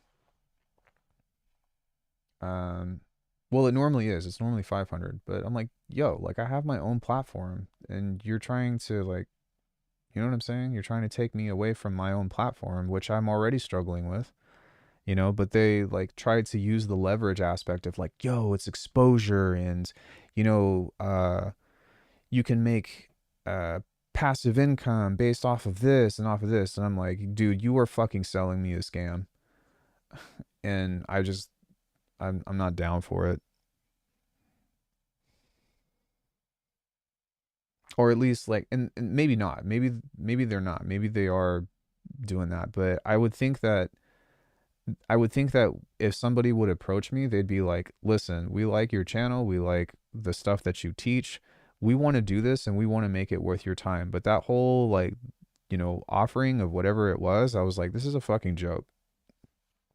And so I politely declined because you know, the other thing is they might not have the budget for it or whatever, and I don't think that I'm so important that, you know, people need to just throw money my way. But I know what my personal worth is and what, you know, my time for stuff is. And yeah, I'm just not really trying to do that just to make a penny. It feels like the Spotify situation all over again. It's like somebody wants to take advantage of all of the archival things that I teach and monetize it for their own benefit. And I'm like, why would I give that to you when I can just do it myself? Now, if it was like another artist, you know what I mean? And they were like, hey, can you come on the channel? And, you know, because that's what I do for the other artists. I'm like, hey, can I please pay you? And like, let's just do an interview. And at first, I was really keen on having them teach something, but then I stopped. I was like, yo, just come on and hang out and let me ask you a bunch of artistic questions. And I pay them for their time, but I'm not taking anything away from them. I'm if anything, putting money in their pocket and I don't know, like doing the exposure thing justice. You know what I mean? At least I feel like that. I don't know. I'm not trying to say like I'm good and they're bad, but I can only express how I would handle something like that.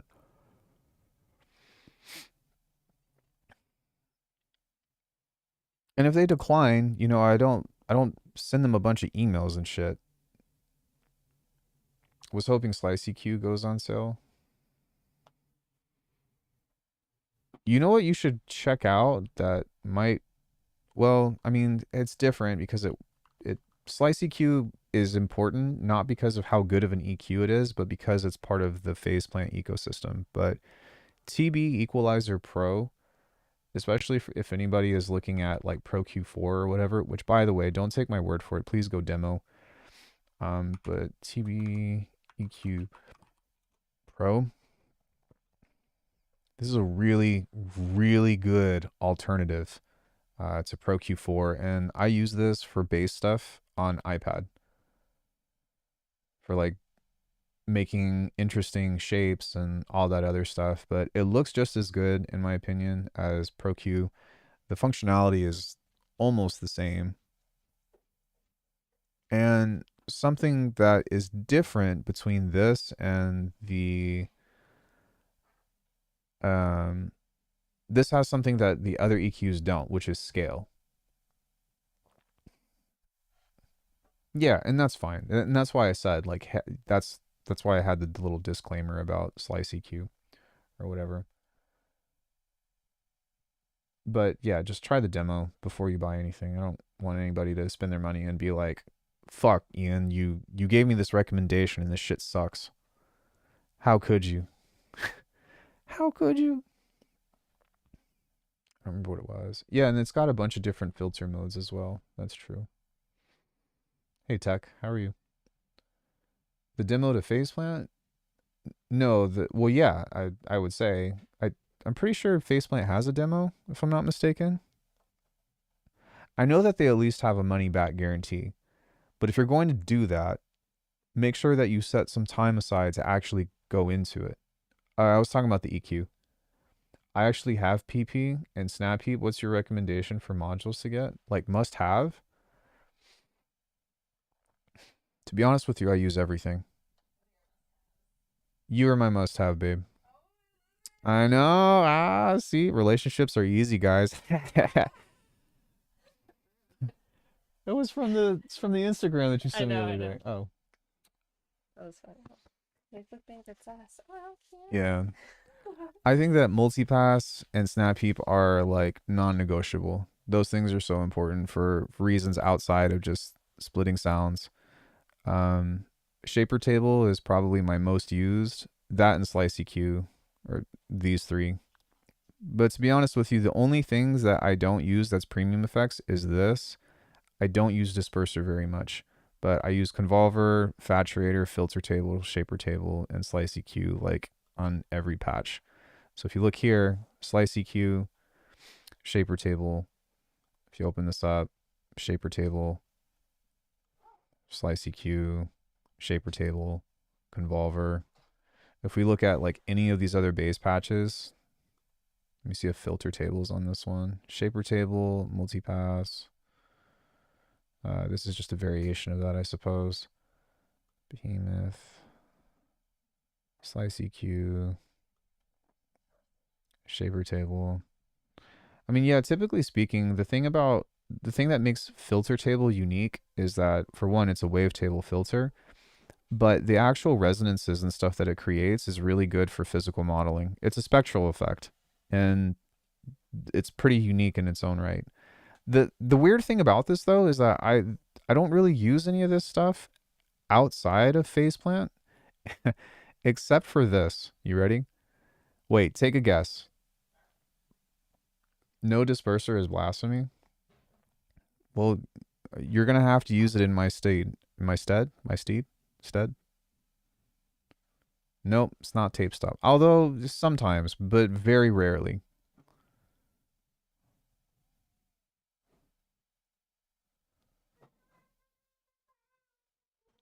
You ready? Nope, it's not comb filter. Ring mod. This thing. I use this on fucking everything.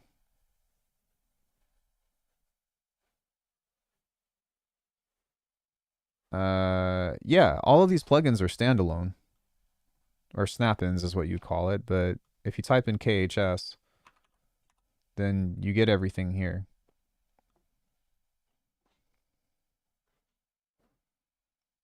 Still trying to figure that ring mod shit out. Are you in Bitwig or Ableton?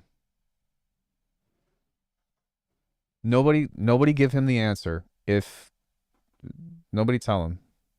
If you know, you know. If you don't, let me reveal it to him.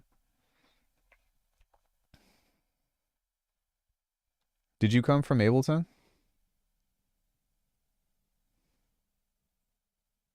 Because I think you were saying that you're on Bitwig, right? Learning Bitwig also on S1.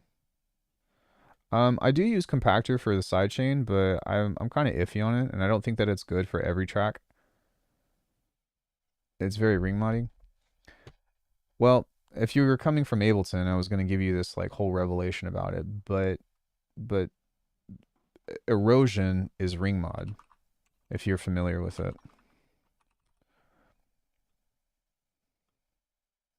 Ring mod is synonymous with amplitude modulation, but basically the more that you do this, the more that you're pretty much fucking up the amplitude. But you have these different things that you can inject of these waveforms. And so really what I use this for the most is I set this on low pass noise and then I turn it down. And then I use that as like, that's how I make basses or like, and shit. But the other thing is that ring mod actually works really well on drums sometimes. So if we listen to this snare,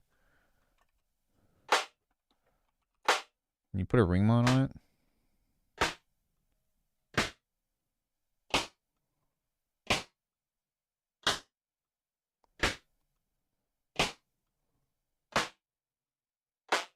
sometimes there's a little sweet spot here that you can do some really cool shit to. This is also really good for physical modeling. I use it on hats all the time. So like yo, I think it's on here. Yeah, look, it's on the shaker. So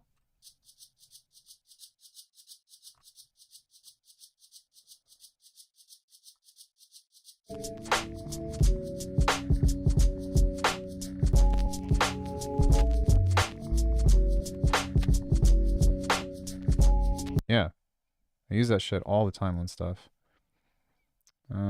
If you have FM4, FM4, open up the dough, right? And you have ring mod, and this is like my classic combo here. From a beginning point, you do this, right? You do saturator.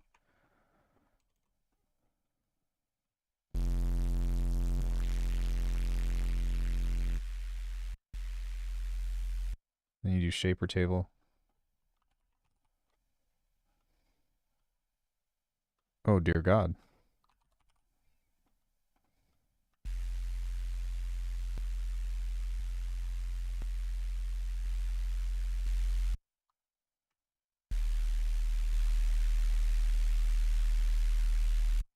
Okay, I'm gonna get out of this plugin. It's stuck.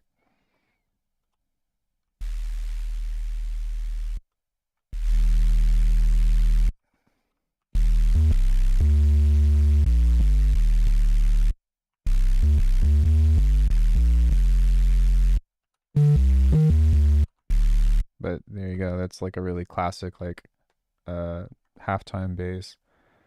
What's one of the best FM synths?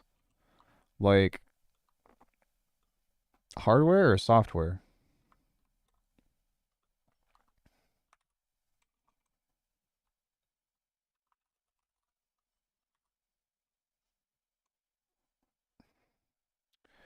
Well, have you seen my FM synth that I made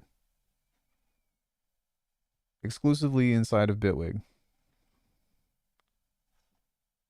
This does everything. It's fully modular, 6 operator FM. It's got feedback, wavetable.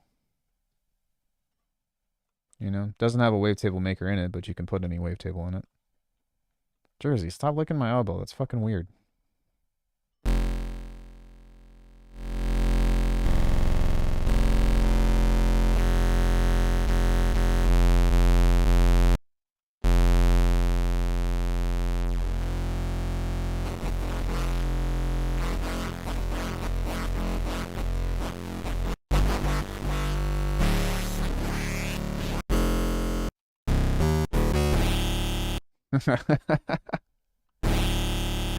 Hell yeah.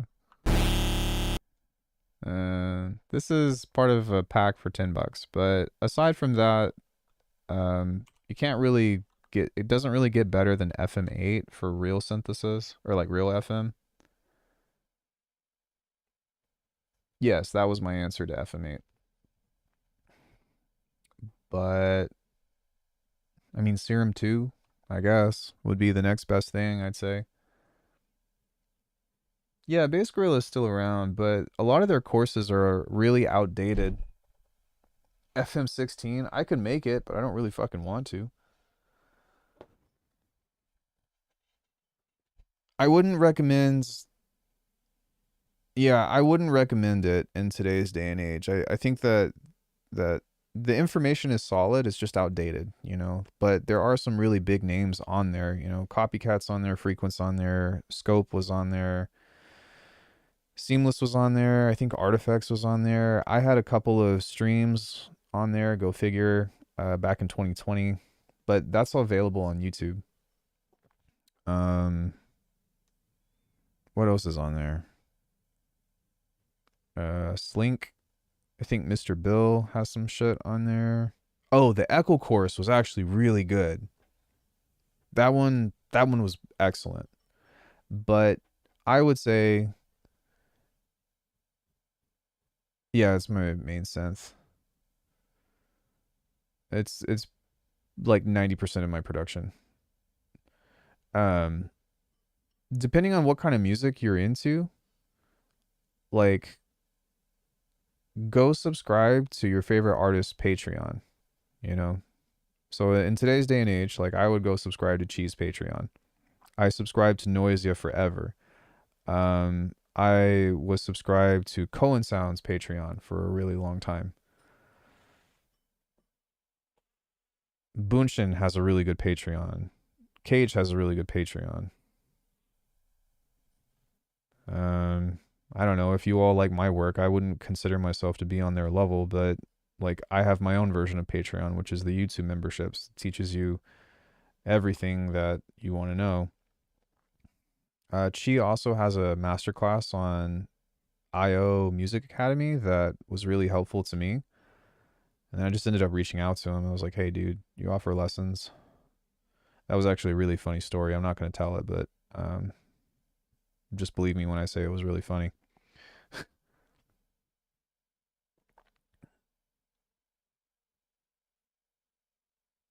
This is your opportunity to self-plug. Don't blow it. You better lose it in this moment, Berber.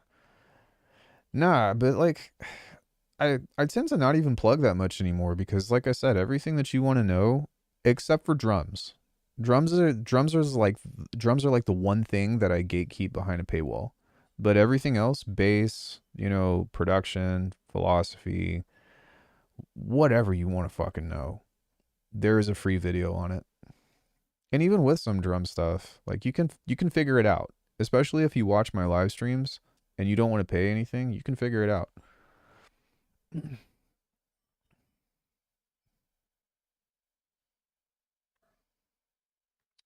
Yeah. Yeah, I mean, I'll tell you this much. Um I pretty much almost exclusively use Polymer now. And that's a laziness thing. But the drums that I get are just as good.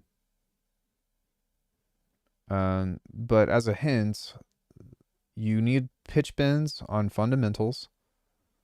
So pitch bends on kicks and snares if you're synthesizing them. You don't need crazy compression, but you do want to really fuck around with saturation. That's not to be confused with distortion. That is saturation and clipping. Yeah, I'm not surprised. But I mean, I do drum design on stream every day, like every day that I'm live. Always. That's like my warm up. And not only that, but I've done drum design in just about every synth that you could possibly imagine. Well, not every synth that you could possibly imagine, but every synth that is widely popular. Serum, Vital, Phase Plant. Fuck, I've even done it in Omnisphere. Everything Bitwig first party, everything Ableton first party. I've made drums on the Waldorf Iridium core. I've made drums inside of Drambo. I've made drums inside of Koala Sampler from scratch. I've made drums through recording Foley and changing them into kicks and snares. I would say, guys, like if you're really wanting to get to improve at drums and you're looking at for knowledge, I would recommend two things for you. One is, oh, dude, all the credit for me making good drums goes to Cage and Chi, 100%. Cage, Chi, and Copycat. Those three guys are the triforce of my drums. But I would say join the masterclass or join the Arcana membership for 1 month. Study everything regarding the drums, and then if you still need more resources, then consider the Bitwig course or the Faceplant course on my website. And if you don't feel like doing that and you want me to do stuff like teach you one-on-one, just book a lesson with me for $40. I'm so cheap. I am so cheap when it comes into music production. But I'm also like not trying to fucking clean your guys' wallets. I really want you to get what you want to do, but I also would like to be able to eat and take my girlfriend out or buy her some food once in a while. It was so nice. I need to brag about her for a second. So like I go play Yu-Gi-Oh twice a week for like card tournaments and stuff. And Thursday she showed up and brought me raspberry lemonade flavored mangoes. Dry mangoes. That was like the nicest thing someone's ever done for me. I love her for that.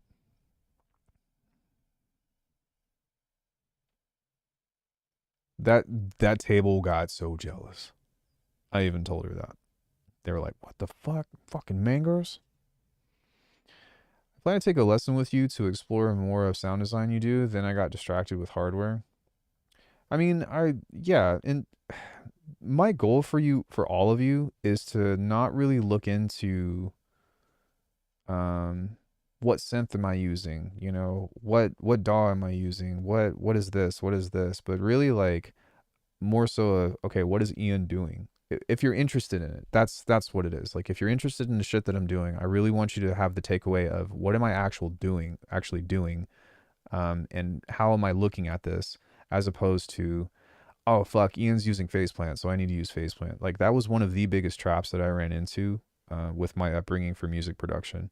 And I don't know if you all have noticed or not, but um, I haven't actually. Yeah, I don't think I've purchased a single plugin this year. I have bought hardware, but I haven't bought a plugin at all. Damn, hell yeah. I almost did with the multi-band clipper, and even now it was on sale, and I was like, nope, not gonna do it.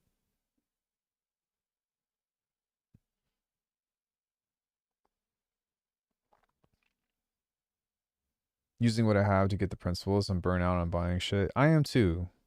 I'm burnt out. Well, I say that I am. I was having to have everybody talk me out of buying the MPC Live 3, which is not a good time for me to be buying shit right now anyways, but it's very shiny and looked very enticing. Almost bought so many, realized I could just do it within Bitwig one way or another. Guys, the if you have Bitwig Studio, the one thing that I could recommend that would be worth purchasing. Wait, take a guess. If you know the answer, no. If you know the answer, if you like know the answer, don't say it, but take a guess. It's actually not Glue Compressor. The Compressor Plus is fine. Nope, it's not even Faceplant.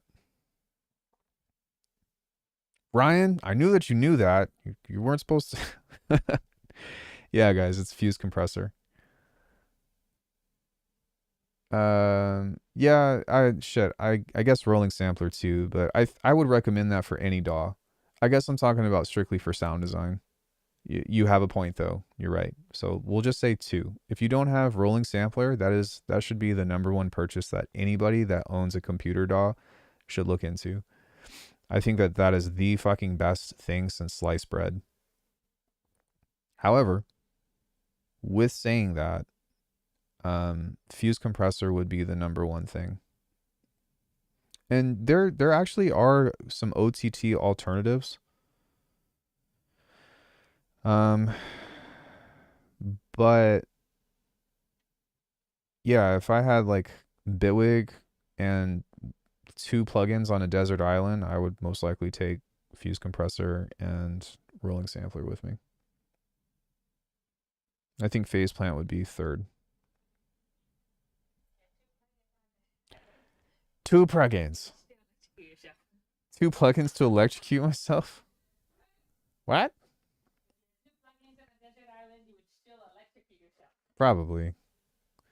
I keep thinking, why would I buy that when I could? Well, what happens if you do something cool and you don't, and you're not recording? You know what I mean? Tree falls in the forest, did it even fall? If a tree falls in the forest, Nobody saw it. can I punch you in the face? Yes. I have it, but I still use OTT. Yeah, OTT is fine. Something like that. Dude, fuse compressor is so easy to make, or so easy to use. So easy a caveman could do it. Yes, we'll call this oh, the punch you in the face joke. Anybody that's watched Adult Swim would know what I'm talking about. That's an Adult Swim thing. Bad day, boom bap. I enjoyed that. Oh, did you get the reference?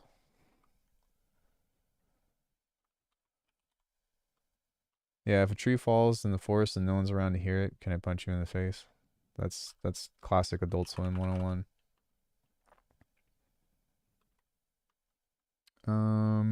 Okay, so let's say I have a base, right? And it's like cool. What's this one?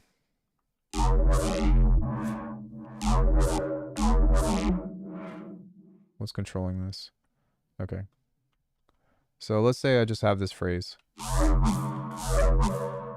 One thing that I will do is I'm just going to back off of the reverb. Just a hair.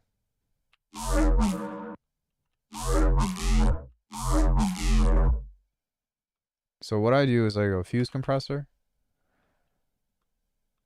Anything that's not drums, back off the release. Then all of these 4 knobs go up just a bit. That's it. That's all you have to do. I use 6 bands and I make sure that the clipping is turned on. The only thing that I really dial in is the attack and release, depending on what kind of sound I use. But do that. I do this. Then I'll do something like this to give it some space. And this is pretty dialed in, so like I don't change this much because it works every time. Mix. Here. Turn this down. Add a gate.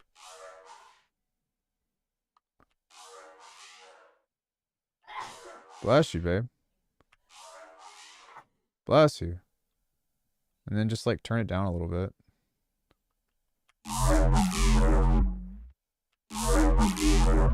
So this is without it.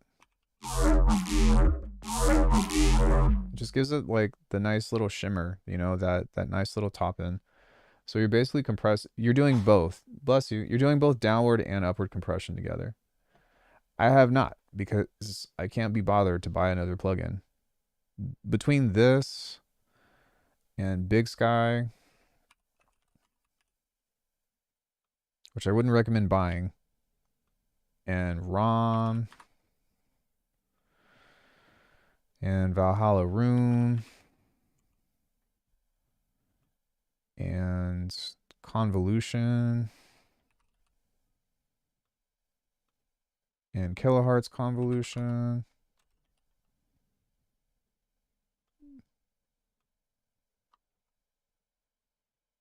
Is there anything that I'm missing as far as reverb? I have Swarm reverb. I don't really use that a whole lot. This is cool. It's very metallic though. But I mean, yeah, like I'm good. You good? Yeah. Why the 2 different Convolver brands? Well, Convolution comes with Bitwig, and then Kilohertz Convolver comes with the Kilohertz stuff. Yeah, I do have more reverbs, but I don't have them installed. Try Haze, it's free from Lunacy Audio. Hi Arnold, I don't know if you knew this or not, but I make factory, or yeah, I make expansions for them. Which I guess you could also consider, but Beam is also a killer plugin as well. But you don't need Beam. I just think that it's incredibly convenient. This does sound really good as well.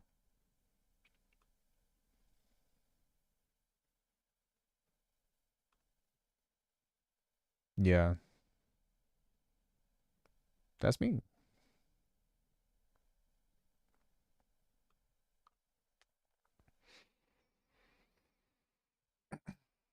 Yeah, big fan of Lunacy Audio. I really like. I don't have Beam no cache. You were just showing plugins, not creating a specific chain. Yeah, yeah. No, I was just showing you like why I'm not interested in buying another reverb because like I was just giving you my list of what I own. I suppose there's also fucking Infiltrator, um, or like some other plugins that have reverb built in, like Portal. You know what I mean? It's like I'm good. I'm so good on that. I will say I do use ProQ for a lot, but I use it for mixing, and then I use EQ Plus for like a lot of creative stuff. EQ Plus is a color EQ, so like really small amounts of boosting and cutting does a lot, especially for drums. Like you'll see me do this a lot for snares, like just a hair, and maybe just like not this stuff, but just the two upper bands. So this one and this one, like something like this. Or for rim shots, I might do this and this. But it makes a huge difference for stuff.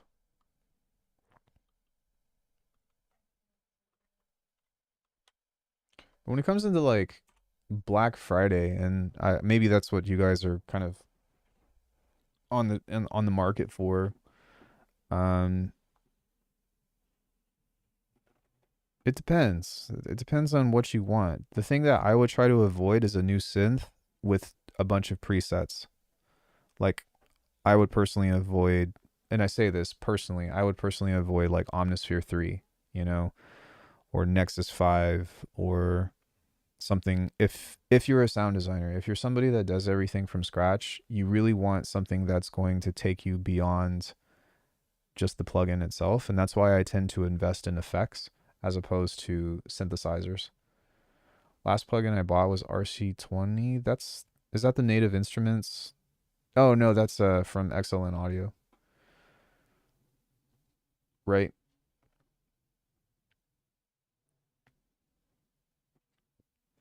That's the multi-effect tool, I want to say. Yeah, I think that one's pretty good.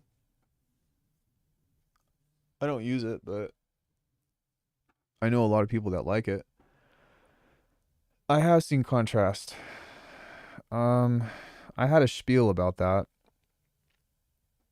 I don't remember what stream it was, but I think that Contrast by design looks really cool, but the thing is like you can't really do three-dimensional waveforms. Yeah, it's just a spin on wavetable synthesis, but at the end of the day, it's just wavetable. You know what I mean? And the sounds that it creates is like spin-offs of saw waves from the demo. I was like, I think that it was a few weeks ago, but somebody was like, "Yo, this thing is so cool," and then I listened to what it did, and then I just redid the sound. And it wasn't to be like this thing sucks or anything, because I think that user experience is a very important part to how you approach music, right? That's part of the reason why I don't like Reaper, is because it just looks so bland. That's why I like Bitwig, because it's all colorful and shit. But at the same time, as a means of what is it actually doing, it's just wavetable synthesis. And the thing that I don't like about a lot of Dawsome stuff is that there's no wavetable designer. There's no wavetable maker, you know? I think that you can put your own images into it, if I'm not mistaken. But yeah, I mean, that was like my biggest criticism with Current as well. I'm like, dog, you you need a wavetable maker. That's what I told Jake. Jake's great, good guy. I use a lot of his stuff from Minimal Audio, but I was like, dog, why, why does this not? Why in God's name does this not have a fucking wavetable maker? Why? Tell me. I've never met him in person, but if I did, I would shake him by his jacket.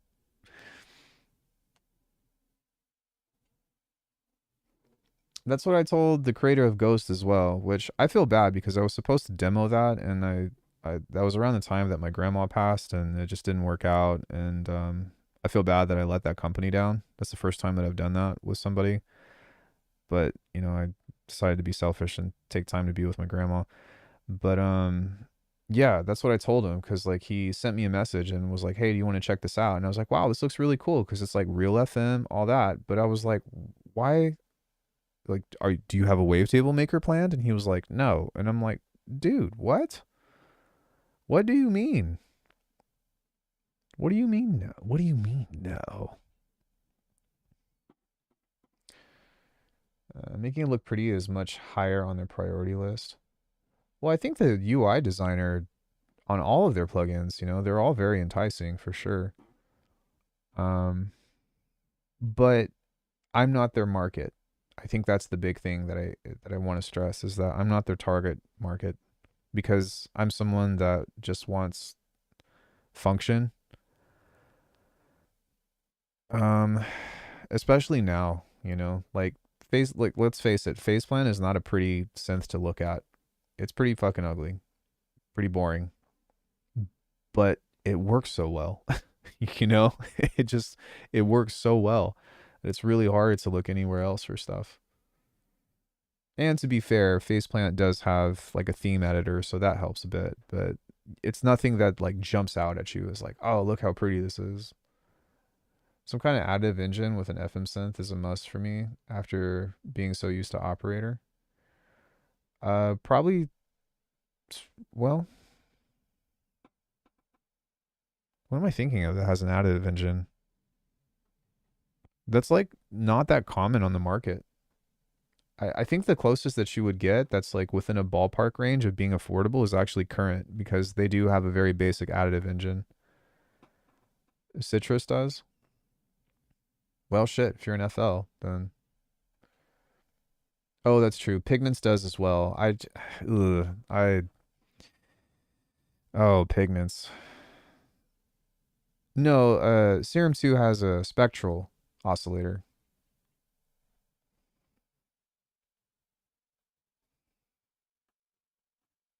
It's a lot different. I know you got beef with Pigments. I don't have beef with Pigments. I've actually done a lot of work with Arturia and am doing, well, some stuff in the works that I can't talk about, but I think Arturia is a great company. Like I use DisTube Culture a lot, and some of their other stuff is great, but Pigments specifically, and also the people that defend Pigments on a fucking hill is the problem.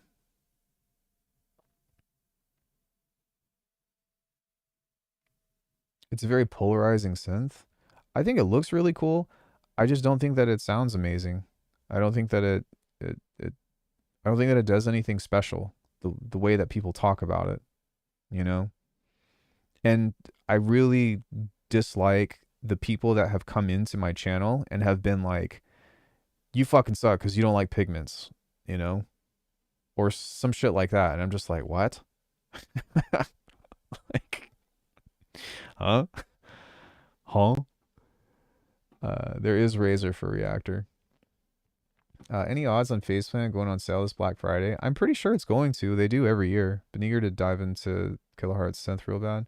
Wait, I thought spectral editing was similar to additive. No, so additive is basically combines a bunch of sine waves into one.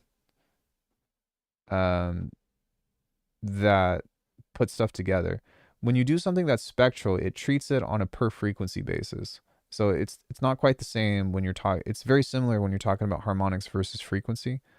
But also spectral is based off of a FFT algorithm thing that honestly gives everything a very peculiar characteristic on how it sounds, which if you had to describe it is lasery. Did I save the track? Yeah, I saved the track. Oh no, I didn't save the track. Not the one that I started with. It's fucking cheesy and lame. I gave up on it. I just don't see the appeal of Pigments outside of the sequencer slash ARP engine for the price. Is it normally $200 or is it normally $100? I don't remember. I I will say like one other thing that um was pretty comical was their neurobase video. I don't know if you all remember that or not. I do have the rolling sampler beta. It doesn't do anything for me. Like it's kind of insignificant. But yeah, did you guys watch the neurobase video for pigments? That was that was interesting.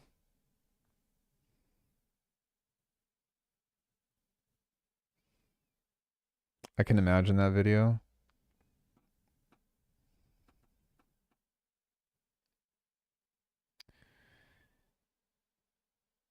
No. Do you all want to watch it together? Or do you want to skim through it rather? Because I don't want to get copyright infringed.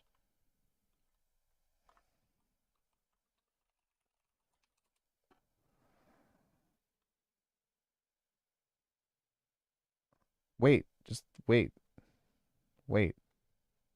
Let's watch it together.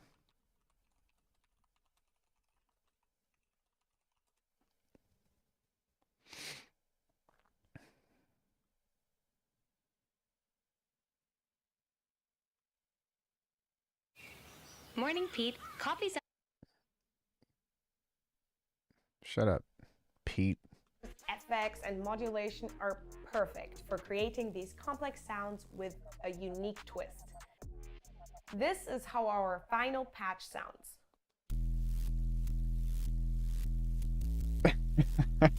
Oh my god.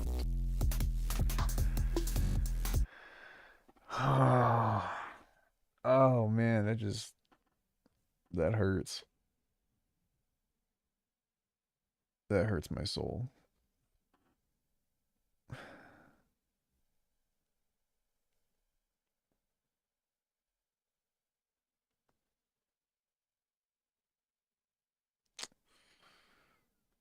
Yeah.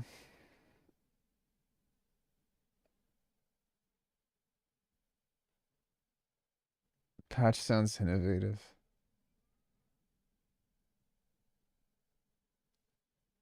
Y'all should look at some mixing tips. How do I vocode in pigments? Yeah, this sums it up right here.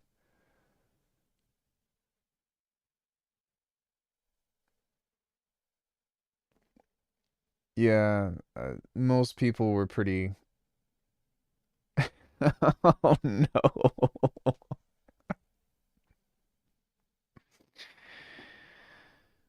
Oh no.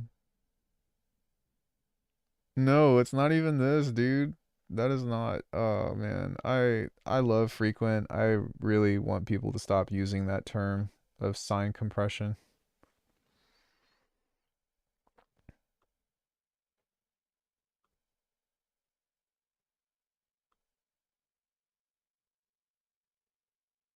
What did they say even use as a reference? I don't know. I just that was the sound they made and I needed I was like, guys, fuck. What are you doing?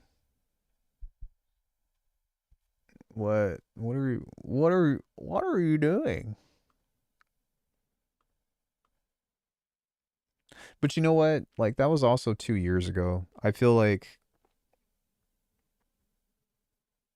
what an intern odd beat. No, the beat's fine. Like and that's the thing that I think is really important to for people to understand, and that's like one of the biggest differences between my channel and like people's channels that are really big, you know? Do I have pigments installed? I might have the demo. Yeah, I have the demo. Um like when you're playing the YouTube game, you know what I mean? Like you're primarily a content creator. And I think that it's really easy to fall into oh, I need to like cook up this demo really quick so I can make the video on it. And unfortunately, like it's very easy to like sacrifice like quality for just hoping that people get the point, or maybe just only catering to beginners and all of that other stuff.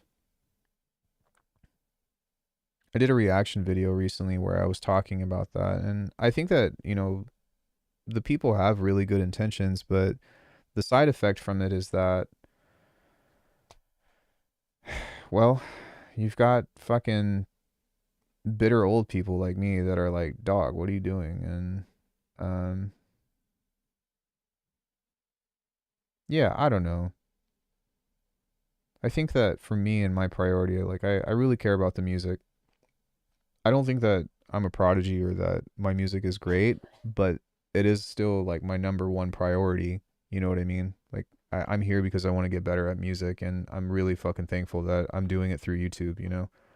But I did that with music, and would you believe it? Each subsequent song got shittier for content creation, or what do you mean? You mean like just trying to like cook up demos, or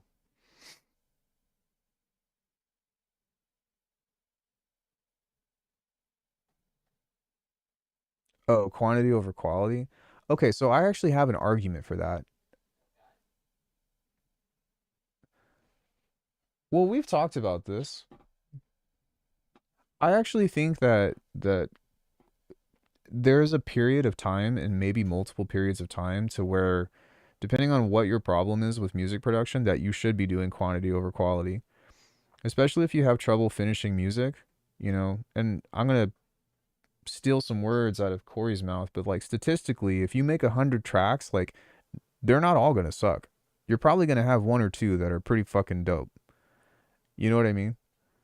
But it goes into the same thing as people like that experiment where people were making a pot every day versus another group that was making one pot and worked on the same one for a year.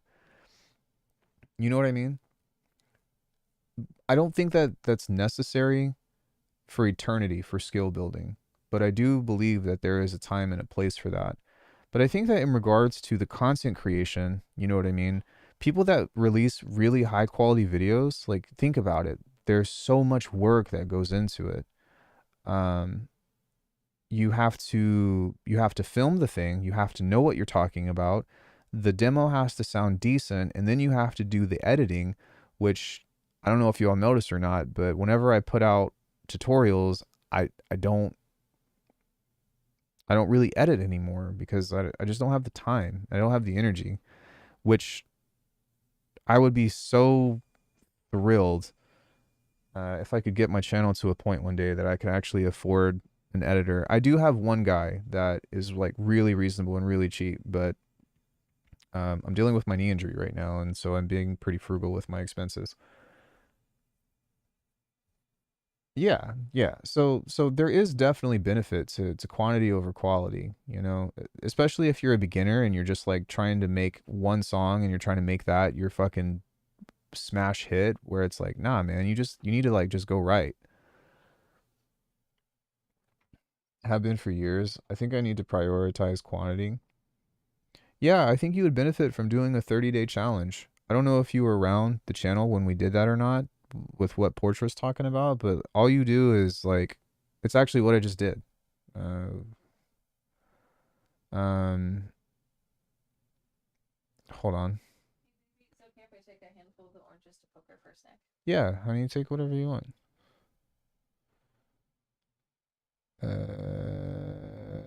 What did I just? Yeah, we wrote this today, right? Like I tried like 3 or 4 projects, and those are all just like fucking falling flat.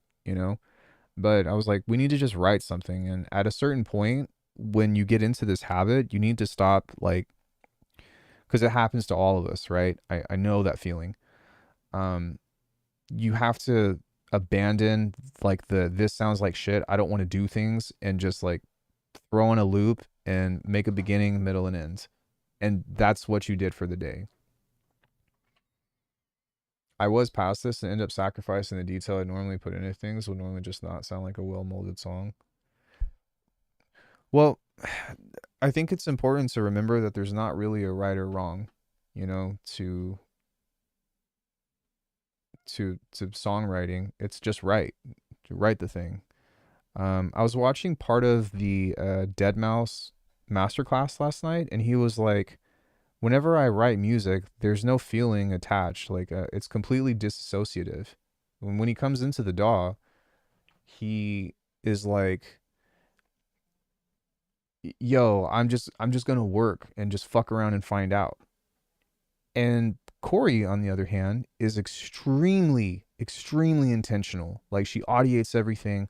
She sits down and she really comes up with like stories and themes and concepts and whatever. And I think it's a really good dichotomy because you can get really good shit from either approach.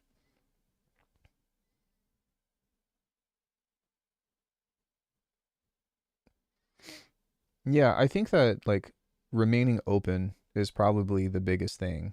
You know, I think that's the commonality between somebody like Deadmau5 and my partner Corey is being open, you know, and getting to a point, and this is something that I'm taking from Chi, but getting to the point to where the track starts to write itself. And through that process, through different protocols and different forms of awareness, you know, that's how you start to find like you're going to have some intention at some point, but then you also need to like have a repertoire of experimentation.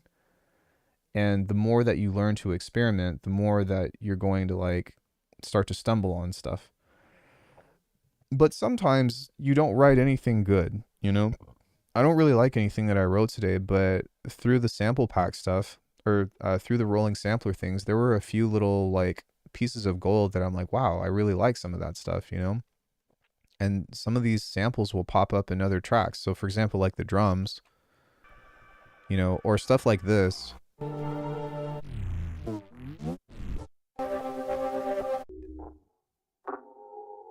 You know, just like this is all really useful to me. It's not useful to me right now in the moment, but it is useful.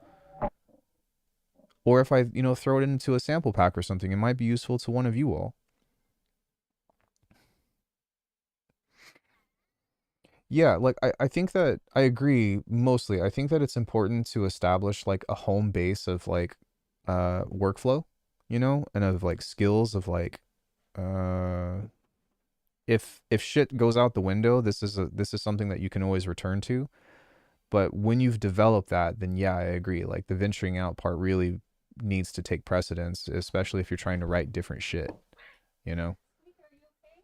I'm gonna get ready to go and I'll take her out to see before I go. Okay, babe. No, you ran into the laundry. That was not me. I guess it's already 5 o'clock, huh? She was trying to get out the door, but I was in her way, so she moved forward and she ran to the laundry basket. Oh, she's all right. She's okay. You're okay, baby. You're okay. Very excited, Mouse. Were you hanging out with mom? Yeah? Were you being good for mom? Oh, I will say December 4th / December 5th, I most likely will be streaming Metroid Prime 4. I know that I shouldn't be gaming on the channel, but guys, I've been waiting almost 20 years for this fucking game, and by golly, gosh darn, damn it all to hell, I'm going to take a vacation to play that. But I'm going to do it on stream. I'm going to lose all my viewers, but I do not care. It's something that I must do. I even told Corey, and she was so sweet about it. I was like, honey, when this game comes out, I'm going to need you to not. Like, I, I need to like totally hermit out. And it's fine. I'm sure that the game can't be longer than 20, 30 hours, but I got to binge this, man. I got to do it. Unless if like something very important comes up, you know, like then, and I have some crazy adult responsibilities. If it's just normal adult responsibilities like work, I don't give a shit. I'll order pizza for 3 days straight if I have to.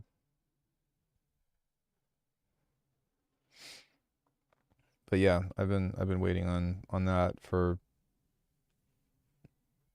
half of my life. Holy shit. literally been waiting on this game for half of my life. I waited on Metroid Dread for half of my life. I hope that I don't have to wait another half of my life for the next one to come out. But wow, that puts things into perspective.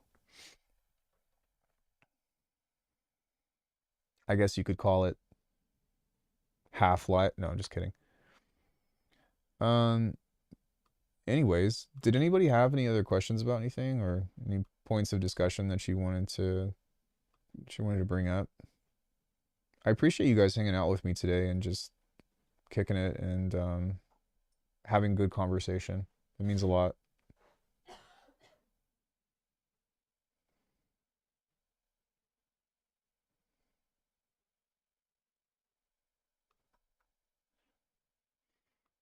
I don't really have anything else that I'm like I really want to do. I don't want to give up on this track.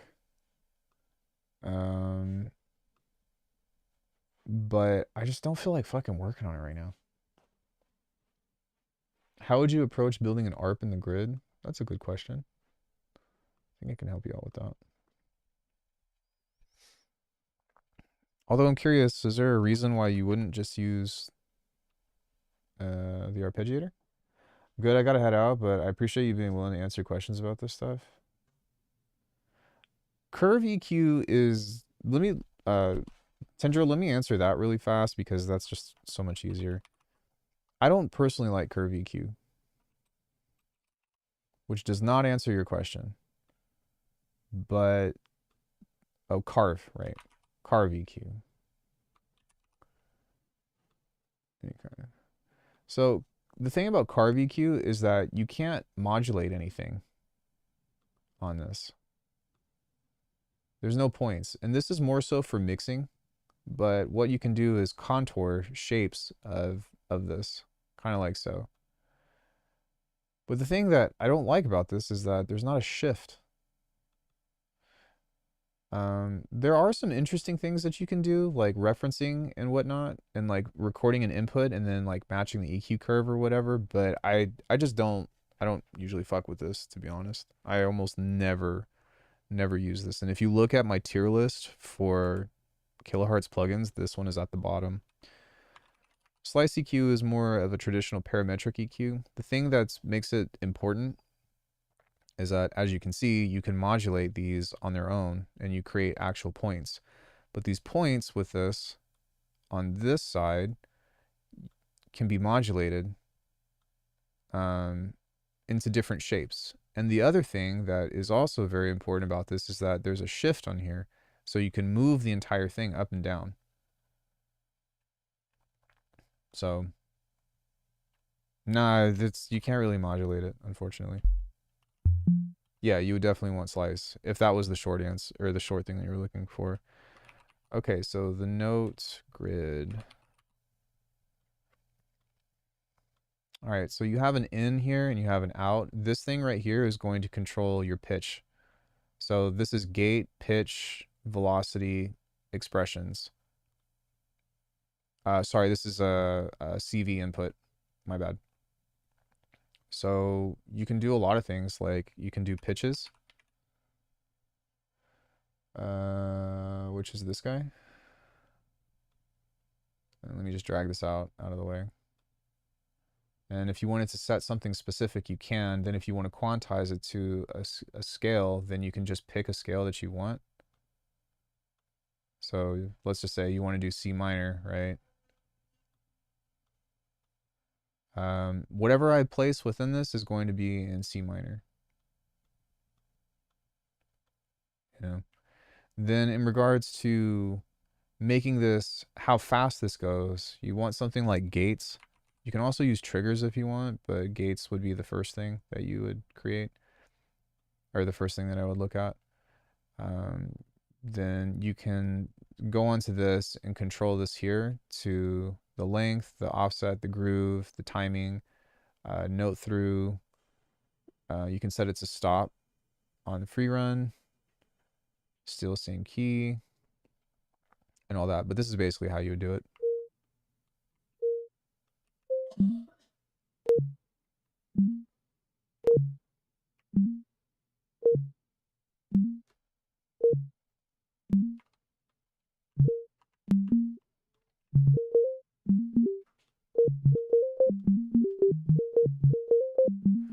Hey y'all, welcome to Alckemy's brand new stream.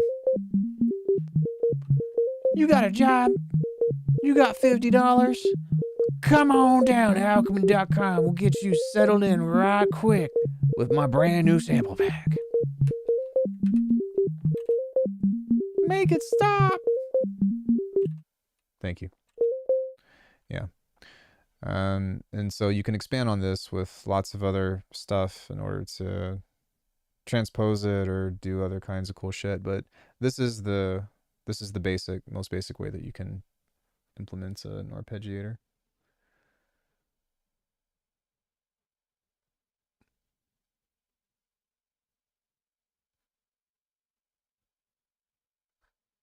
Now, can you have each note it spits out trigger a dice or whatever? Is there some module that turns each note into a separate note? What? Like, you mean like, can you dish this out to different channels? To which, yes, you can. There's a thing on here that says channel 1, right? And so what you would have to do, I believe, is you'd have to create a copy of this, if I'm not mistaken. And you would go to channel 2. And now this one is doing something independent of what channel 1 is doing. God, this is ugly. Oh, no, it's not. Same thing. But what you can do is you can just route this to the independent one. And so have one thing go into whatever channel you want it to go to. Hundreds of notes from an ARP, and each one trigger a dice instead of just a note.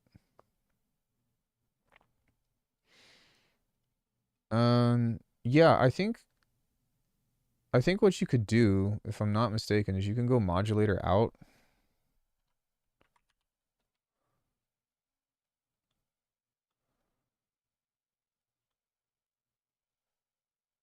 Then you can go button. And you can go dice.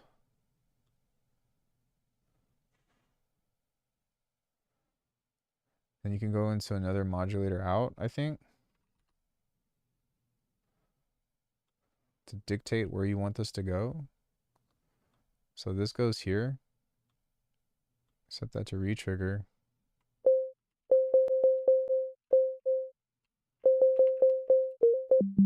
Yeah.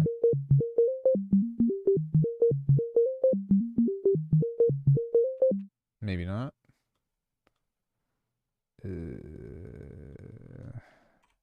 Could I just go here?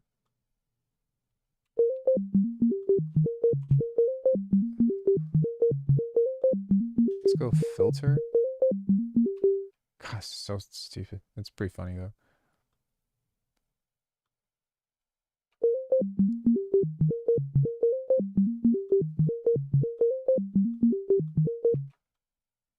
Maybe chance.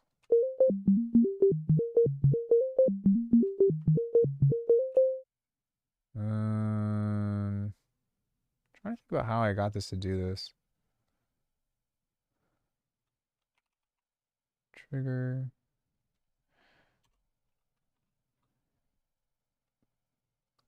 Maybe this.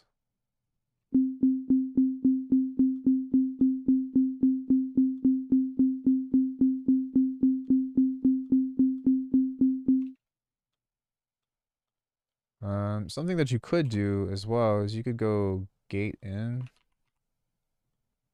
like this. And if the note doesn't matter, like if you're just trying to send the notes, just do it like this. Because this will trigger into the modulator out.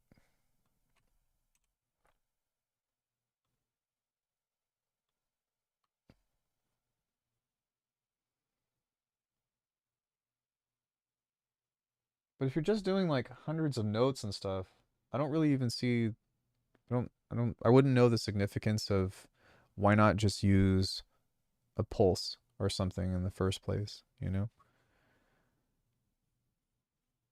Yeah, then you don't even need an arpeggiator. You just need gates. You can just go gate in, and then you can set this to, well, I don't know how high this goes, but this goes all the way up to 64.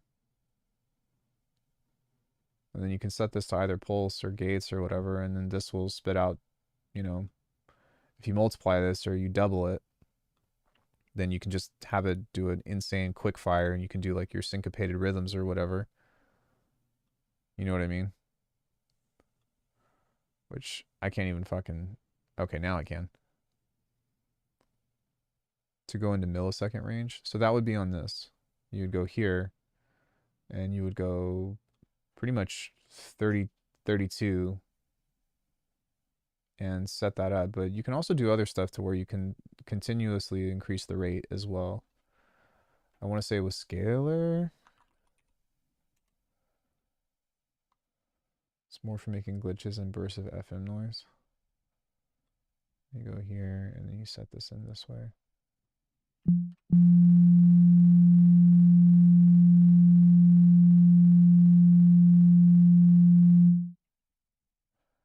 I'm gonna make this like really, really short. Is this playing? Where? What happened here?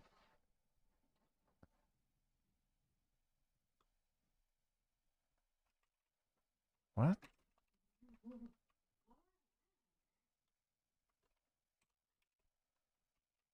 I broke it. Map dies to lots of stuff instead of crazy amounts of nodes to randomize at super high rate of speed. It's pretty fun. Yeah, you can definitely do it.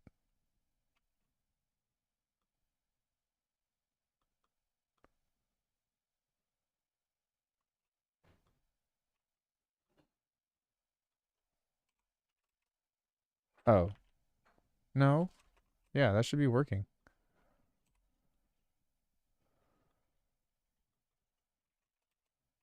It's no longer sending MIDI out though.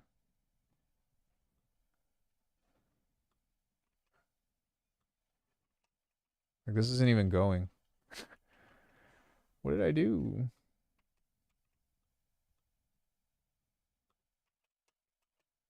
I don't know. Let's try that again. Yeah, did you feed her? No. Oh, yeah, I got it. Are you leaving? Yeah. I love you.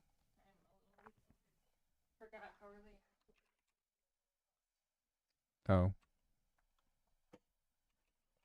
This isn't even working anymore. I love you. I love you, baby. Have a great time. I'll see you soon. Okay.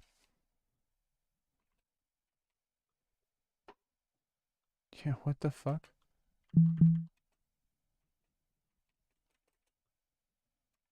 It fell asleep. I think that's a bug.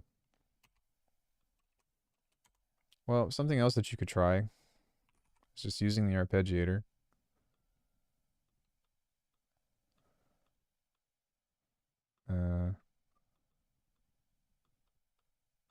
Why does it? And then you can set this to milliseconds here. And then you can fire it like that very quickly.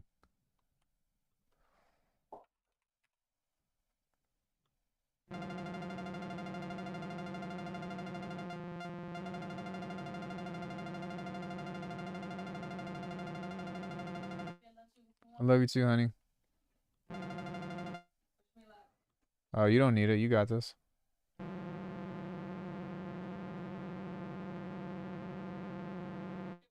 It's probably about as fast as you can get.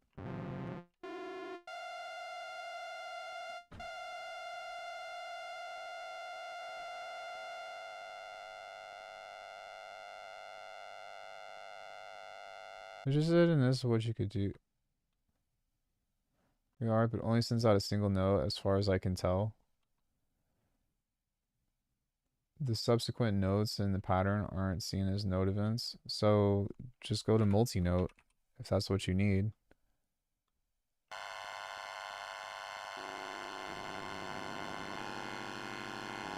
Then group it. Set another set of multi-notes.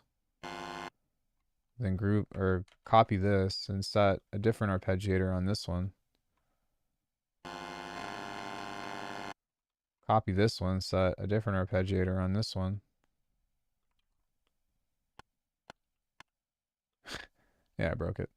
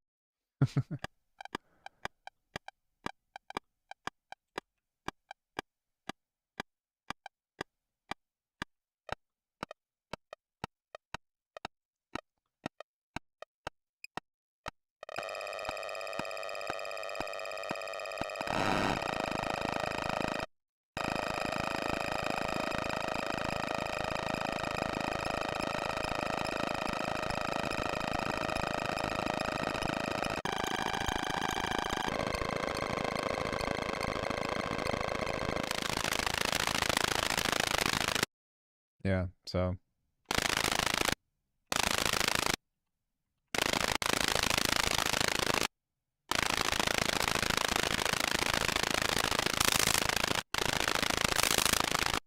yeah, I mean, that is that what you were looking for? That's I don't personally even know what you would do with that. I mean, I could do something with it, but I don't know what your intention is.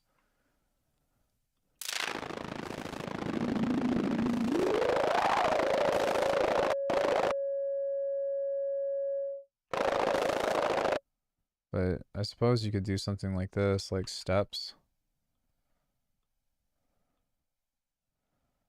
Go like this. Oh, maybe not. Maybe not that high.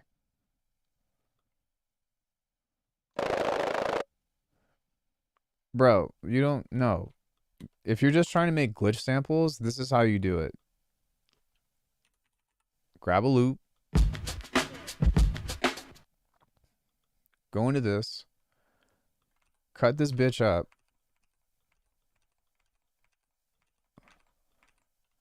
Go like this. Highlight all of them.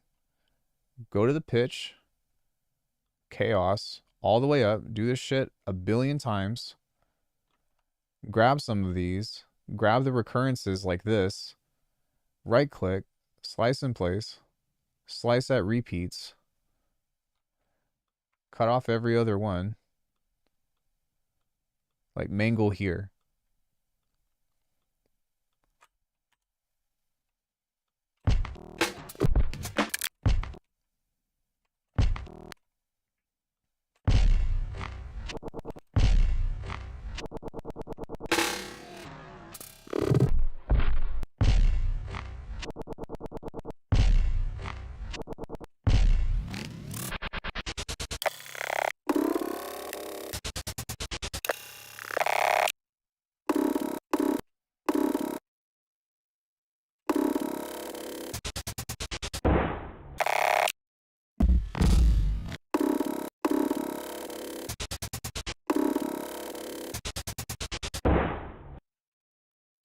Go on this. Grab all of these.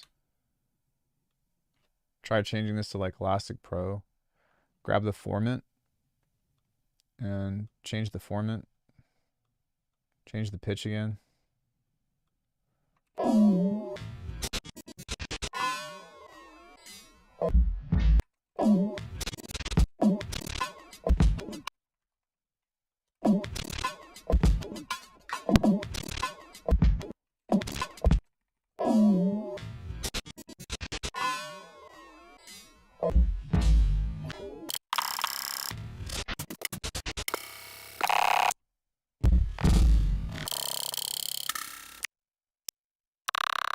Like, this is so much easier. Anyone got any tips for setting up Bitwig default stretch stuff as someone coming from Ableton? It seems like there used to be a setting for long/short samples independently, but that's gone in 6.0. No, it's still there. It's just in behavior.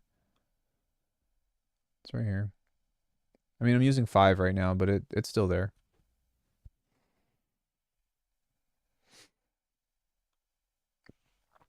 But yeah, dude, like just doing this shit, you know, or taking this stuff. Might be better to do it here. You know, hit 3, go to the pitch, do shit like this. It's really not. Like, this is stuff that I've covered years ago.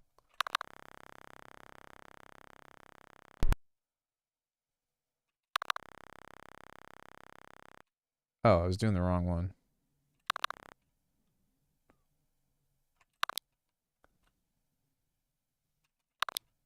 Did I break it?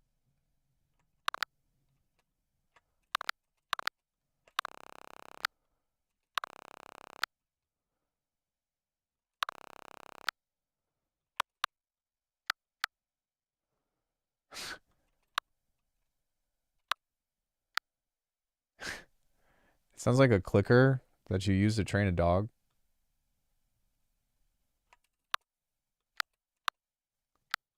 That's funny. What am I doing? I'm losing my fucking mind.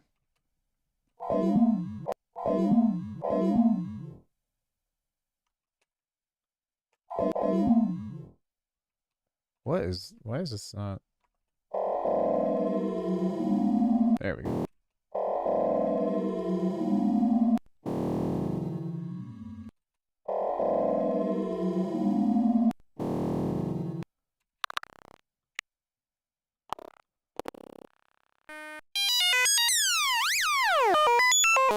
There we go.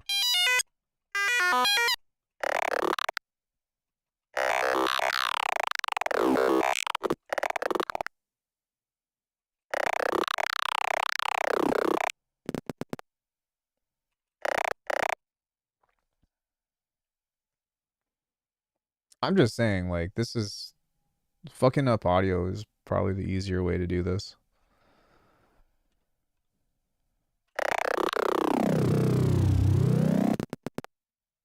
Maybe.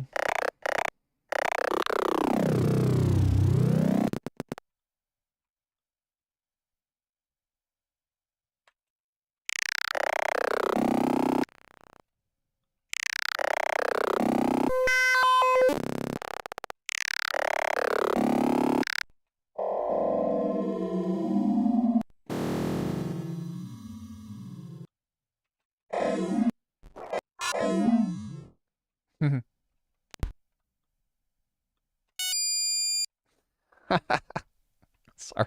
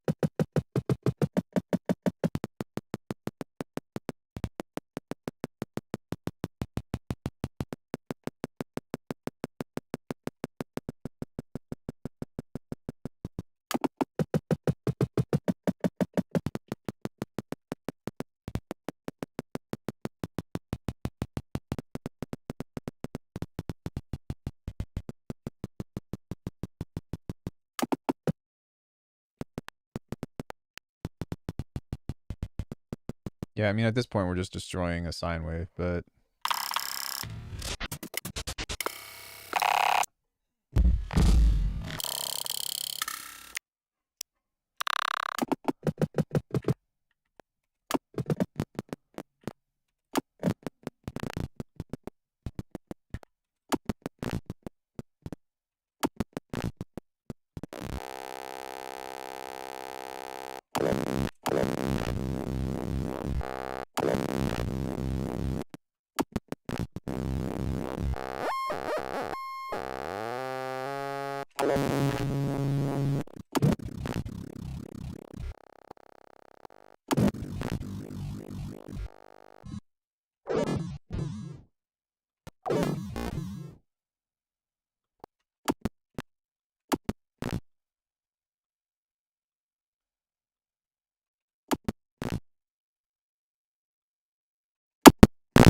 Sorry.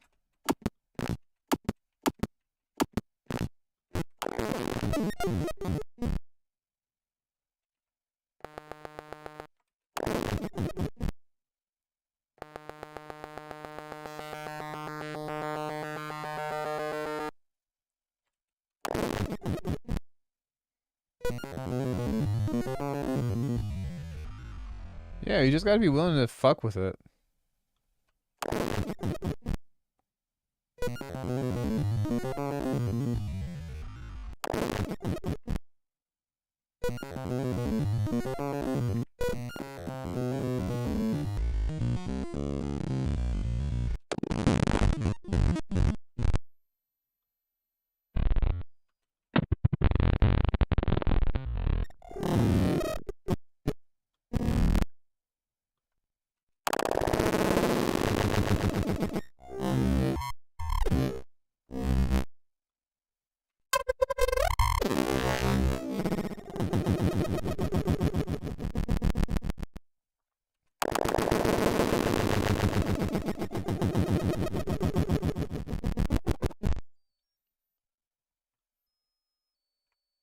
Don't worry, it's coming back.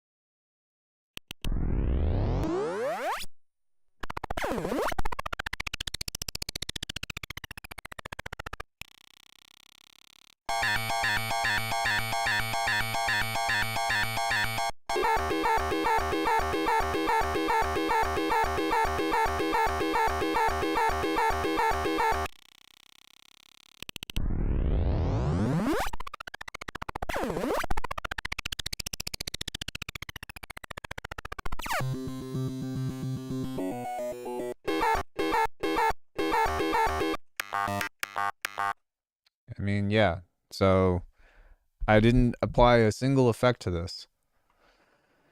I think that just fucking up audio is the way to go.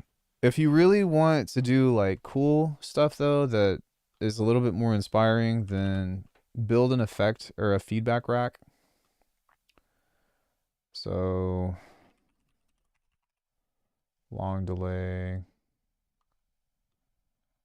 This is where you get some really cool shit.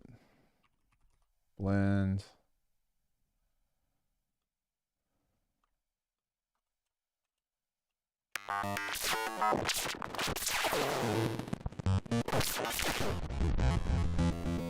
And then you can start to throw effects in here.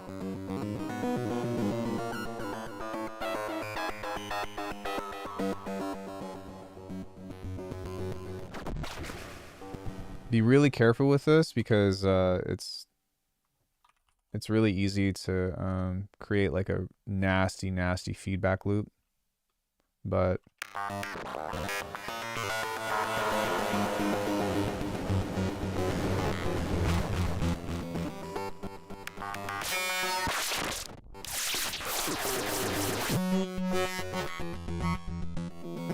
then you can get into stuff like pitch shifters.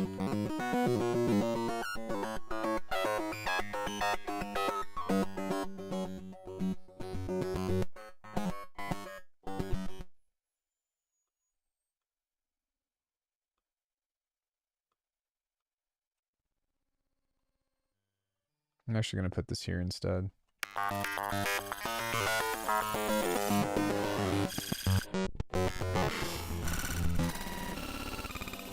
I'm really not. This is like pretty normal for me.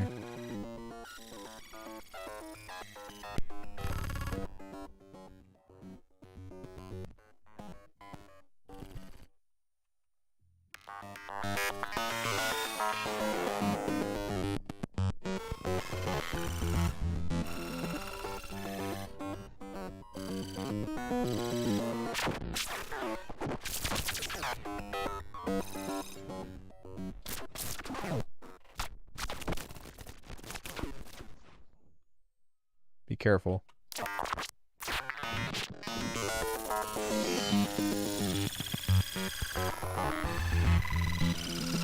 We can do FM with this with a wavetable.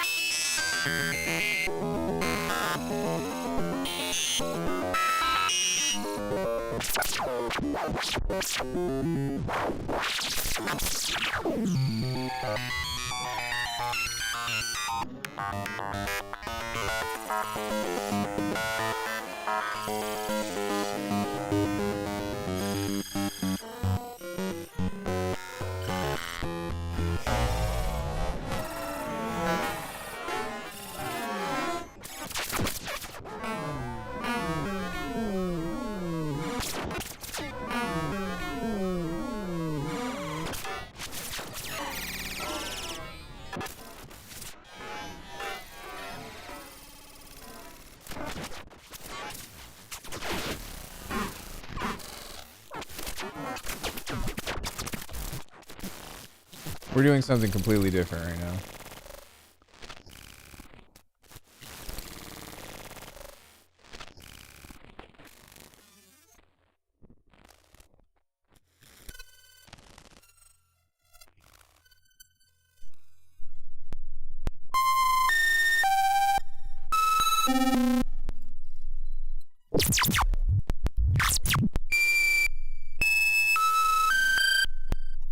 Yeah, so like this is just one way that you could just get some insanely fucked stuff.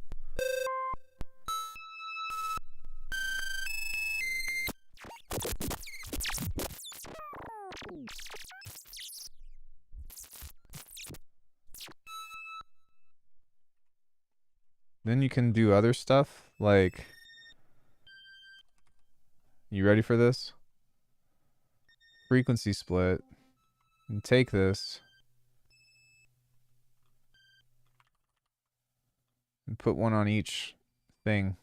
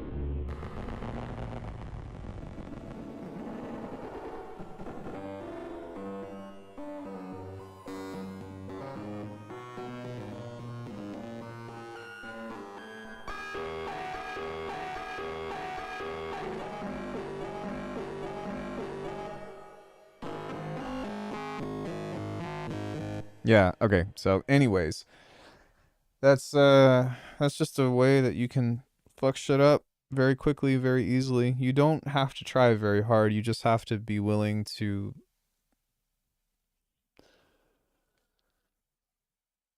throw randoms on everything.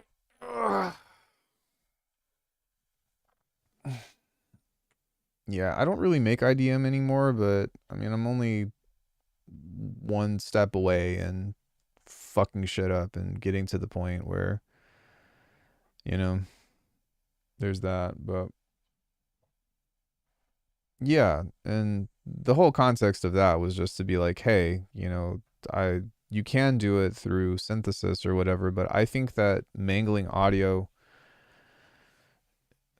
usually leads to that really fucking crazy shit that a lot of people do in those heavy IDM genres. Like I think about like Rob Kluth and like Woolg and stuff, and for the most part, it's just absolute decimation of audio and pitching. And then once you have something that's really fucked up, then you start adding peculiar effects to it. 50 cool samples from this. Yeah, I suppose I could. I'll save this and maybe I'll throw something together. I have many uh so many fucking sounds to get through for the next sample pack. Like let me see what we're working with here. Oh my god. Refresh.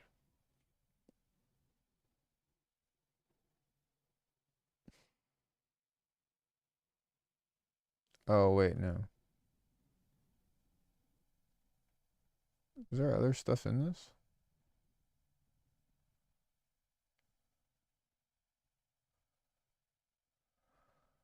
What was that? Oh, Digitone.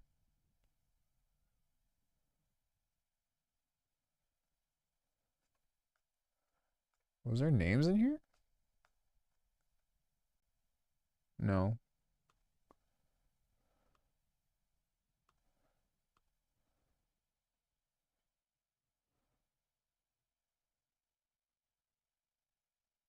So like I'm pretty sure it's like 3,000 samples of just shit. And most of them are categorized as loops that are ambiguous as fuck. 2,200 samples.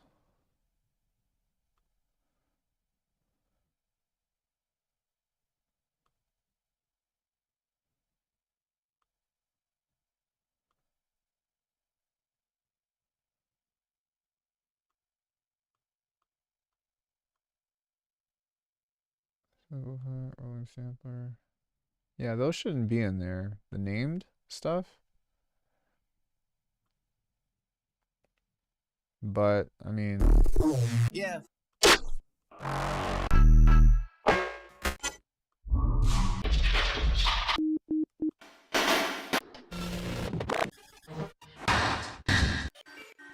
there's so much fucking shit.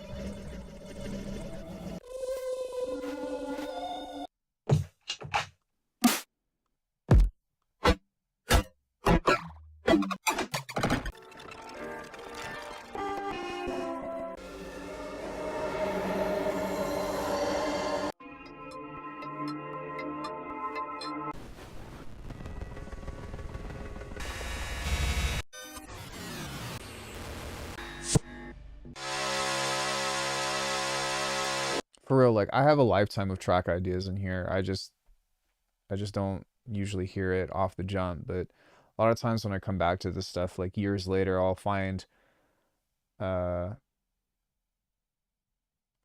just like some gold and be like, "Oh, dude, this is so fucking sick."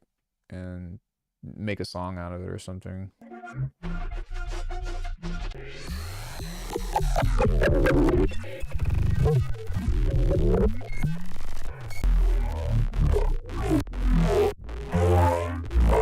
But for real, this shit is just like impossible to sort through.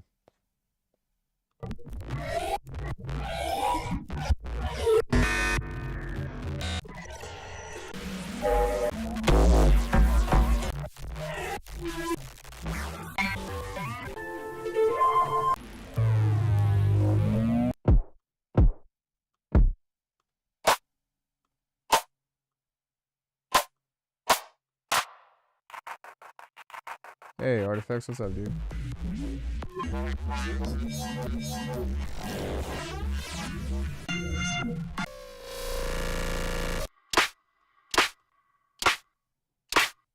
And a lot of these are the same, apparently, or sound way too similar, so.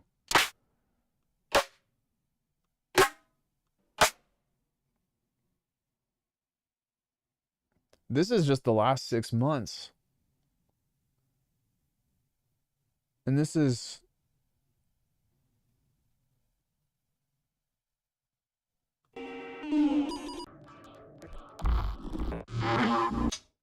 Sorry, not trying to compare, but just being like, fuck, so much.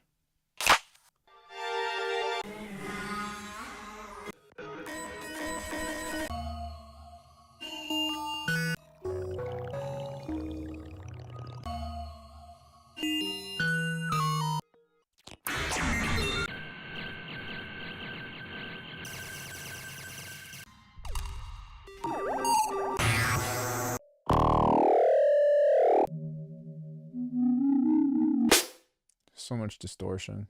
I really like it though.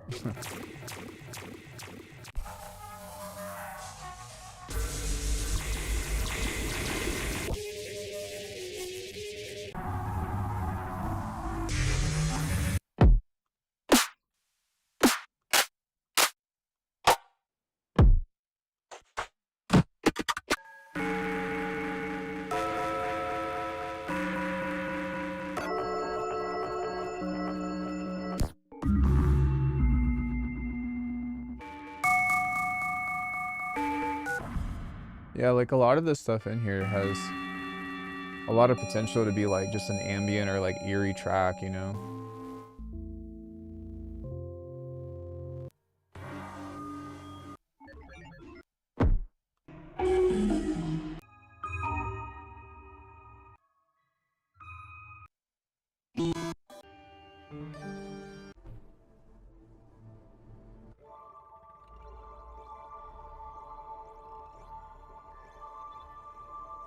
Hmm.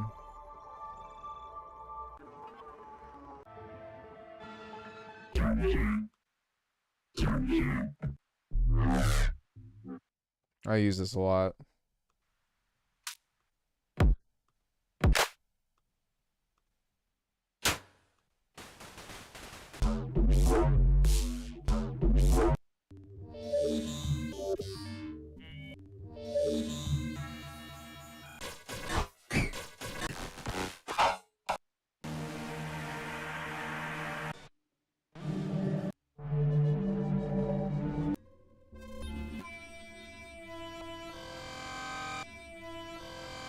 Wow.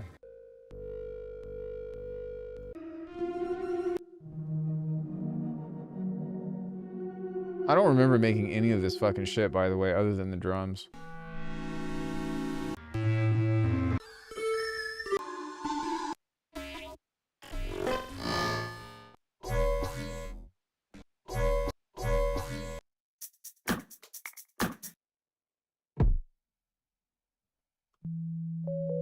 What are you trying to say about my sound design? Trying to say my shit sounds like farts? You better take that shit back.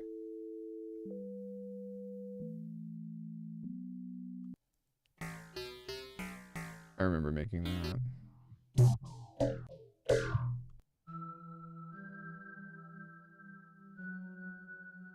Yeah, that happens to me a lot. Like, how the fuck did I make that?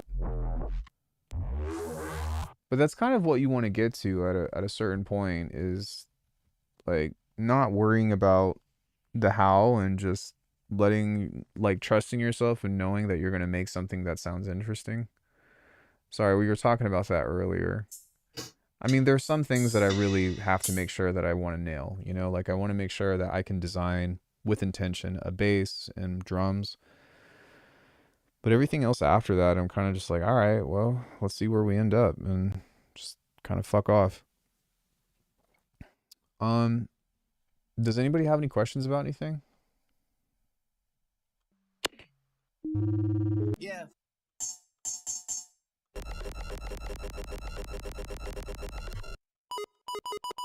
You know that's going to be in there.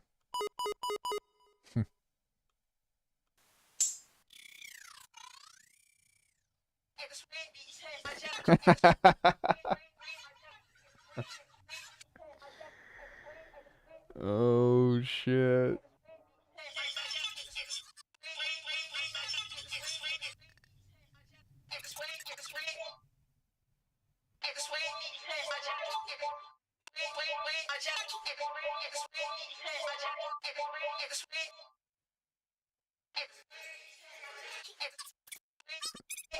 Ghost producers have been going at it. Nah.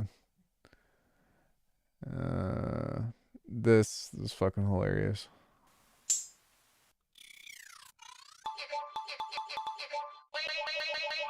Nah, this is what's his name? I think this is Cardi B. And Balance 3, Track 3, Doomsday,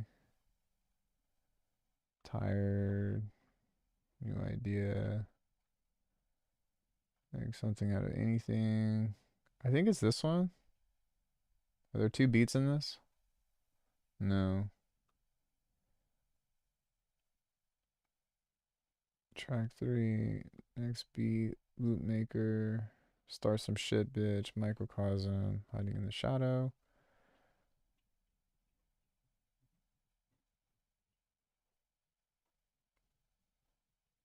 Was it Tired?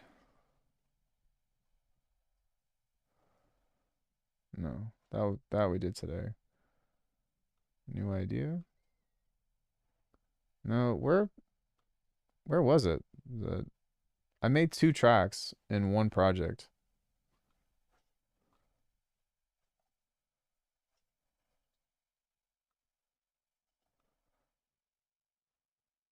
Glonky, bounce 3, write music with shitty sounds. Next beat, maybe?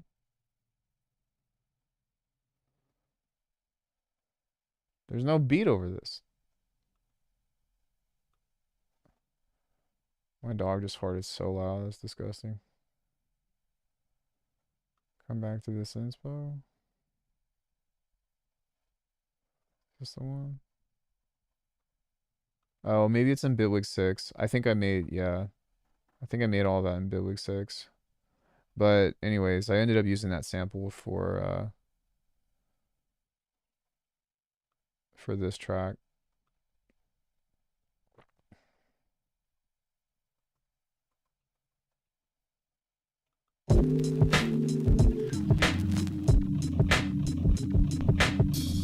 How do you make color base, vocoder, and convolution reverb with chords as an impulse?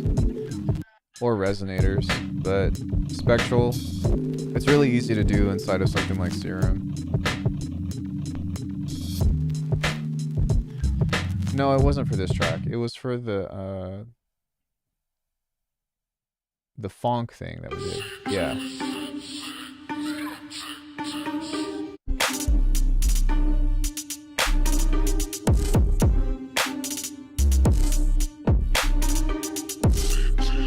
That kick though.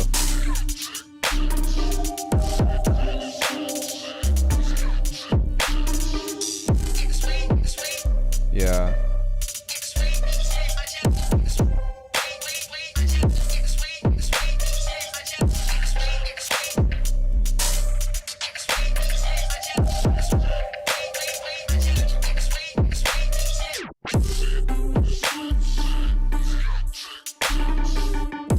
Trash song, but funny.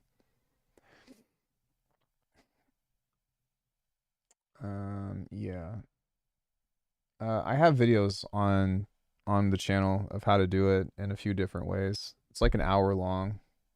I think I cover like 3 different methods. Given it's pretty old, but I just wanted to make sure that I knew how to cover it. But yeah, vocoder, yeah, what Artifact said. Vocoders, comb filters, resonator, convolution with chords in it, pitch map. Then there's also the thing that Nasco made, which I can't remember what it's called, but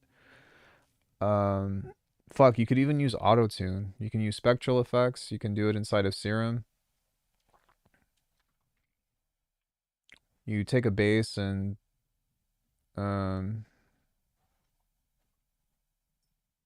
put on a chord in the convolution reverb and then use the spectral effect to reharmonize it. But yeah, lots of different stuff. Anyway, much love, guys. I had a lot of fun today. We streamed for a good 6 hours, but I am going to feed my dog and take her out because she's farting a lot, and that means that she probably needs to go poop. But I appreciate you guys hanging out. I had fun, and I'm gonna get over this fatigue, and we're gonna get back to making some cool stuff soon. I'm really like inspired to do it. I'm just fried, if that makes sense. But yeah, if you want to support the channel, alchemy.com, book a lesson with me. I will be doing a Black Friday sale if you guys are waiting to buy stuff. I don't do it ever, except this year things are a little bit different, so there's that. I don't really have anything else to tell you. Go follow Artifacts. Yeah, check out his stuff. He streams every Friday, I think. Much love, guys. I'll see you later. And yeah, I'm going to hang around. I'm going to float on Discord. So if you guys are there, party up. Bye, everybody. I'll see you later.